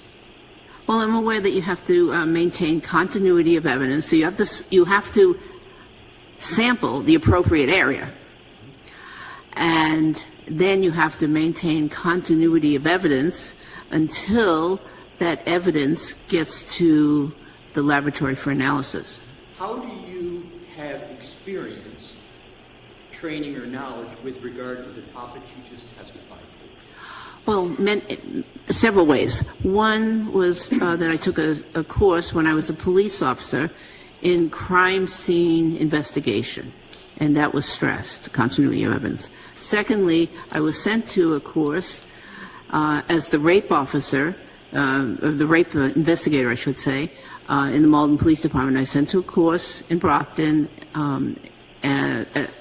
entitled Rape Investigation, and they stressed continuity of evidence that was obtained from victims.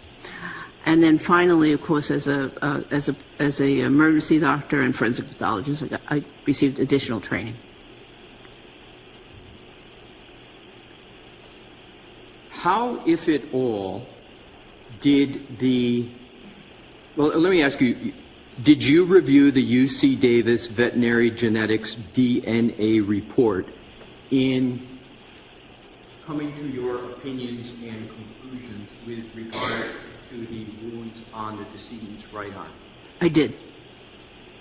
And what conclusions did you reach? The same conclusion. And what is that? That those injuries were inflicted by a dog. Are you aware of the results of the DNA testing of the UC Davis facility? Yes. What are you aware of? I'm aware that DNA was not found. And? Excuse me, let me clarify that. I'm aware that dog DNA was not found. And does that conclusion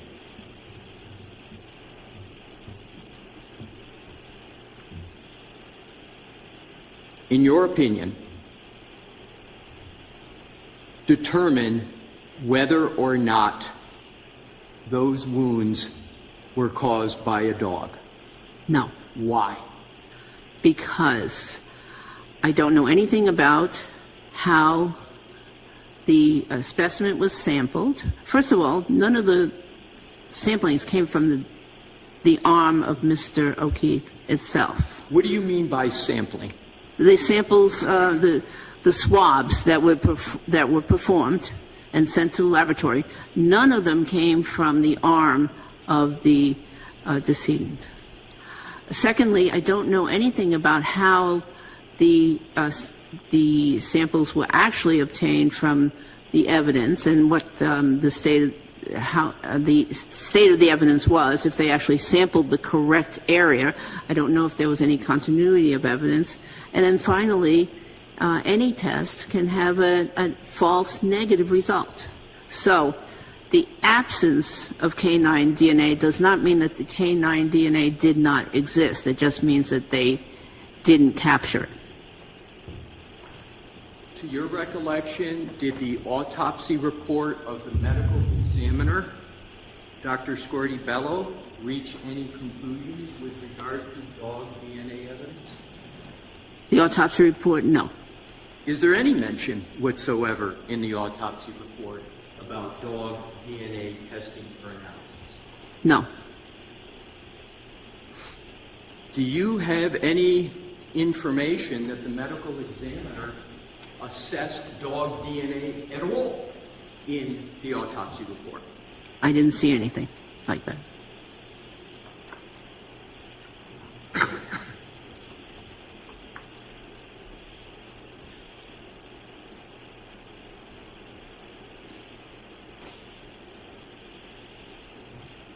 Your Honor, may I approach Mr. Brennan? Yes. Yes.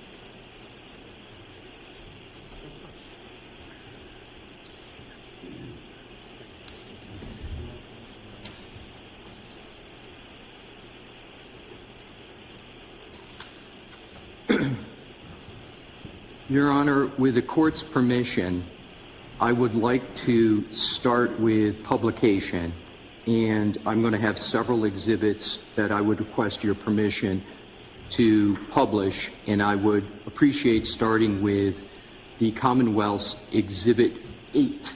And I want to make sure Your Honor is aligned with the exhibit book with the numbering, and I'll do that in any manner. If you want me to put 8 up, or you want me to come sidebar and show you what we have?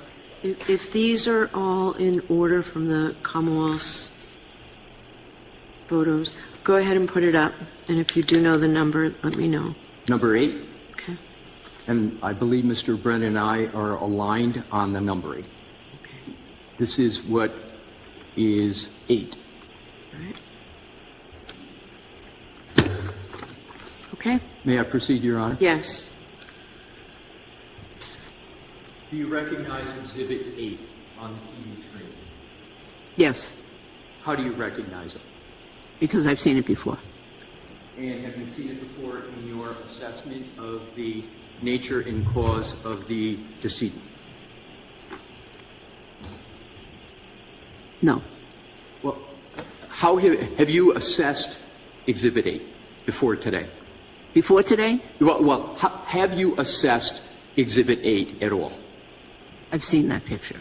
Do you have an assessment as to what you observe in Exhibit 8? Do you have an observation about Exhibit 8? Yes, What is your observation?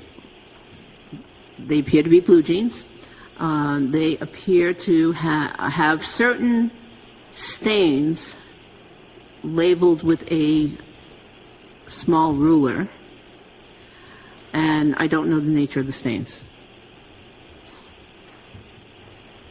Is there anything with regard to Exhibit 8 that you believe is pertinent to assessing whether or not any injury from Mr. O'Keefe was sourced from a dog attack? I can't tell. Can we go to Exhibit 9, please? And if we could just, I'm sorry, Ms. Garrett, if we go back to 8. Is there anything in the autopsy report of the medical examiner of the Commonwealth that speaks to Exhibit 8 in terms of the assessment that the medical examiner made in the autopsy report? I don't recall seeing anything in the autopsy report regarding that, but if you can direct me to a certain area. Oh, I can look at it. that's fine. Okay. So, thank you, Ms. Good. We could go to Exhibit 9 with the court's permission? Yes. Thank you. Do you recognize Exhibit 9? Yes. How do you recognize it? Well, I've seen that image many times. And what is that image? Well, it appears to be a hoodie, sweatshirt, hoodie-style sweatshirt. It's got multiple dark stains on the sweatshirt. There appears to be a large tear through the middle of it, which I believe was probably caused in the emergency room, because that's what. Why do you believe it was probably caused in the emergency room? Because I've made those kinds of cuts in clothing before, having to get access to a patient. Right. So what is the that's purpose of commonplace. making a cut like that on a piece of clothing, given your understanding of the nature of the injuries to Mr. O'Keefe? He was in a very emergent situation, and they needed to get access to his body right away. Okay. So that's why they didn't have time to undress him. They just did the fastest thing, which is cut the clothing. Do you have any other observations with regard to Exhibit 9 pertinent to your analysis? Yes, there are multiple areas, particularly in the right sleeve. I'm sorry to interrupt you, but Your Honor, may she use the laser pointer? Yes. Thank you. There are multiple areas, particularly in the right sleeve. I don't think your laser has yet hit. There we go. That are labeled with triangular white signs, which are pointing to individual holes in the sleeve. And there were 11 of them that I saw on the sleeve, and there are 2 others on the chest area. Have you, in your experience, assessed changes to clothing in determining the nature and source of those types of changes to clothing? Yes. So describe how. Oh, clothing is important sometimes to determine more information about how a wound was inflicted. So, for instance, it's used in determining gunshot wound, entry, exit, direction, etc. I've used it in stab wound cases where, again, determining where the stab wounds were and if they were offensive or defensive type wounds. So, yes, and in this case, they have significance. And what is the significance in this case? Well, these wounds are primarily on the right arm, which corresponds to the injuries that were on the decedent, the right arm. And furthermore, most of those wounds, when you enlarge that photograph, are small puncture wounds, very small. And what's interesting about them, to me, is that in many of those wounds, the fibers, the clothing fibers, are actually headed out of the wound. And what significance, if any, is it to you that the direction of the fibers are coming, as you described it, outside? Well, it's very significant because, in training, we learned that we had to look at direction, for instance, of tissue and fibers to determine if a gunshot wound was an entry or an exit. Now, gunshot wounds, they only do one of those 2 things through the same hole. They either enter or exit. But in this case, we have fibers exiting the wound, which means that the offending object exited the wound. So the teeth exited the wound. Objection. Sustained. You mentioned the word offending object.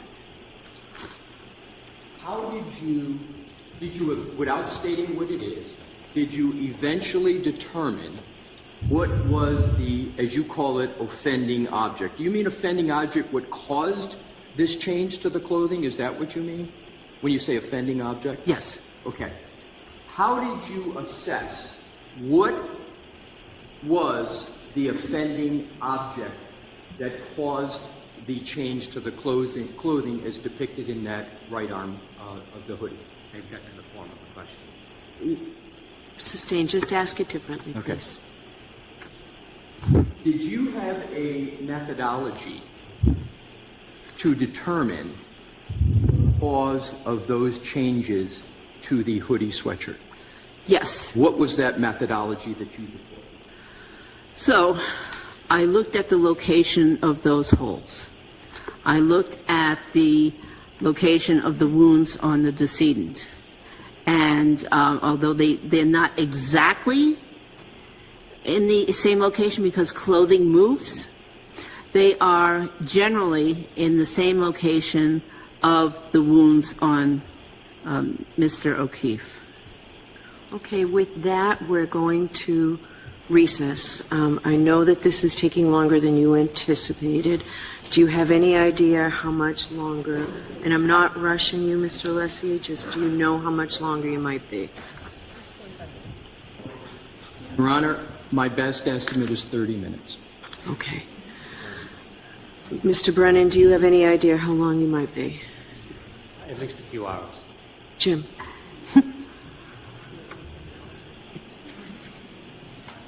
Quiet, please. Still on the record, folks. Still on the record.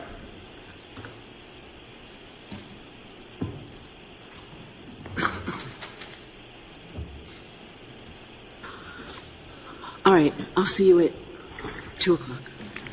2 o'clock, Your Honor? Yes. Report, please.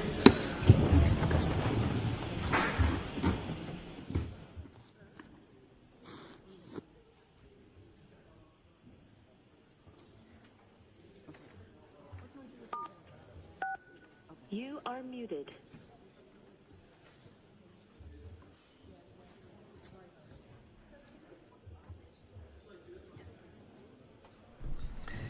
All right, guys, I'm going to do a little bit of zoom in. Oh, we're actually almost caught up here.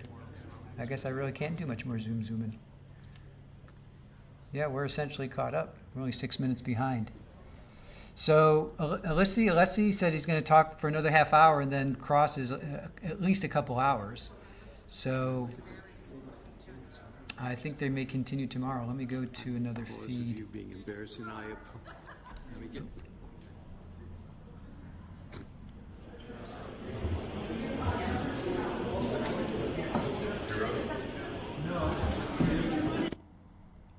Wow, feed just ended. Interesting. That feed just ended. Yeah. That's all we got. In the ground. So, okay, that feed just ended, guys. We're going to see if it continues anywhere else. Or did... Just talk. All right, so just to kind of recap a little bit, Dr. Russell, this is a Daubert hearing, and Dr. Russell is testifying as to her expertness. And she basically said the pattern recognition methodology and many years of experience is what she used to determine that those marks on John O'Keefe's right arm were from a dog bite. They were not from a motor vehicle. She ruled out self-inflicted, struck by a motor vehicle, or by another person. She said with a high level of certainty, it's characteristic of a dog bite. She said there was no bruises from the neck down. That's how she could rule out a motor vehicle. She said the wounds were post-mortem. AJ wants a grilled cheese with onions and hummus. So that's there was many minutes of her talking about her CV and her experience, and ER doctor and peer-reviewed articles and books that she's published. That is the new link. They cut it in half, and Okay. they're still live now. Okay. So, Thank you, Aaron, for providing that. Aaron, as always. but let's hope it doesn't go until 10 o'clock tonight. Yeah, we don't want to cut sneaky again. I'm not going to cut sneaky again. I want to do my thing. All right. All right.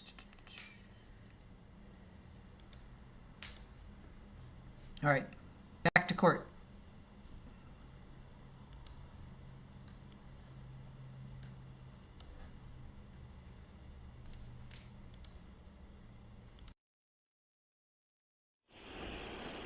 Thank you. Dr. Russell, what has been published on the TV screen is Exhibit 10. Do you recognize it? Yes, How do you recognize it? because I've seen it before. And please describe what it is. So it is a hoodie, a picture of a hoodie sweatshirt with multiple defects in the arm area. And have you assessed those multiple defects in the arm area? Yes, I've looked at them carefully. And please describe your assessment. Well, there are multiple small holes in the fabric of the sweater in the arm. And I believe I said earlier 11, but it's a total of 11 for the whole shirt. So there are 9 holes here in the arm, and then in another section there's other holes.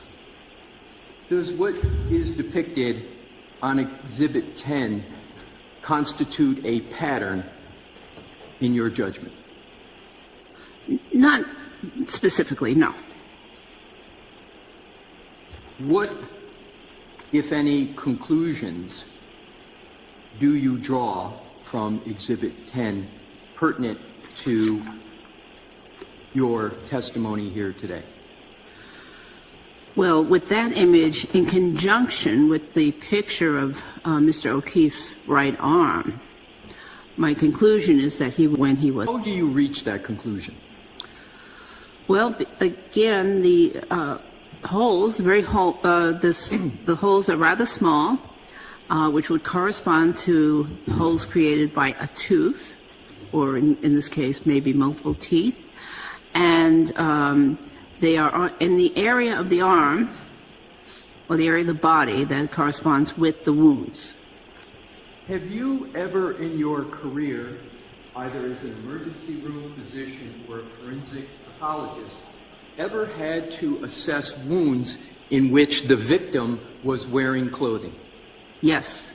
How many times would you estimate that you had to, or that you did make an assessment of wounds when the victim was wearing clothing?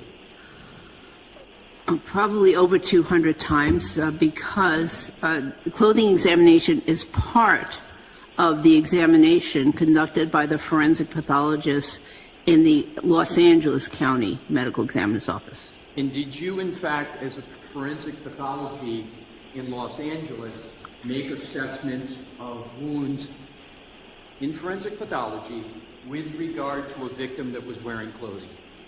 Yes. Did you ever make that assessment in connection with dog-inflicted wounds of any kind? No, I don't think so. Are you familiar with whether, or strike that. Did Dr. Shorty Bello, in her her autopsy report, make any assessment of the clothing? Yeah. So I'm sustaining it. You can ask her differently. You can ask it differently. Okay. Dr. Russell, do you recall any discussion in the autopsy report an assessment of the clothing that the decedent was wearing? I don't recall. If we showed you the autopsy report, would that potentially assist you in your recollection? Yes. Do you have it with you still? Yes, I do. Okay, go ahead. You can take a look at Yeah. it, Doctor. Thank you, Your Honor. Bless you. Thank you. Let me see. Is there a particular location you'd like me to? Your Honor, I am not able to answer that.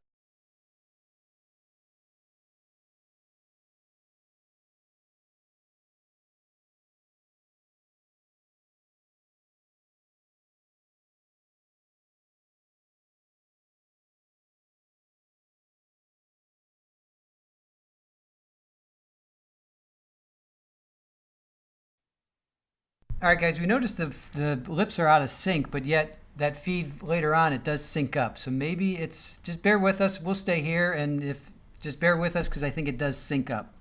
So we're going to go back to that, and just don't worry about that it's out of sync. It just is what it is, and we're going to continue on. I think it hooks up immediately afterwards down the road. That question because I can predict what the response may be. So I would just, like to. okay. But Go ahead and take a look at it. And if you can't answer the question, you can't answer the question. Yeah, I do recall what she meant. She said she said that the body is clad with a pair of socks.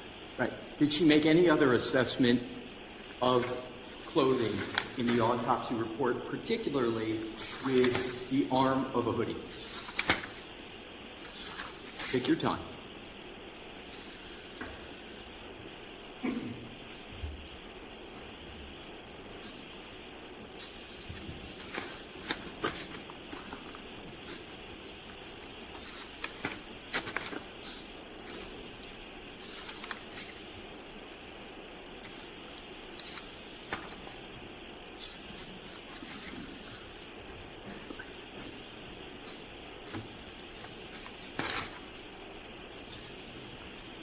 Since the report's in evidence, if you want to suggest a page, you can. I might be suggesting a negative, Your Honor. Okay. I'll proceed with whatever way you Is there any objection to just answering this question? If Okay. he wants to lead on this question, I have no problem. Okay. All right. Go ahead and suggest the answer to her. Is it correct that the autopsy report does not contain any assessment of the clothing as being relevant to a nature and source of the wound of the deceased? I reviewed the autopsy report very thoroughly, and I don't recall any description of this.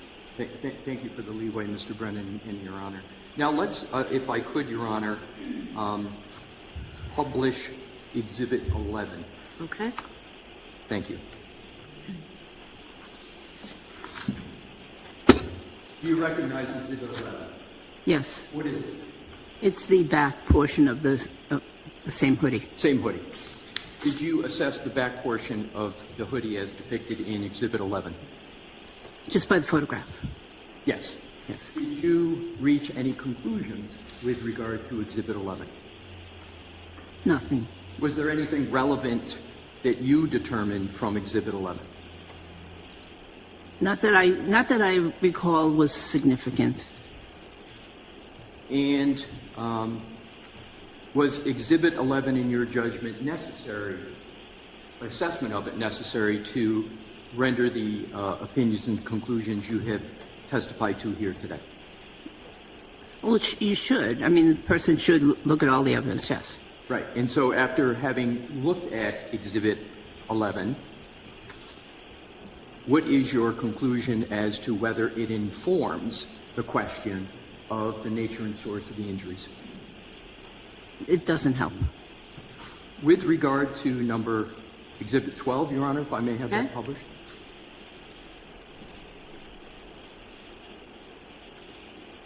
Do you recognize Exhibit 12? Yes. What is it?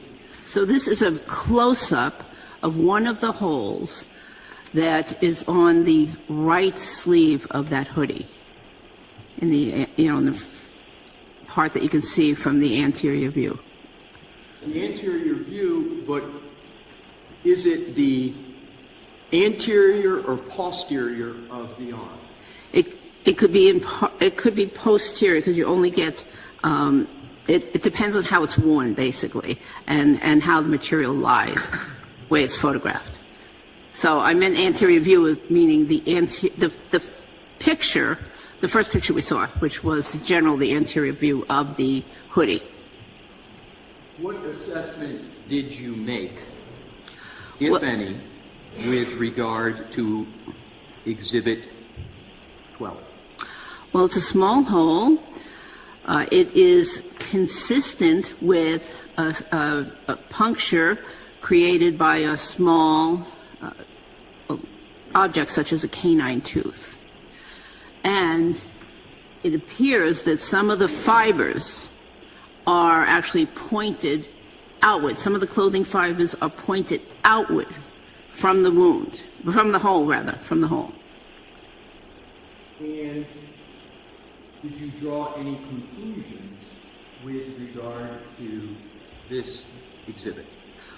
This exhibit plus close-ups of some of the other similar holes with the fibers pointing out means that whatever inflicted that hole also came out of the hole. You say whatever inflicted that. Did you reach a conclusion as to what inflicted that hole, or as you've referred to it as defects previously? Yes, these are consistent with dog bites. If we could publish, Your Honor, 13. Okay. Thank you.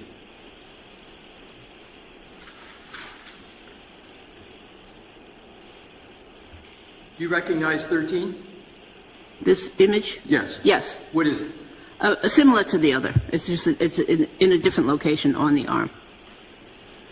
Did you make an assessment of what is depicted in Exhibit 13? Yes. What assessment did you make? I believe this was inflicted by a dog tooth, a canine tooth, and again the fibers are pointing outward. How did you make that assessment? How did you reach that conclusion? Well, it's generally small and round. So, and the canine teeth are the teeth that stick out the most when a dog bites. So this is consistent with a canine bite.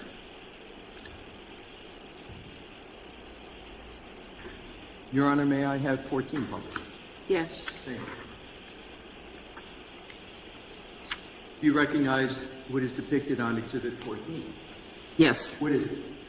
It's a similar wound on the arm area of the hoodie, but this wound has hole, similar hole, except it's a little larger in one dimension, and given that cloth has some stretching capabilities, and there was movement between the victim and the dog, the stretch was caused by the tooth. How did you determine there was some movement between the victim and the dog?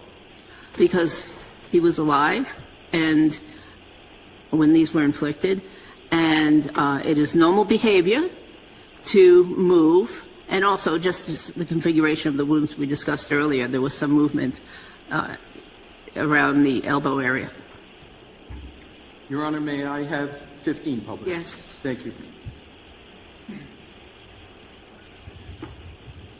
Do you recognize what's depicted in Exhibit 15, Dr. Russell? Yes. How do you recognize it? Well, how do I recognize it? Because the clothing pattern is very similar to all the others. I saw this previously. And again, it is a picture of the sleeve of the hoodie. Which sleeve, right or left? Right sleeve. Please continue. And it has a hole. This hole is longer than it is wide. And but yet it still is consistent with a tooth entering through there. And what conclusions, if any, did you draw from what is depicted in Exhibit 13? That this was part of a dog bite. And just so the record is clear, are all of these holes or defects, as you've referred to them as, in the hoodie, are they all on the right arm? Yes. Yes. Okay. So let's go to, or excuse me, Your Honor, may I have published Exhibit 15? Yes. Thank you.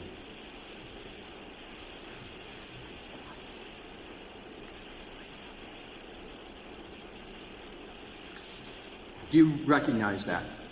Yes. What is it? No, it's the same one. May I have 16 published, Your Yes. Honor?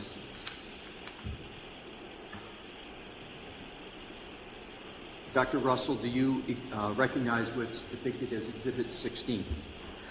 Yes. What is it? So it's two holes.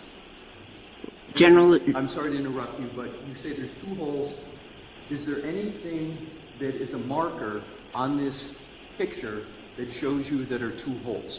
Very good. Yes, there are 2 holes, one labeled number 3, one labeled number 4. They're in close proximity to one another.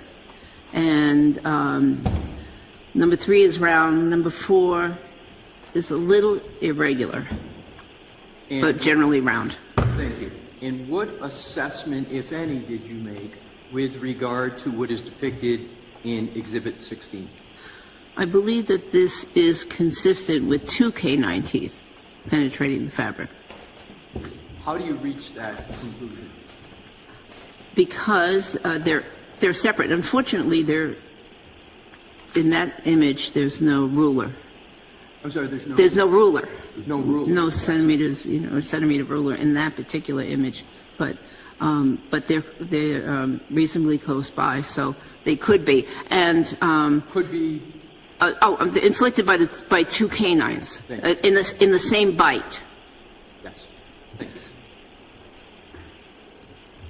And what conclusions, if any, did you reach with what is depicted in this exhibit? I think I just said it. Good. Yeah. May I have published Your Honor 17? Yes. Thank you.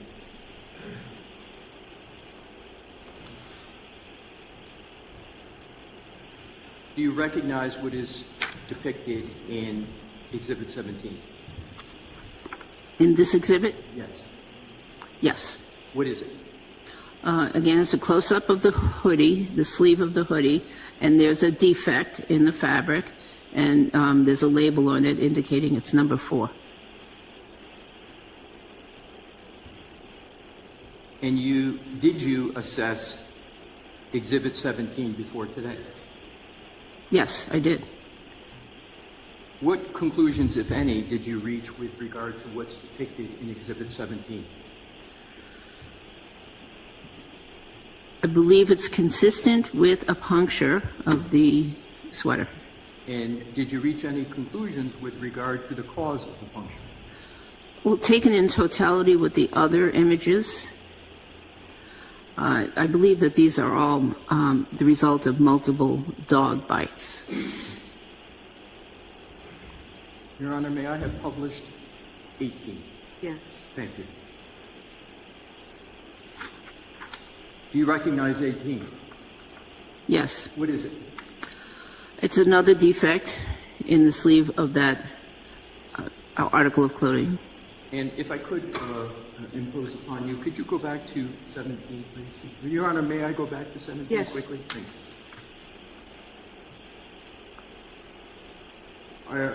Do you know which arm of the hoodie this defect, as you call it, occurs in, right or left? Right.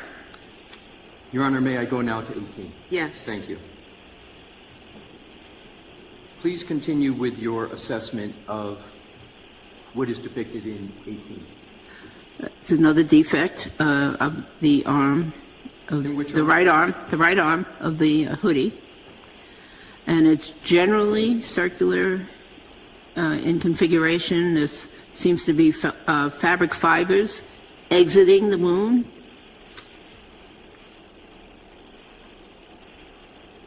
And any further assessment you made with regard to what's depicted in Exhibit 18?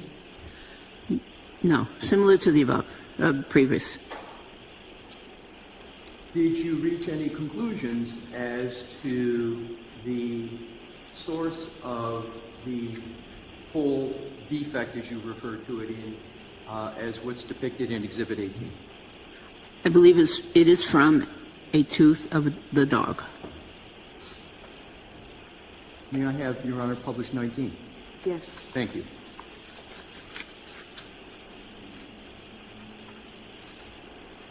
You recognize, Dr. Russell, what's depicted in Exhibit 19? Yes. What is it? So it's multiple defects in close proximity to one another, circular defects generally, but there's at least 1, 2, 3 in that image. Did you make any further assessment of what is depicted in Exhibit 19? I believe these are from the teeth of a dog.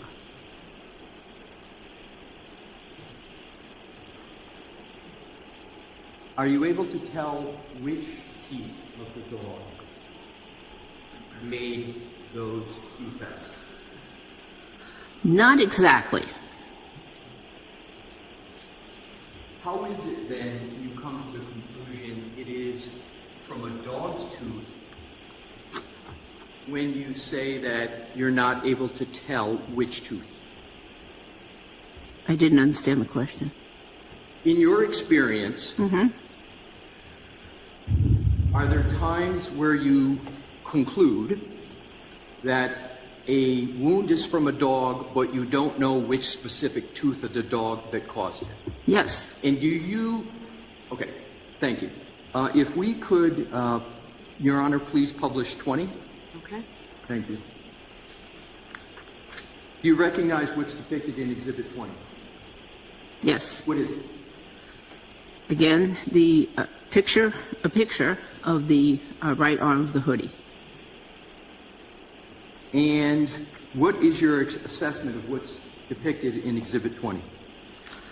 I see a small defect near, and it's labeled number 6. And what is your conclusion as to the nature and source of the defect? I don't really have a conclusion on this one. Your Honor, could we please publish 21? Yes. Do you recognize Exhibit 21, Dr. Russell? Yes. What is it? There are 2 defects in the right arm of the hoodie. And there's a ruler. They're about 3 centimeters away from one another. Did you reach any conclusions with regard to what is depicted in Exhibit 21? Yes. What conclusions did you reach? They're from a dog. And how did you reach that conclusion? Because they're consistent in appearance with a defect that would be caused by by canine teeth. May I have published, Your Honor, 22? Yes. Thank you. Dr. Russell, do you recognize Exhibit 22? Yes. And did you make an assessment as to what is depicted in Exhibit 22? Well, it's a photograph of the right arm of the hoodie with the number 7 label pointing to a particular area. And what observations do you make, if any, from what's depicted in Exhibit 22? On this particular projection, I can't really see the defect. So, Your Honor, may I just quickly go back to Exhibit 20 and 21 for one question with each? Thank you. Which arm of the hoodie is depicted in Exhibit 20? the right arm. And if we could please, Your Honor, go to 21. Which arm of the hoodie is depicted in 21? The right arm. And if we could go to Exhibit 22. I think you answered, but I want the record clear. Which, are you able to tell which arm of the hoodie is depicted in Exhibit 22? Well, yes, because I know that the only labels placed on this article of clothing were in the right arm area and the chest. And this contains a label, so this is the right arm area. How do you know that? How do you know because that the only labels were placed on the right arm?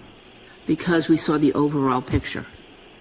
May I have published, Your Honor, 23? Yes. You recognize what's depicted in Exhibit 23, Dr. Russell? This one? Yes, do you recognize that? Yes. What is it? So it's it's a close-up picture of the right arm of the hoodie, and there's a number 7, And number 7 is pointing to a defect, small defect, several millimeters in length on that fabric. How, if at all, does the ruler in these pictures contribute to your assessment of the defects in the clothing? Well, they give an overall measurement of the wound, of the holes, the defects, as they currently were when the photograph was taken. But we have to keep in mind that fabric stretches, and when it dries, it contracts. So that has to be kept in mind when making assessments. So the size right at the time that picture was taken could be different than when The photographs we've seen in determining whether or not a given defect is from a dog. Yes, they do. How? Because there are several of them. The configuration of the collection of the defects are in a certain area, and actually it's an area that corresponds with the area of the decedent's arm where the injuries were. And they're significantly smaller than, for instance, what you would see in a gunshot wound. Your Honor, may I please have published 24? Sure. Thank you. You recognize what's depicted in Exhibit 24, Dr. Russell? Yes. What is it? That's another defect in the right arm, closer to the sleeve or cuff of the arm of that particular hoodie, and it's labeled number 8. What assessment, if any, did you make of what's depicted in this exhibit? It's consistent with the dog bite, and fabrics are pointed outward. Why is it consistent with a dog bite? Again, the size. I'm sorry. The size. The size of the hole? The size of the hole, yes. Taken in conjunction with all of the rest of the holes. All the rest of the holes in the other photos? Yes, that we just discussed, yes. Your Honor, may I have published 25? Yes. Thank you. You recognize what's depicted in Exhibit 25? Yes. What is it? So it's again the right arm of the hoodie. It's down by the edge of the sleeve towards the wrist area would be, and it shows 2 defects, one of which is labeled 9, the other one I don't know the number, but it's labeled.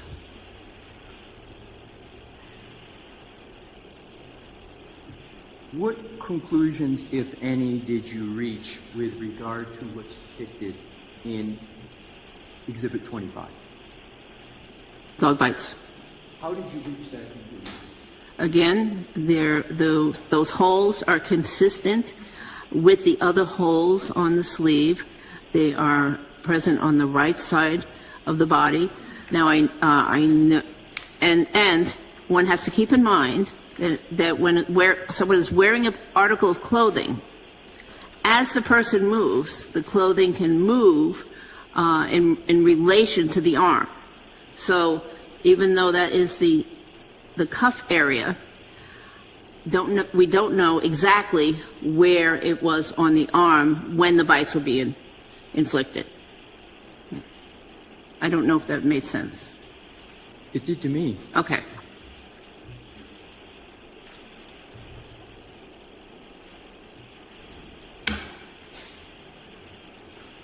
Your Honor, may I have published 26? Sure. Thank you. Dr. Russell, do you recognize what's depicted in Exhibit 26? That appears to be a similar photograph to the prior one, just the exposure appears to be a little different to me. Which arm of the hoodie is depicted in Exhibit 26? Right on. Could we briefly go back, Your Honor, to Exhibit 25? Yes. Thank you. Which arm is depicted of the hoodie in Exhibit 25? Right on. Your Honor, could we go back to 26, please? Yes. Thank you. What assessment, if any, did you make of what's depicted in Exhibit 26? That these were inflicted by the dog. How did you make that How did you make that assessment or conclusion? Because they're similar in general appearance to the other ones on that right sleeve, and they're small in size. And this is the right arm of the hoodie? Correct. Your Honor, may I have published 27? Yes. Thank you. Dr. Russell, do you recognize what is depicted in Exhibit 27? Yes, I've seen that before. What is it? It's a defect in the chest area of the front of the hoodie.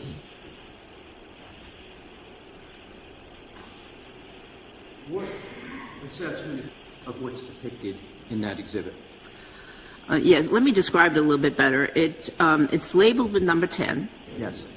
And adjacent to it, of course, there's this big defect. Can you use your, I'm sorry, Your Honor, may the witness use the laser pointer when she says this? Oh, thank you. okay. So this is the defect in question, labeled number 10.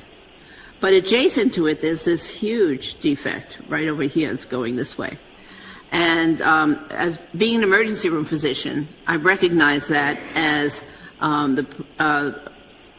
that large defect as having been caused by the emergency room personnel when they opened up the sweatshirt to have access to Mr. O'Keefe. So, are you saying that there's two different sources of what's depicted in this exhibit, or is it just all from one source? I believe that there are two different sources. Can you, with your laser, identify each one and what your conclusion is as regards the nature of each one? So this large one here, I believe, is from the scissor wound, the trauma scissors. And trauma scissors of a medical professional in the emergency department? Yes, or it could have been EMS personnel also. That's Understood. another possibility. Please proceed to the next. Yes, but then this other defect is different, and it's separated. There's actually solid tissue gel type configuration. So this could have been inflicted by the dog. You say could. Mm-hmm. Is it could or is it consistent with infliction by a dog? It is consistent with, however, there were no chest. I'm sorry. Okay. There's a competing noise out there. Yeah, Now. yeah. Just trying to see if it was going to die down. Thank you.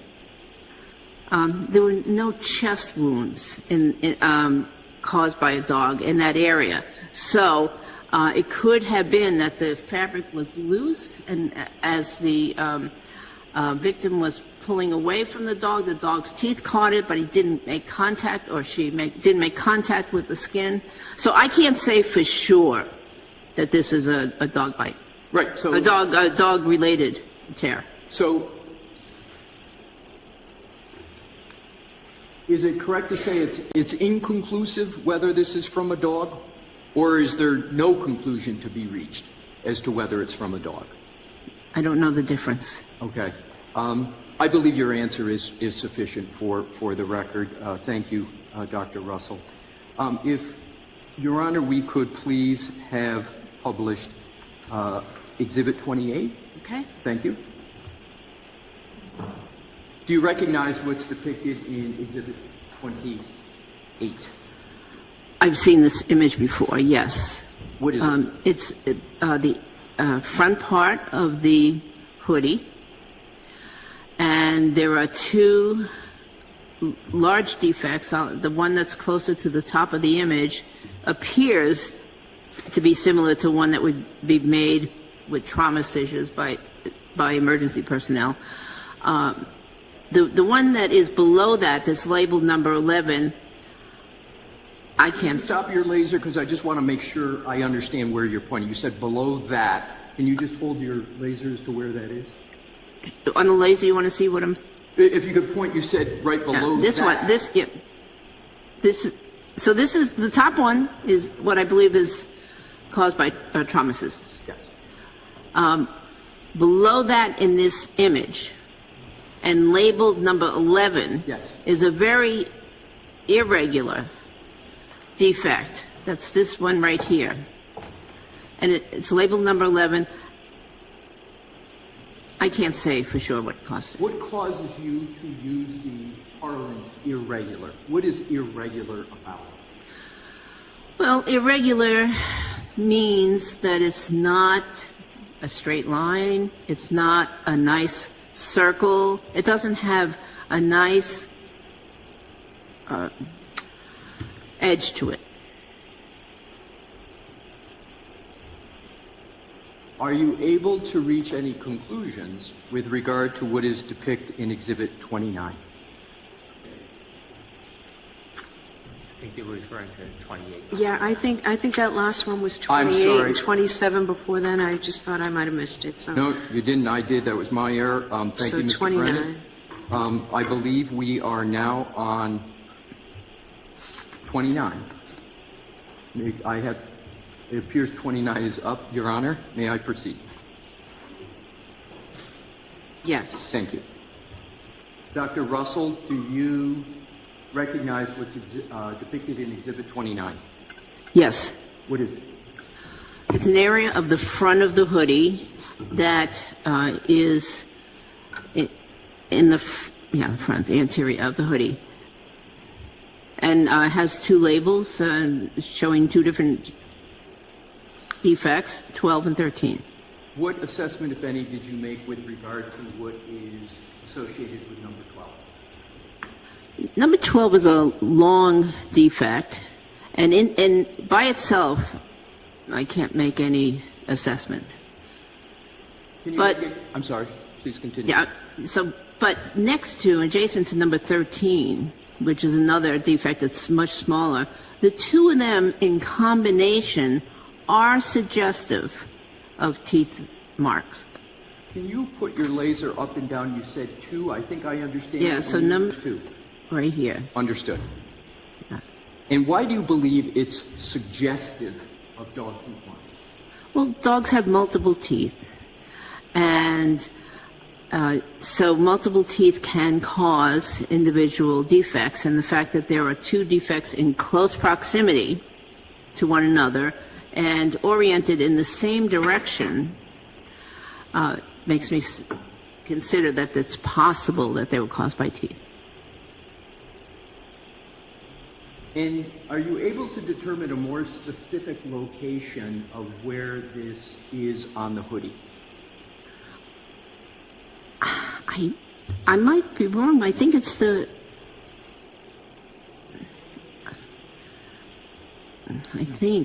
No, I can't really say for sure, because I don't know if this picture is upside down or not. But So the nature of the picture Yeah. does not allow you to make a conclusion that you're comfortable with regard to the location on the hoodie? yeah, individually. Objection sustained to the form. Understood. Are you able to reach a conclusion with regard to what part of the hoodie is depicted with reference to the 12 and 13 on this exhibit? Not from this image only. In combination with any other image, are you able to reach a conclusion as to what part of the hoodie is depicted by 12 and 13? If we went back to the overall picture, I could try. Do we need this answer from her? We do not, Your Honor. Okay. I was actually going to the next one. Thank you. Thank you. Your Honor, may I have published 30? Yes. Thank you. You recognize what's depicted in Exhibit 30? So this is a close-up of the previous picture, of the anterior portion of the hoodie. Previous picture meaning Exhibit 29, the one we were just looking at? Yes. Thank you. And how can you determine that from what's depicted in Exhibit 30? Well, because there are two defects that are close together. They're labeled 12 and 13, and unfortunately the ruler covers one part of one of them, but still I can see enough of it. And what's your assessment of what's depicted in Exhibit 30? They are consistent with being caused by a dog teeth, by dog teeth. How do you reach that conclusion? Well, because they're oriented in the same direction and they're close by.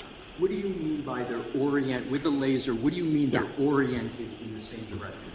So they're going, this 12 is going up and down in this image, and so is 13. And why is that notable to you in reaching your conclusion? Well, the teeth, causing a defect, would tear along the same plane, the same, they'd make tears in parallel. That's same direction. Any other assessment you make of what's depicted in 30? No. Your Honor, may we publish 32? Okay. Thank you, Your Honor. Do you recognize what's depicted in Exhibit 32? Yes. What is it? This is a wound, a partially healed avulsion wound of a person's hand between the thumb and the index finger. Do you have knowledge of whose hand that is that's depicted in Exhibit 32? I do. What is the person, do you know the name of the person's hand who's depicted in Exhibit 32? I think it was Lisa, not Lisa. Do you have knowledge of how that wound occurred? Yes. How do you have knowledge of how that wound occurred? Because I read a report regarding a dog bite incident. And what did you learn from reading that report about what is depicted in Exhibit 32? That a dog named Chloe attacked another dog, and in the process, the woman whose hand that was bitten by Chloe. Can you describe what is shown with regard to Exhibit 32 in relation to dog Chloe? Well, this is a partially healed avulsion laceration. From your experience, have you seen these types of avulsion wounds either as an emergency room physician and or a pathologist in your 30-plus years of practice? I've seen them not infrequently in the emergency room. Did you say not infrequently? That's correct. Is that another way of saying you've seen it frequently? I've seen them many times in the emergency department. Have someone who is antemortem or postmortem, or are they alive? This person's alive. This is an ante-mortem wound, and it shows many, many days of healing, maybe even much longer. How can you tell that what is depicted in that exhibit, that wound, has, as you described it, many, many days of healing? That might take years of medical school to explain, but there's the edges. First of all, it's not bleeding. Second of all, there's what we call granulation tissue in the wound. What is that granulation? Well, that's tissue that the body builds up. Oh, yes. So first of all, this most likely did not appear like this when it was first inflicted. What happened was the flap, there's a flap here, that skin was over here to begin with. But then what happened is that it became detached, and that's called an avulsion wound, where a piece of skin is detached, but not completely. So it still remained intact down here. Now, that area in between, so that, of course, skin contracts as it dries, and that area between here and there heals. The body heals itself, tries to close itself off. So it builds up this, what is called granulation tissue, which is basically new tissue, to cover the defect so that infection doesn't set in. And that takes weeks, usually. What is it that takes weeks? That healing, that extent of healing. Right. And so is that wound the same as when it was initially made, or is it different from when the wound was initially made? Very different. How is it very different from when the wound was initially made? When it was initially made, this edge here would be sharper. Right now you can see there's rolled up tissue here, what appears to be rolled, and that's because it's healing. So this would have been sharper, and the tissue down in here would have been bleeding, or it would have had a crust if the bleeding dried. Are you able, from this Exhibit 30, to give a range of when this wound was first made in terms of days or weeks? Well, I think I did already. I think that it was at least weeks. At least weeks? Alrighty, thank you. We can remove that. Thank you very much. Dr. Russell, today you have given various assessments and opinions. Have those assessments and opinions been based upon, among other things, your... Yes. And with regard to the same assessments and opinions, have those been based on your 30-plus years as a forensic pathologist? Yes.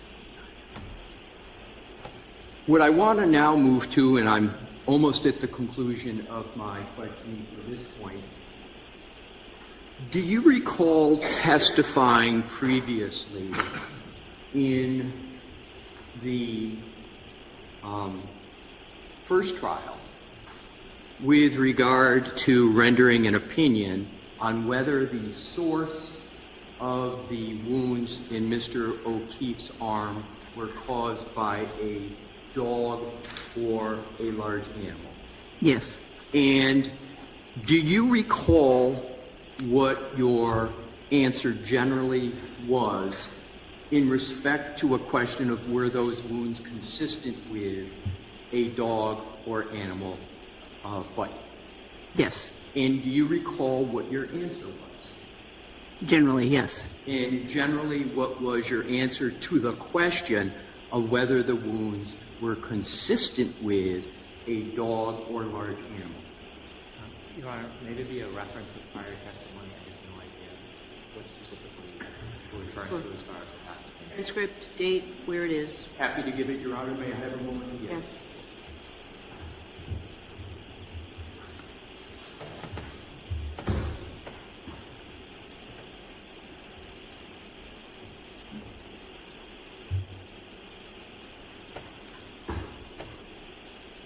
Well, we have a moment. I also add, I don't understand if this is impeachment, an appropriate attempt at prior consistent statement. There should be some foundation. So for what purpose are you offering this? Your Honor, I would first like to respond to the preliminary hearing where, as you know, the rules of evidence are not strictly. The purpose I'm giving this, Your Honor, is not for impeachment. It's exactly for her to state, and if you would allow, Honor would allow me to connect up with the questions, it will allow her to state, with regard to her testimony today, whether or not the opinion she has formed previously is the same opinion as she has formed. Is it the same? Okay, so why don't you ask her what her opinion is today? Yes. And then just ask her whether it was any different than before. You can pull the page up if you have it. I have it here, I think. So just. You don't need it? So do you need it, Mr. Brennan? Please. I'm happy to provide it, Mr. Brennan. It is the June 21st transcript. Just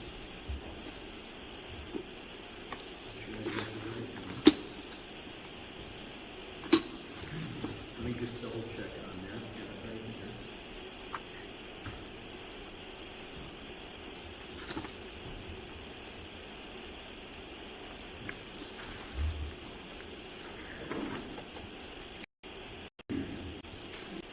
Take up the court's time. If I could, at the end. Sure, I think co-counsel should be able to find it for you. So why don't you come on in and just ask her the question, and I'm sure Ms. Giannetti can pull it up.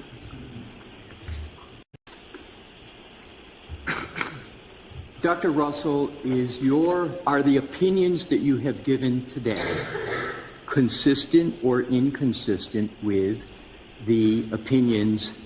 Well, let me ask it this way. For the opinions that you have given today, how do they compare to the opinions that you've given previously? I'm not oblivious to the attempt yet. I object. It's not the proper form of questioning to go back and try to explain potentially inconsistent statements in today's testimony. Is that what you're attempting to do? No, Your Honor. It's not what I'm All right, attempting. so the opinions today, and I guess it's a matter of argument, right? I can be told with the previous, it was attached to the motion that's before me today, the transcript was attached. I can see what her previous opinion is, and then I ultimately decide whether it's consistent or not. Right? I agree with that, Your Honor. Okay, so if you've got a site, I'm happy to look at the page to see if I might be able to figure out where you're going, or you can come to Sidebar. Can I come to explain it, Sidebar sure. with it, Your Honor?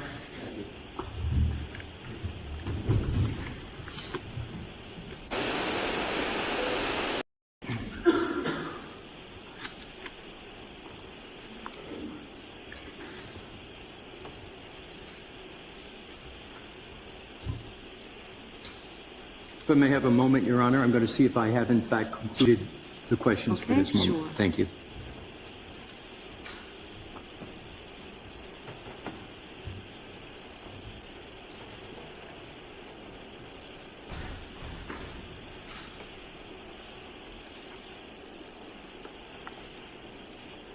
Jim.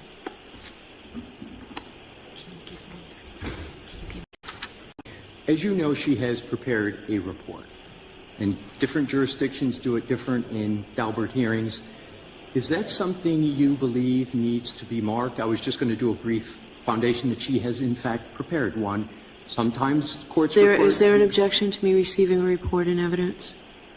If the court would find it helpful, I won't object, but I do not believe it's admissible and relevant. But if the court would like to reference it, I won't object. So why don't we mark it for identification, and then the two of you talk about it. We'll see how the hearing goes, and if there is, I may well want to see it, but we'll mark it for identification, Mr. Alessi, and then later see if it comes in, okay? We're clearly, I think, going to have to come back another day, so we'll have some time. Thank you, Your Honor. Yes. A for identification. That's what I want. Thank you, Mr. You're welcome. Thank you.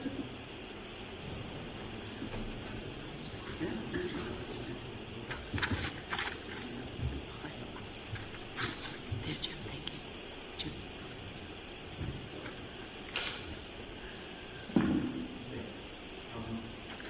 Do you need it? Yeah.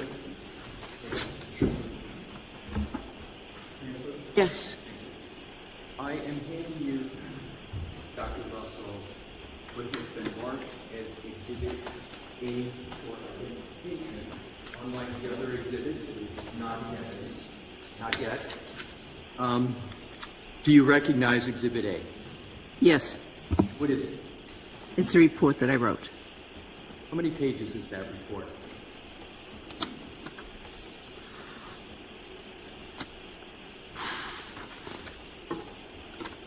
Sorry. Are they not numbered? They are numbered. I just, the CV is attached as well. Okay, it's 11 pages. Dr. Russell, did you prepare that report? I did.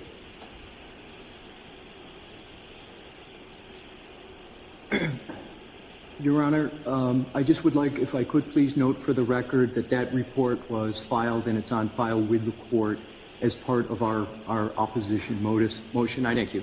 At this particular point, Your Honor, I have no questions, and I appreciate the court's patience and gracious allocation of time for me to go through these questions with the witness. All right, thank you very much. So I intend for us to go until 4 o'clock today, so we'll see how far you get, Mr. Brennan, okay? Thank you. May I? Please.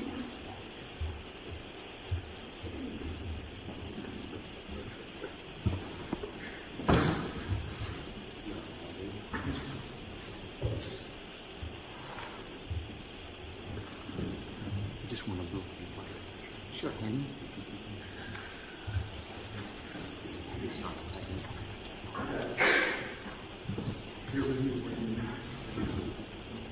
You all set?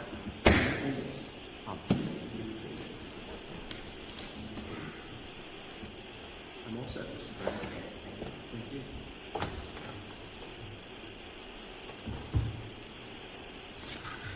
Good afternoon, Dr. Russell.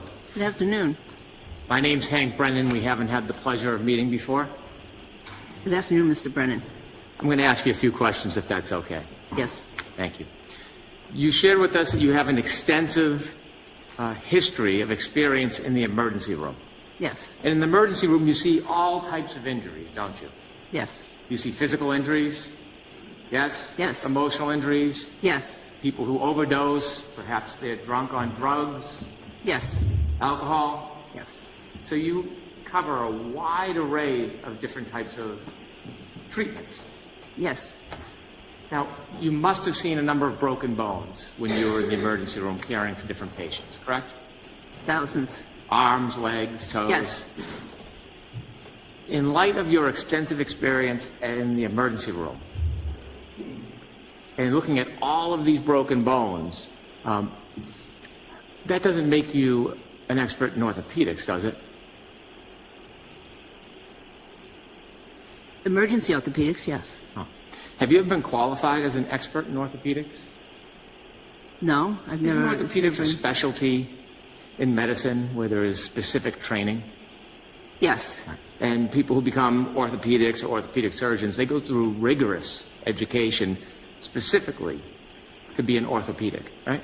Well, orthopedics involves more than just setting fractures or diagnosing fractures. Orthopedics involves things like bone tumors, bone cancers, a lot of other parts of orthopedics, not just trauma. I am an expert in emergency orthopedics, I believe. So you have decided that you are an expert in orthopedics? Emergency orthopedics. Emergency orthopedics, is that a specialty that you get a fellowship in, or somehow you are deemed an expert in any way? It's not a specialty that has a fellowship that I'm aware of. I see. So you are proclaiming that you yourself think that you're an emergency room orthopedic? I have expertise in emergency orthopedics, yes. Are you an expert in orthopedics? The whole field of orthopedics, no. And you don't have any specialized degrees in orthopedics, do you? No. You would agree that somebody who's gone through the rigorous requirements of being an orthopedic and qualified, they'd have much more experience in that than you, true? In general orthopedics, yes. I have a lot of experience in orthopedic trauma related to emergencies. Have you ever been in any court where you've ever been qualified as an expert in orthopedics? It was never an issue. But I'm asking you, have you ever been in any court, state, federal, this country, any other country, where you've been qualified as an expert in orthopedics? No. Has anybody other than yourself ordained you as an expert in orthopedics? I haven't ordained myself as an expert in orthopedics. I have a lot of knowledge and expertise in emergency orthopedics. Has any authority ever recognized you and qualified you as an expert in orthopedics? No. Just you. I haven't declared myself an expert in orthopedics. I have expertise. You've seen a lot of car accidents you shared with us. Yes. as a police officer Yes. in the emergency room, Yes. perhaps when you were at the ME expert in accident reconstruction. Reconstruction? No. And when you see the different people that come in with overdoses, whether it's alcohol or drugs, you treat them, don't you? Yes. But you're not an expert toxicologist, are you? I'm not a toxicologist, no. But toxicology is a part of emergency medicine, so we have training in orthopedic in toxicology. But no, I am not an expert in toxicology. I'm not suggesting you're unfamiliar with it or you haven't had experience or some training. I'm asking you if you think you're an expert. Correct. In fact, you know very little about DNA, don't you? I would say that's pretty reasonable. Yes. Well, that's what you said. Yes. Oh.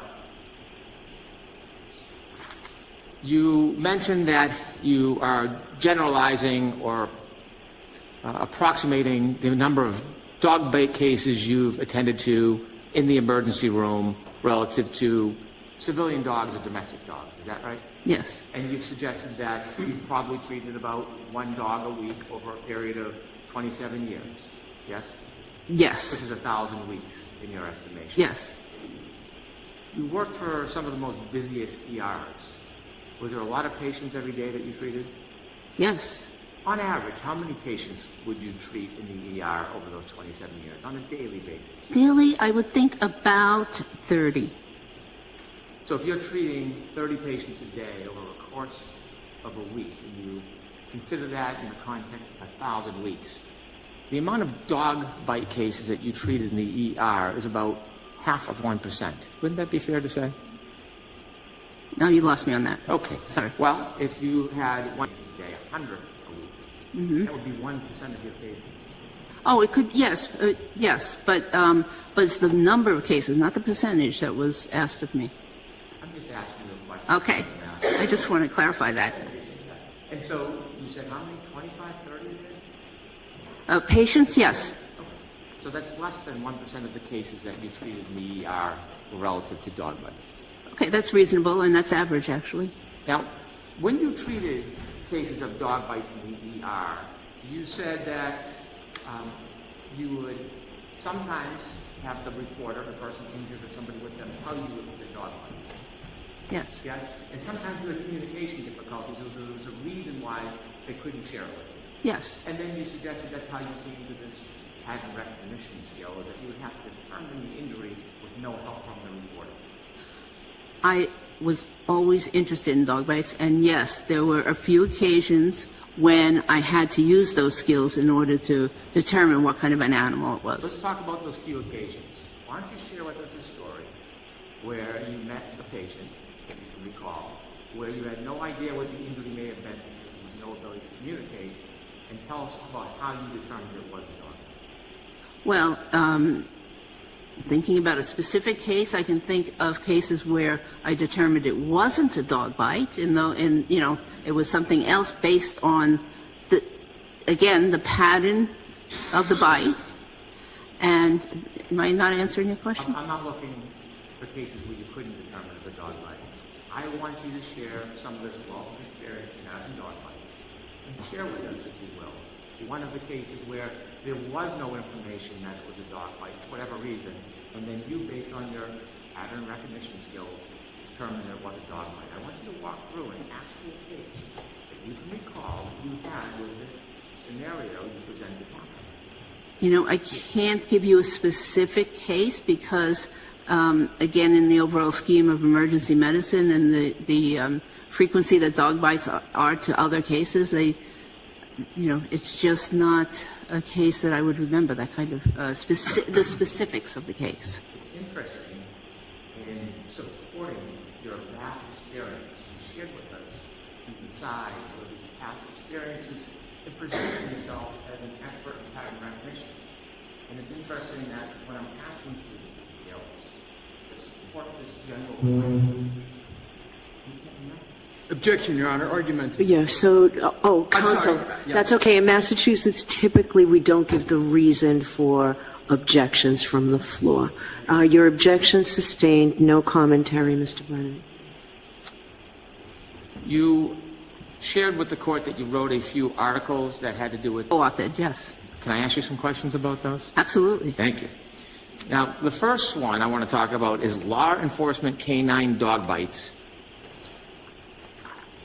Do you remember that article? Yes. And that had to do with what you refer to as law enforcement dogs or canines. Yes. In that article, you talk specifically about a technique that you believe law enforcement or canine dogs utilize, which is bite and hold. Yes.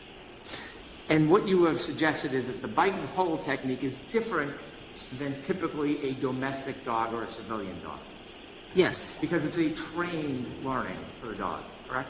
Yes. There are certain injuries you would expect from a canine dog using a bite and hold technique. Yes. When you wrote this or co-authored this article, you didn't actually sit down with people who had wounds and compare the wounds to the dog that caused them, did you? To the actual dog? Yes. I didn't, but I didn't. Just want to know if you did. No. Okay. And when you looked at these different cases, there was 700 cases. This was what you called or the authors called a retrospective analysis? Correct. That means you were looking back at old files. Yes, but I participated in some of those files. We were just looking back at the data from those files. I participated in the care of some of those patients. I understand. Okay. And so when you went through the files, you didn't have the opportunity then to follow up and speak to any of the participants or the injured victims, did you? I spoke to many of the victims while I was treating them. When you decided to write this article, did you go back and speak to anybody? No. There's no mention in this article about pattern recognition in any way. That's not what this article was about, was it? No, that's not what the article's about. It was about something entirely different than what you've suggested today as your pattern recognition skills. Yes? That's correct. I recognized the patterns because I saw the wounds and I saw the injuries and I saw them over and over and over again. And I recognized those patterns throughout my career. And so it's hard to unrecognize something. I'm trying to ask you about the significance of your study because this is actually something that you published. Yes. And I'm trying to determine, or I want you to be able to discuss the relevancy of this article to what you're testifying today. So the question, the really narrow question I have for you is, in this study, it had nothing to do with trying to engage in pattern recognition. The purpose of the study was not to teach people pattern recognition. It was to alert them to the dangers of this different type of dog bite so that they weren't under-treating them. But in the process of seeing all those patients, I developed the pattern recognition. Okay. And so there was another article, Managing Law Enforcement Canine Dog Bites in the Emergency Department. Yes. Now that only comprised of 4 cases, yes? It was a case description. Of 4 cases? Yes. And do you know most studies usually include over 30 cases? It's not a study. I see. You reviewed types of injuries relative to civilian or domestic dogs, or just canine? Those were canine dogs. And again, your position is that the injuries by canine dogs, law enforcement dogs, are different in kind than domestic or civilian dogs? In general, when they bite and hold, those injuries are different. Sometimes they don't get a complete bite. And so this article didn't deal with civilian or domestic dogs, it dealt with only canine dogs. That's correct. Exclusively on the idea or the perspective of bite and hold injuries. It was on the perspective of you need to learn how to treat these. Bite and hold injuries. These dog bite injuries. Bite and hold. Yes, yes, yes. Okay. Now, again, in this article, there was no effort to identify wounds or use pattern analysis. It was the treatment of bite and hold injuries from canines. That's correct. Law enforcement canines. Yes? Yes, yes. Okay. And then you also shared with us, in addition to these 2 articles on law enforcement dogs and bite and hold injuries, that you did some revising, editing of a book for a Dr. Is it Vati? I'm sorry, say again? You said that you revised or edited a book of a Dr. friend. Vail. Dr. Vail, I'm sorry, Dr. Vail. And when you were asked about what actually you recall about the topics, you don't really remember the topics of that book, you just remembered you edited it? No, I remember the topics of the Okay. book. In the topics of the book, it was dealing with human teeth, wasn't it? Yes, but in the article itself, if you read it, there's mention about dog dentition. There's a mention of it. Yes. Tell us what that mention was.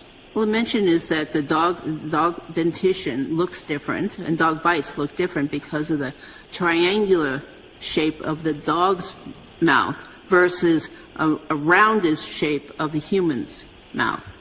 Well, when they talk about the shape of a dog's mouth, it's not really triangular. It's like an hourglass. Well, but that was the quote. Those were the words that were used in the article, and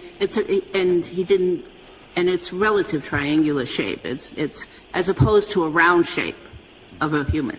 Well, in most studies, professional studies by experts, isn't it routinely referred to as an hourglass shape? I haven't seen that at all. Well, have you read books on dog bites? I've read articles on dog bites. Have you read books on dog bites? No, I have read articles on dog bites. Have you ever read this book? Do you recognize this as an authority? No. No? So for the record, you need to say what you just showed the I'm witness. showing Dr. Russell a book called Dog Bites, a Multidisciplinary Perspective, edited by Daniel S. Mills. Is that it? I'm sorry. May I see it? If the court would let me, of course. May I approach? Yes.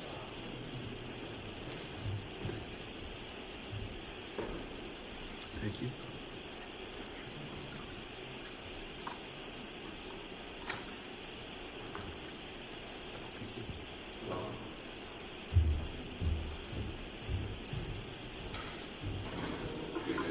Thank you.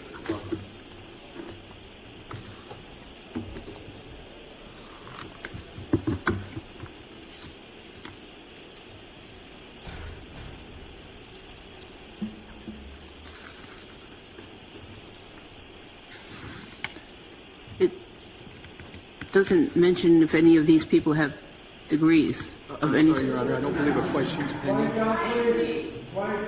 Sorry, Mr. Alessi, I couldn't hear you. Thank you. I don't believe a question Oh, I'm is sorry. pending for the witness. Okay, are you moving? I know it's been a long day. Wait for a question, please, okay? Okay. All right. Thank you. You done reviewing the book? Yes.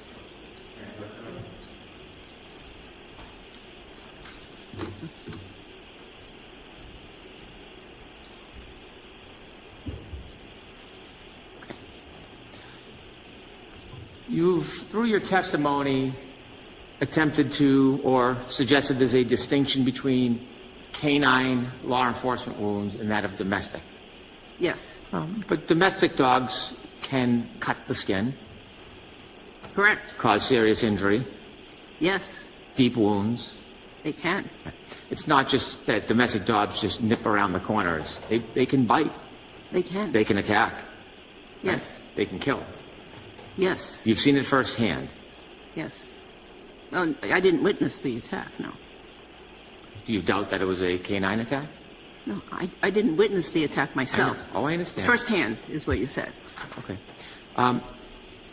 You made a firsthand observation of a dog bite in the 1970s when you were at a training? Yes. And one of the participants was bit? Yes. Now, you said you didn't remember the wound. Do you have any memory of looking at what happened after a dog actually bit somebody firsthand? Objection, Your Honor. No, I'm going to allow its cross-examination on our test, based on our testimony. Say again? Any question? Should I repeat, Doctor? Yes, please. Do you have any memory of what you saw of when a dog actually bit somebody, your firsthand observation? From 50 years ago? No. Right. When people came in the emergency room, you didn't actually see the bites or how the mechanics of it happening. You're treating it after they come and ask you for aid. That's correct. Did you ever, in any of those emergency room experiences, go and see the dog? No. Did you ever have any other information about the dog, photographs, pictures, anything like that? Well, I did have other information about the dog. Oh, give me an example. Tell me. Well, we had to fill out a dog bite report after a dog bite's requirement in Los Angeles County. So, although most doctors don't have the time to do it, I tried to comply with that rule. So I would question the victim, try to find out the address of the dog if they knew it. Sometimes they did, sometimes they didn't. But I tried to get as much information as I could. Did you ever get any photographs? No. So it was just reporter information from the person who's come in for treatment or somebody that was assisting them? Yes. Okay. You provided a CV in this case, didn't you? Yes. In your CV, you list out some of your pertinent history and experience? Yes. Subsequent to your CV, you wrote a report and you signed it on the 9th of December, 2024? Yes. And it was provided to the Commonwealth, do you know, on December 10th, 2024, 2 days ago? Yes. There are a number of things that you offered in that report regarding your suggested experience that are just not in your CV. Isn't that fair to say? That could be, yes. Of course, you can't put everything in the CV. Well, you didn't say anything really about dog bite experience in your CV other than your 2 articles, did you? No, I didn't. Okay. And you didn't mention anything about this specialized training or expertise in pattern recognition analysis. You didn't mention anything about that in your CV, did you? Can't mention everything. I didn't ask if you could mention anything. I'm asking if you mentioned that. Well, it says brief CV on the top. Okay. I'll ask you again. Okay. Did you mention anything in your CV about pattern recognition analysis in your described expertise in that? No.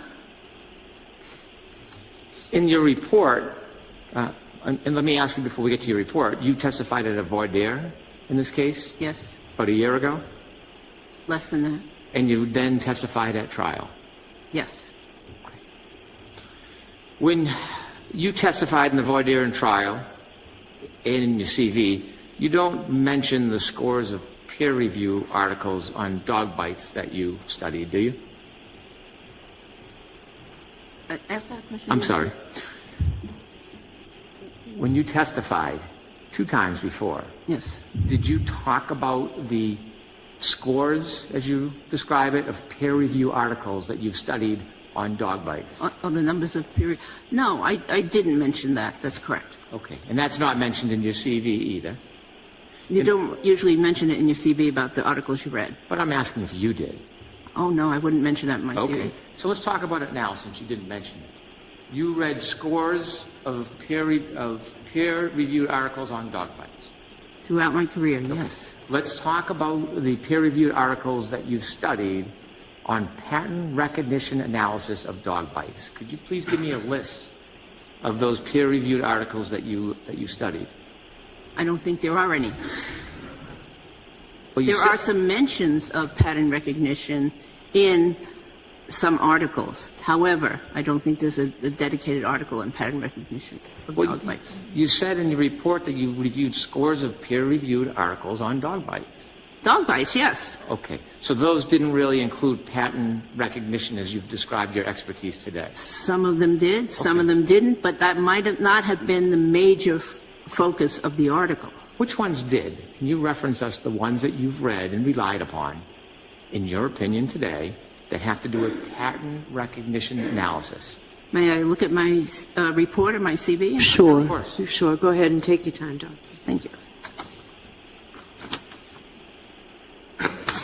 Okay, there is, and they might not have used the term pattern recognition, but that's what they're talking about in these articles. Okay. There is a article by D. Munick.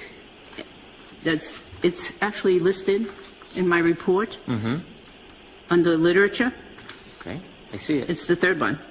Yes. And that deals with pattern recognition analysis? It's part of the article. There was a lot more in the article than just pattern recognition. And again, they might not have used that specific term pattern, but it's what the subject was discussed in the middle of the article, yes. What was discussed in this article that you relied upon? Oh, I relied on the descriptions of wounds. I relied on a lot of this article. Well, share with us in detail. Could you tell us what you relied on in that article as part of your opinion? There was a description. There was an area that described wounds and fatal wounds in dog bites, and how to approach them. You know, how to investigate them.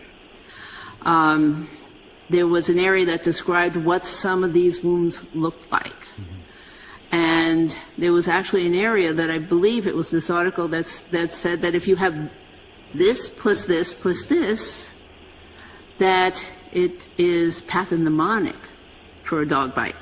Now, it was, I believe that was the article that said that. One of these articles did. But anyways, so yeah. So I think maybe you might want to look at them. Oh, I did. Okay. That's why I'm asking you. Okay. That's why I'm confused about which one you're talking about. There was not a recipe book that said, okay, you know, this is the pattern of a dog bite. It might, you know, they might not get a lot of readers for that, but this was a forensic approach as to how to identify fatal dog attacks. So from your resume, Doctor, could you tell me which article you're talking about? I'm talking about the third one down. What's the title? The title of the article is Forensic Approach of Fatal Dog Attacks, a Case Report and Literature Review. Okay. Fatal dog attacks oftentimes involve vulnerable areas like the neck, Absolutely. abdomen. Neck, face, head, yes.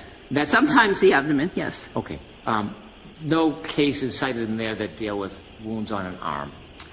Because it's a fatal... Right. Right. But that doesn't mean that there weren't wounds on the arm. It's that the fatal wounds, like in the case I autopsied, the fatal wounds generally were in the areas that had organs that could be damaged, like or major vessels like a carotid artery, neck.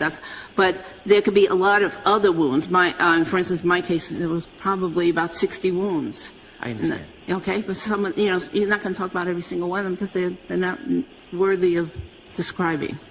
Okay. You said that you attended multiple seminars, talks, and lectures regarding wound identification. Yes. Okay.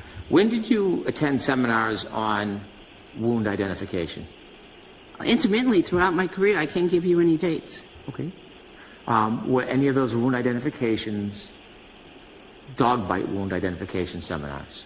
No, they were general wound identifications, and they may mention bites. Okay. Was there any of these seminars that focused on dog bite wounds? That focused on dog bite wounds? Yes. No. How about the talks you went to? Any of the talks focus on dog bite wounds? There were several talks that focused on bite wounds. I'm going to ask again. Were there any talks that focused on dog bite wounds? No. Lectures. You've cited that you've attended lectures as part of this experience. Can you recall specific lectures that focused on dog bite wounds?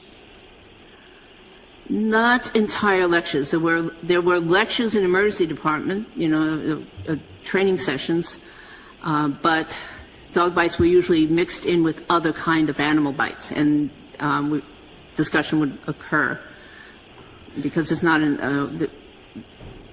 you have to use up an hour usually when you go to one of these lectures, and there were other animals to talk about besides dogs. In these lectures that you went to that didn't focus primarily on dog bite wounds, did they talk about pattern recognition analysis of dog bite wounds? Generally not the emergency medicine ones, because that's actually not really a major focus. The focus in emergency medicine is treatment. I'm a bit unusual because I have this interest that I've had for many years. So it's fair to say none of the multiple seminars, talks, lectures that you attended had any focus on pattern recognition analysis of dog bite wounds? None of them had any focus. That's correct. Okay.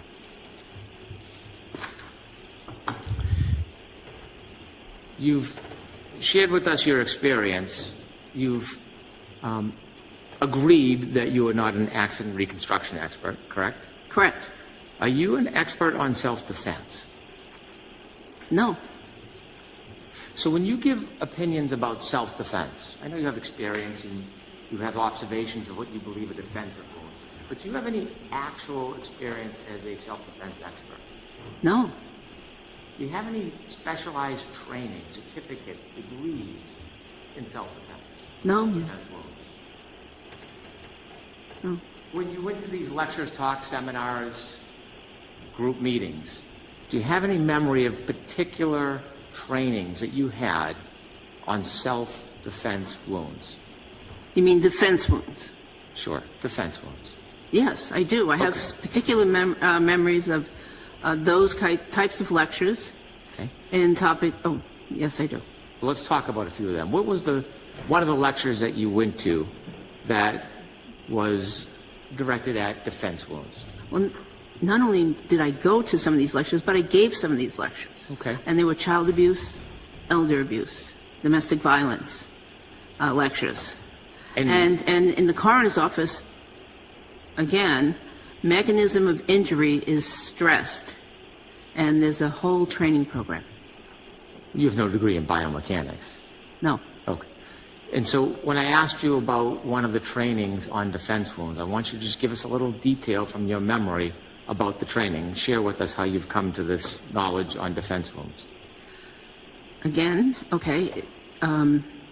So in the clinical setting, I was taught many times, and then I subsequently taught students about how victims of a violent act will instinctively bring up their arms to protect themselves from whatever is being inflicted, whether it be knife wounds or blunt wounds from an object.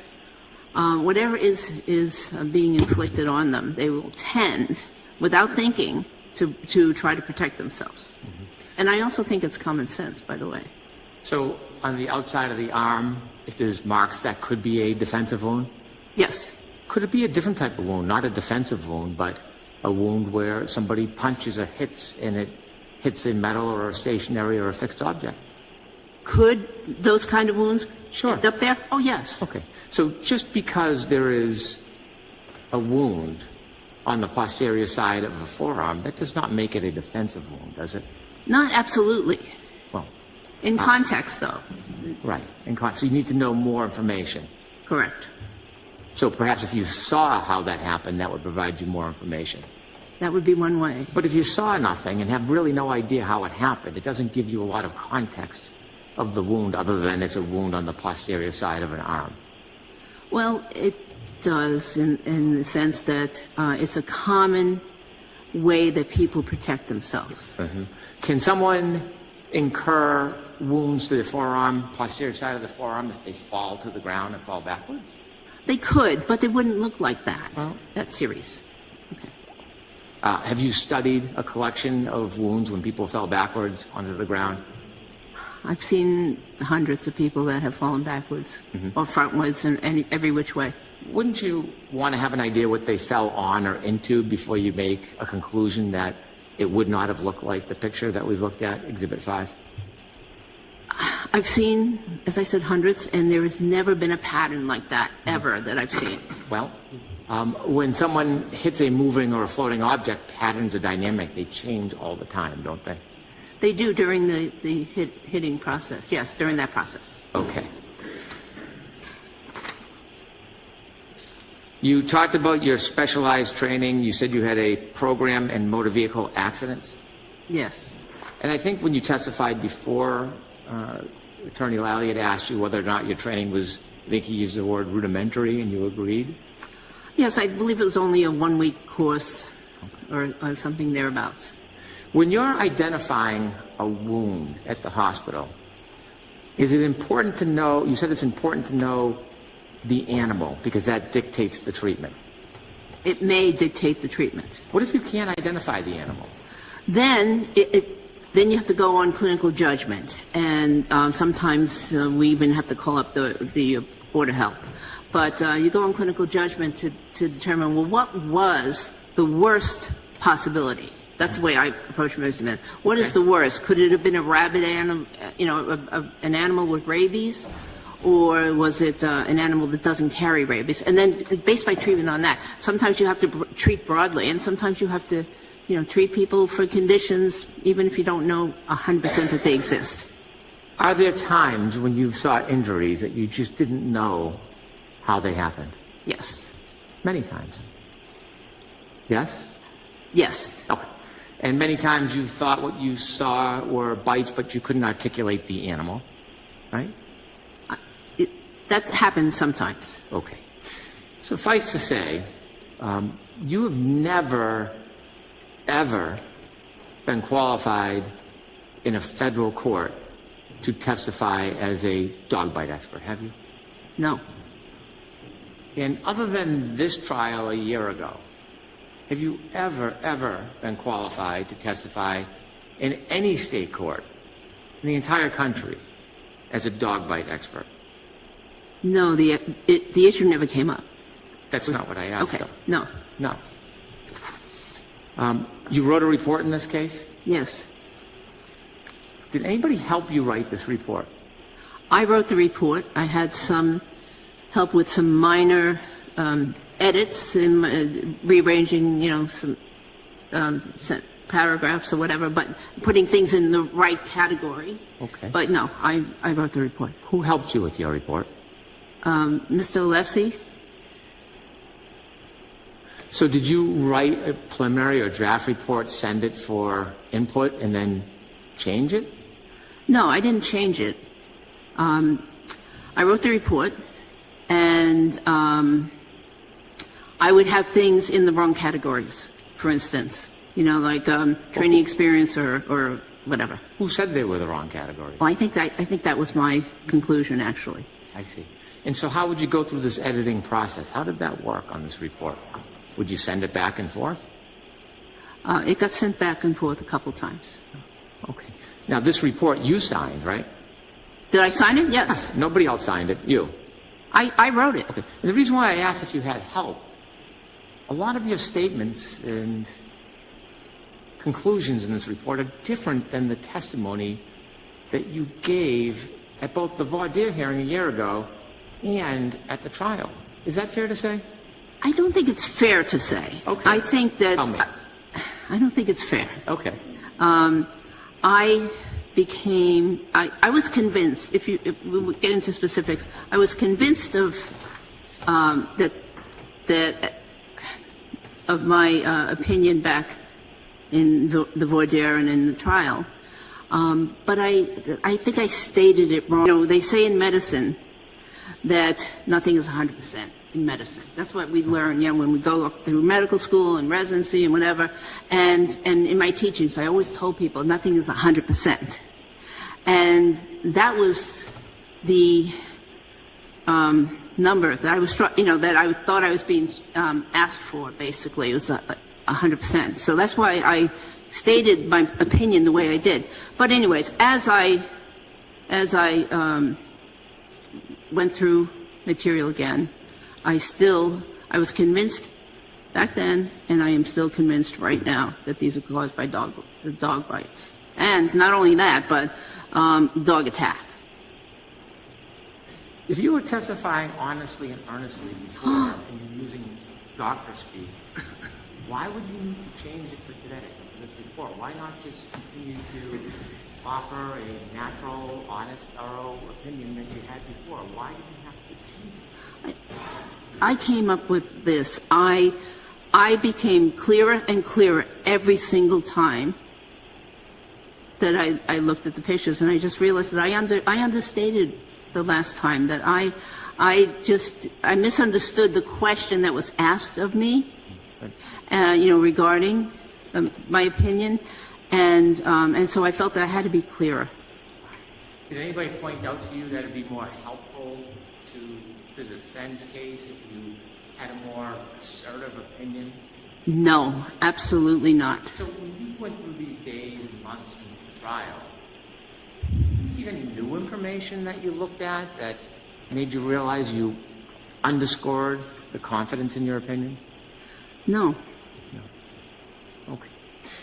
Because in your earlier testimony, it's quite different. I know. Okay.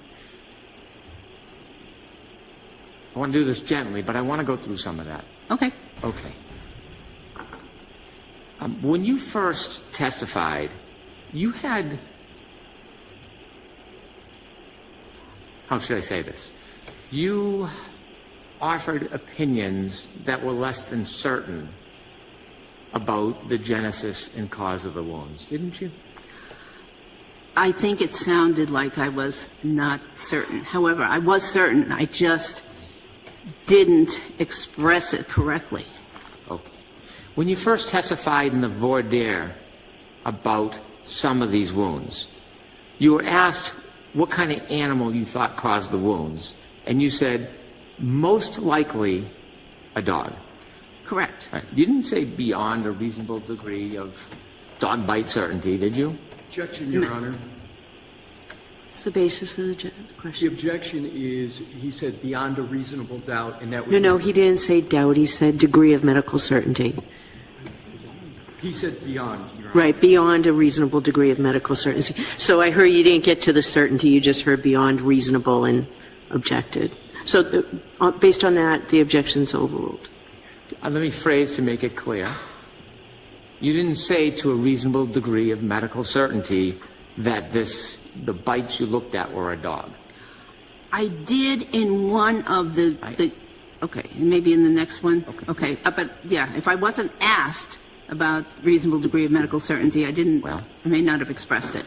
The court herself asked you, do you know what kind of animal? And you said, yes, most likely a dog. Yes. Is that fair to say? Yes. So you didn't express certainty at that point? Yes, but again, thinking as a doctor and not a lawyer or a judge or someone, I'm thinking as a doctor, I'm thinking that it's never 100%. And so that's what I was going by. If I was going to be teaching medical students what those wounds were, another group of wounds, I tell people never 100% in medicine. So that's where that came from. And I apologize if I confused the court. I don't think there's any confusion. You use the word likely. The word possibly is even less certain than likely, isn't it? I don't know. Well, when you're a doctor and you look at something and you say, well, the likelihood is this is the cause of this. Oh, yeah, okay. That would be a stronger opinion than saying possibly this. Correct. Possible is even less certain, isn't it? At trial, when you were asked about the cause of the injuries, I'm going to quote you, and I can show you if you'd like. It's the trial transcript, page 19, line 21. What you said is, I believe that these injuries were sustained by an animal, possibly a large dog, because of the patent injuries. Yes. Is that your testimony? Yes. Very different. I'll just finish if I could. Very different than what you're opining today at this hearing. I'm sorry that you think it is, and I can understand how you believe it is, but it's not different to me. I believed it was a dog. I was convinced it was a dog then, but going by the no 100% in medicine, I didn't say that. I am still convinced it's a dog. The one thing that's a little different is that it's an attack. I after counting the series of wounds and whatever, I am convinced not only was it a dog, striking once or twice, but it was actually multiple strikes by that dog. Okay, now I want to get back to the testimony we were talking about, your testimony at trial, under oath, okay? Your testimony is you believe they were sustained by an animal, possibly a large dog. You expressed uncertainty that you didn't even know or have an opinion about what type of animal caused these wounds at that time. Is that fair to say? I was leaving room for if there was for instance, another kind of animal in the vicinity that, but there's no evidence to that. There's no paw marks or anything in the ground. What other animal do you think was in the vicinity that would have caused these? I don't know, but I was just leaving that. Again, being a trained physician, there's no absolutes, and so that's what. No. The way I approached it. Did you inquire to see more discovery, to see if there was a pack of wild animals in 34 Fairview that would have caused this? Did you reach out to any of the witnesses or the lawyers and ask if there was any reports or information suggesting another animal? I did not. Were you curious? I did not. I just didn't do it. Okay. You were asked by Mr. Jackson, trial page 23, line 3. He provided the question, does this appear, as it's a pattern injury that you see, appear consistent with an animal or a large dog? And you said yes. So you included that this, again, could have been a dog or an animal in your opinion. Mm-hmm. Yes? Mm-hmm. I haven't. So I'm sorry, we can't take a, we need a yes or no. Oh, sorry. Yes. Again, at trial, page 23, line 6, you were asked, does the number of injuries that you see here relegated to just the right arm, is that consistent with an animal or a large dog? And you said yes. Okay. Do you want to see your testimony? Because I don't want to just put words in your mouth. No, I trust you. And so, thank you. So the question that you were asked was positing that it could have been not just a dog, but any animal. And you were agreeable to that at that time. Again, thinking like a medical doctor, not a participant in a legal setting. Not to belabor, but these are your words, so I want to talk to you about them. You were again asked, page 23, line 18, by Mr. Jackson, based on everything that we've discussed today, doctor, is it your opinion, based on a reasonable degree of medical certainty, that these injuries were from an animal attack, possibly a large dog? And you said yes. Correct? Yes. Okay. And so your opinions today that this was exclusively an animal attack caused by a large dog, that is much different in kind than the uncertainty and possibility that you admitted under oath during trial, in this case the first time, or actually the second time you testified about it. Wouldn't that be fair to say? It sounds like it, yes. Okay. I think this is a good point to stop because we need to get another date. You're not going to finish in 3 minutes, right? No, okay. All right. So, Mr. McDermott, was the date you and I looked at? Was it Jim? Okay.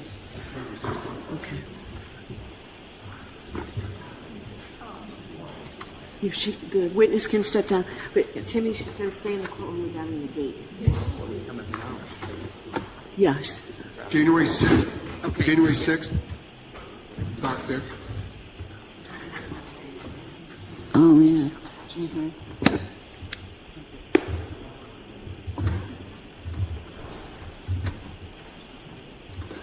Doctor, are you available on January 6th?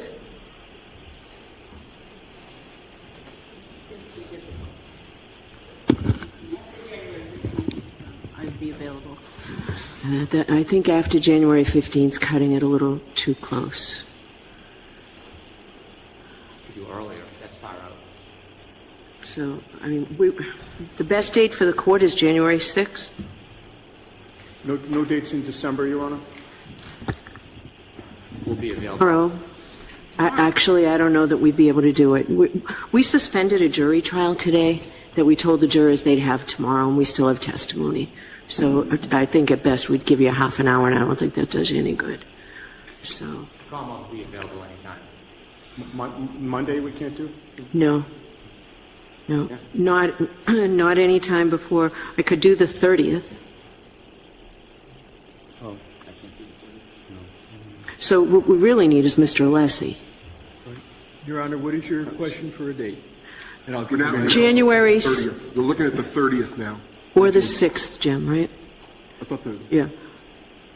Doctor said after the 15th. Can you do January 6th? Can I? Yes. I wasn't going to be in town. Can I ask this? Is the 30th an available date for the court? Can we move our other stuff, Jimmy? I am not. Oh, I'm sorry. No. Back to January 6th? I can do January 6th. But I want to be I'm trying to be respectful of the witness. I'm trying to do that as well, but the witness's best dates after the 30th are after the 15th of January, and that's too late. So I understand that the conflict seems to be Mr. Jackson, but Mr. Yannetti, are you available on the 30th or the 6th? I could move things to be available on the 6th. There's no chance we could do the 8th, right? I could do the 8th, Your Honor. You do the 8th? Jimmy, that's a full day, right? The 8th? I think it doesn't matter to her. Jim. Yes. I have stuff. Actually, I could do the 7th, the 8th.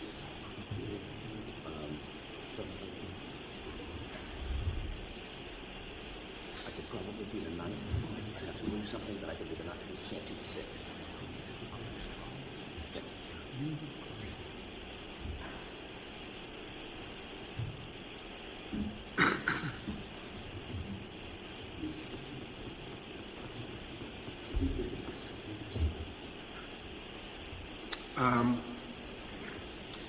Where are we up to now? The 8th? Back to the That would be the 8th best now? for us if we could do The 8th in the morning? Anytime. All day. So I have a conflict here in the afternoon. So I have something that we have to do in the afternoon on that Wednesday. Wednesday the 8th. But if we can do it in the morning, we'll do it in the morning. We could all do it at 9 o'clock. I would imagine, I don't want to limit, I let Mr. Alessi go on much longer than the estimate, and I had no problem doing so, Mr. Alessi. okay. You can't do the 6th or 7th? I could do the 7th, Your Honor. I cannot do the 6th. So, Mr. Alessi, you're available all the dates we said, pretty much, right? I will make myself available for all meetings. I'm not presently, but I would like to see counsel at Sidebar.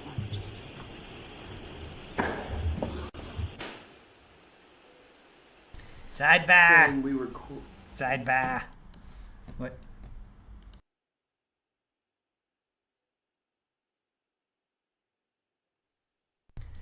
Sidebar. Bev. 3:57. I'm out. 4 o'clock. Let's go. Oh, how I miss Judge Kranick.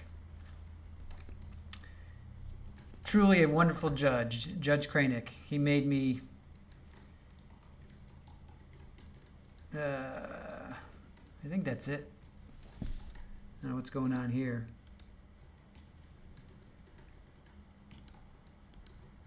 All right, that's essentially it, I guess. All right, I'm just gonna call the night on that. Sorry, it's okay.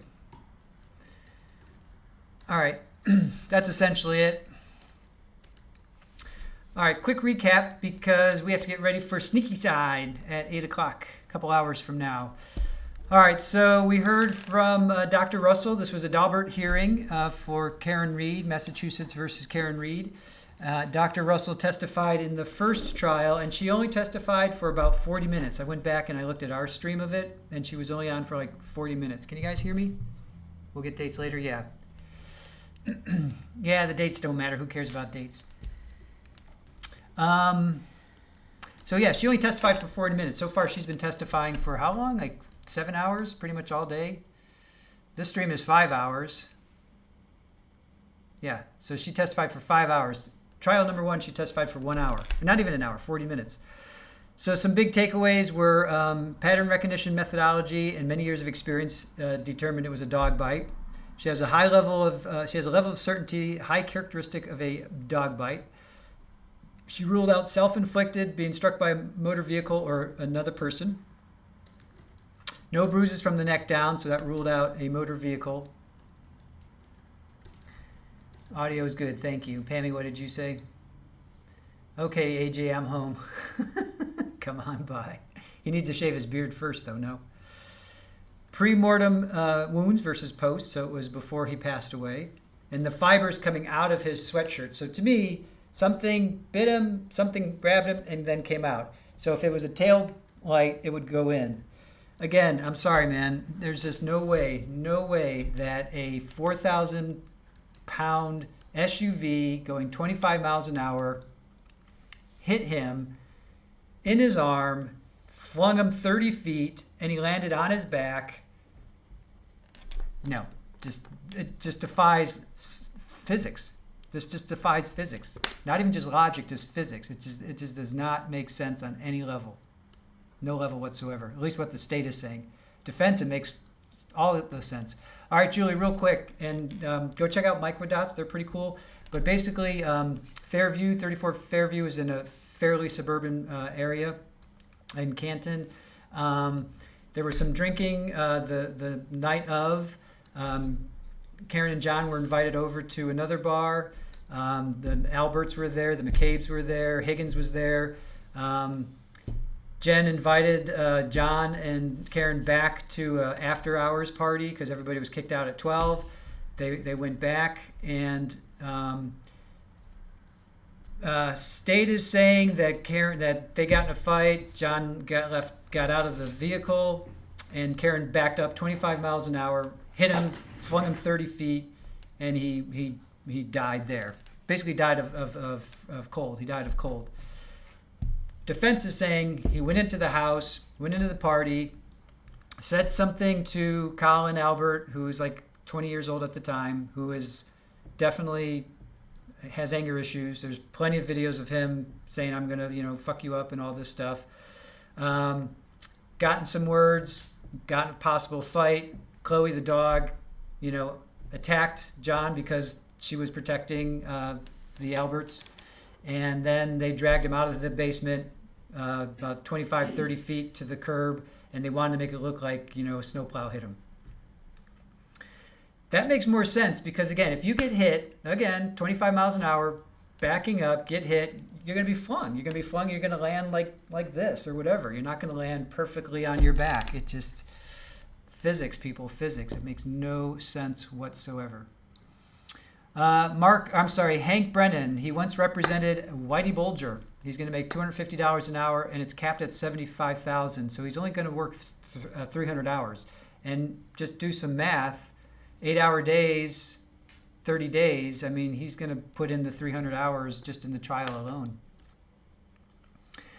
So, Julie, I hope that helped. And the Alberts, he's a Boston cop, and there was at like 5:30, 6:30 in the morning, 6 o'clock in the morning, all kinds of first responders, cops, ambulances are outside a Boston cop's house, and he didn't come out. Make of that what you will. He didn't once come out. Oh, it looks like I'm dropping frames. All right, seems like my internet's a little wonky right now, so... All right. Krista, you're going to move to the U.S. where all the hot messes are? Yeah. Trial Junkies United. I'm sorry she seems to be the type not to run him over, but she would want to yell and scream at him because he forgot her in the car. She's a nagger, not a killer. Yep. Yeah, let's not forget, okay, so they brought into evidence in the first trial that she was yelling and screaming at him, how dare you do this? Well, she was mad because she dropped him off, and then here it is like 3, 4 o'clock in the morning, and he's not home. So she thought that, what's he doing? What's up? Why aren't you returning my phone call? That's why she was mad at him, not because she wanted to kill him. So, yes, get some food, R&R. We'll be here for you and Sneaky. Yes. We got about 2 hours from now, 8 o'clock Eastern. Sneaky Side is going to join me on Shoot the Shit with Squeegee. We are going to talk about Sarah Boone's newest letter to Mr. Kranick, not Judge Kranick, but Mr. Kranick. We're going to go over that. We're going to go over Luigi Mangione and his arrest, and we're going to talk a little bit about him. We're also going to talk about the drones over New Jersey, which has been going on for about 3 weeks now, so I'm looking forward to checking that out. Sneaky, are you in the chat? Sneaky, if you're in the chat, let me know if you're going to do a live, if you want me to direct anybody over to you. So that's tonight. And then tomorrow we have the Judge Jumper was sentenced this week. Donna Adelson had a hearing. Corey Richins had a pretrial hearing. So we'll do those 3 tomorrow. But I'm going to do that late because I have some errands to run, so I'll probably start around 10:30 or 11. So we're going to have a late start tomorrow morning, but we'll get all that in. And then at 4 o'clock, Jules will be joining a new side project, Jules Investigates. And she's going to be talking about she found something with Dr. Goodhair from Maya. So guys, definitely check that out. That's going to be, I think there's going to be something, I don't know all the details, but Jules found something. She investigates. Jules did Jules. So definitely check that out. So what's on deck for tomorrow, Krista? I just said, if you need me to say it again, I will. Say goodnight, Gracie. Yep, goodnight, Gracie. Tomorrow's going to be Corey Richins, Donna Adelson, Judge Jumper. Those are the three. And then I think I'm going to start, there's a new trial. I'm going to start Megan Boswell. Blue Giraffe suggested that. Jury selection starts Monday, so it may not start on Monday, but I think we're going to do that one. And we'll pick up at some point Vermont versus Verlazo and Cash App, Bob Lee, and Celeste Owens. Those are three that we can still do. So anyway, yep. All right, guys. No. Say goodnight, Gracie. All right, yes. Broken taillight would not leave the wounds on him. No way. No way. Just no way. Julie, the more you uncover this onion, the more you unpeel this onion, the more you're just going to shake your head. The manipulation, the deceptiveness, and Karen Cole, our wonderful friend Karen Cole, is in the chat, I think, still. She just recently had a video about deception. So check her out. And Karen, you're going to be on the show, I think, next Wednesday.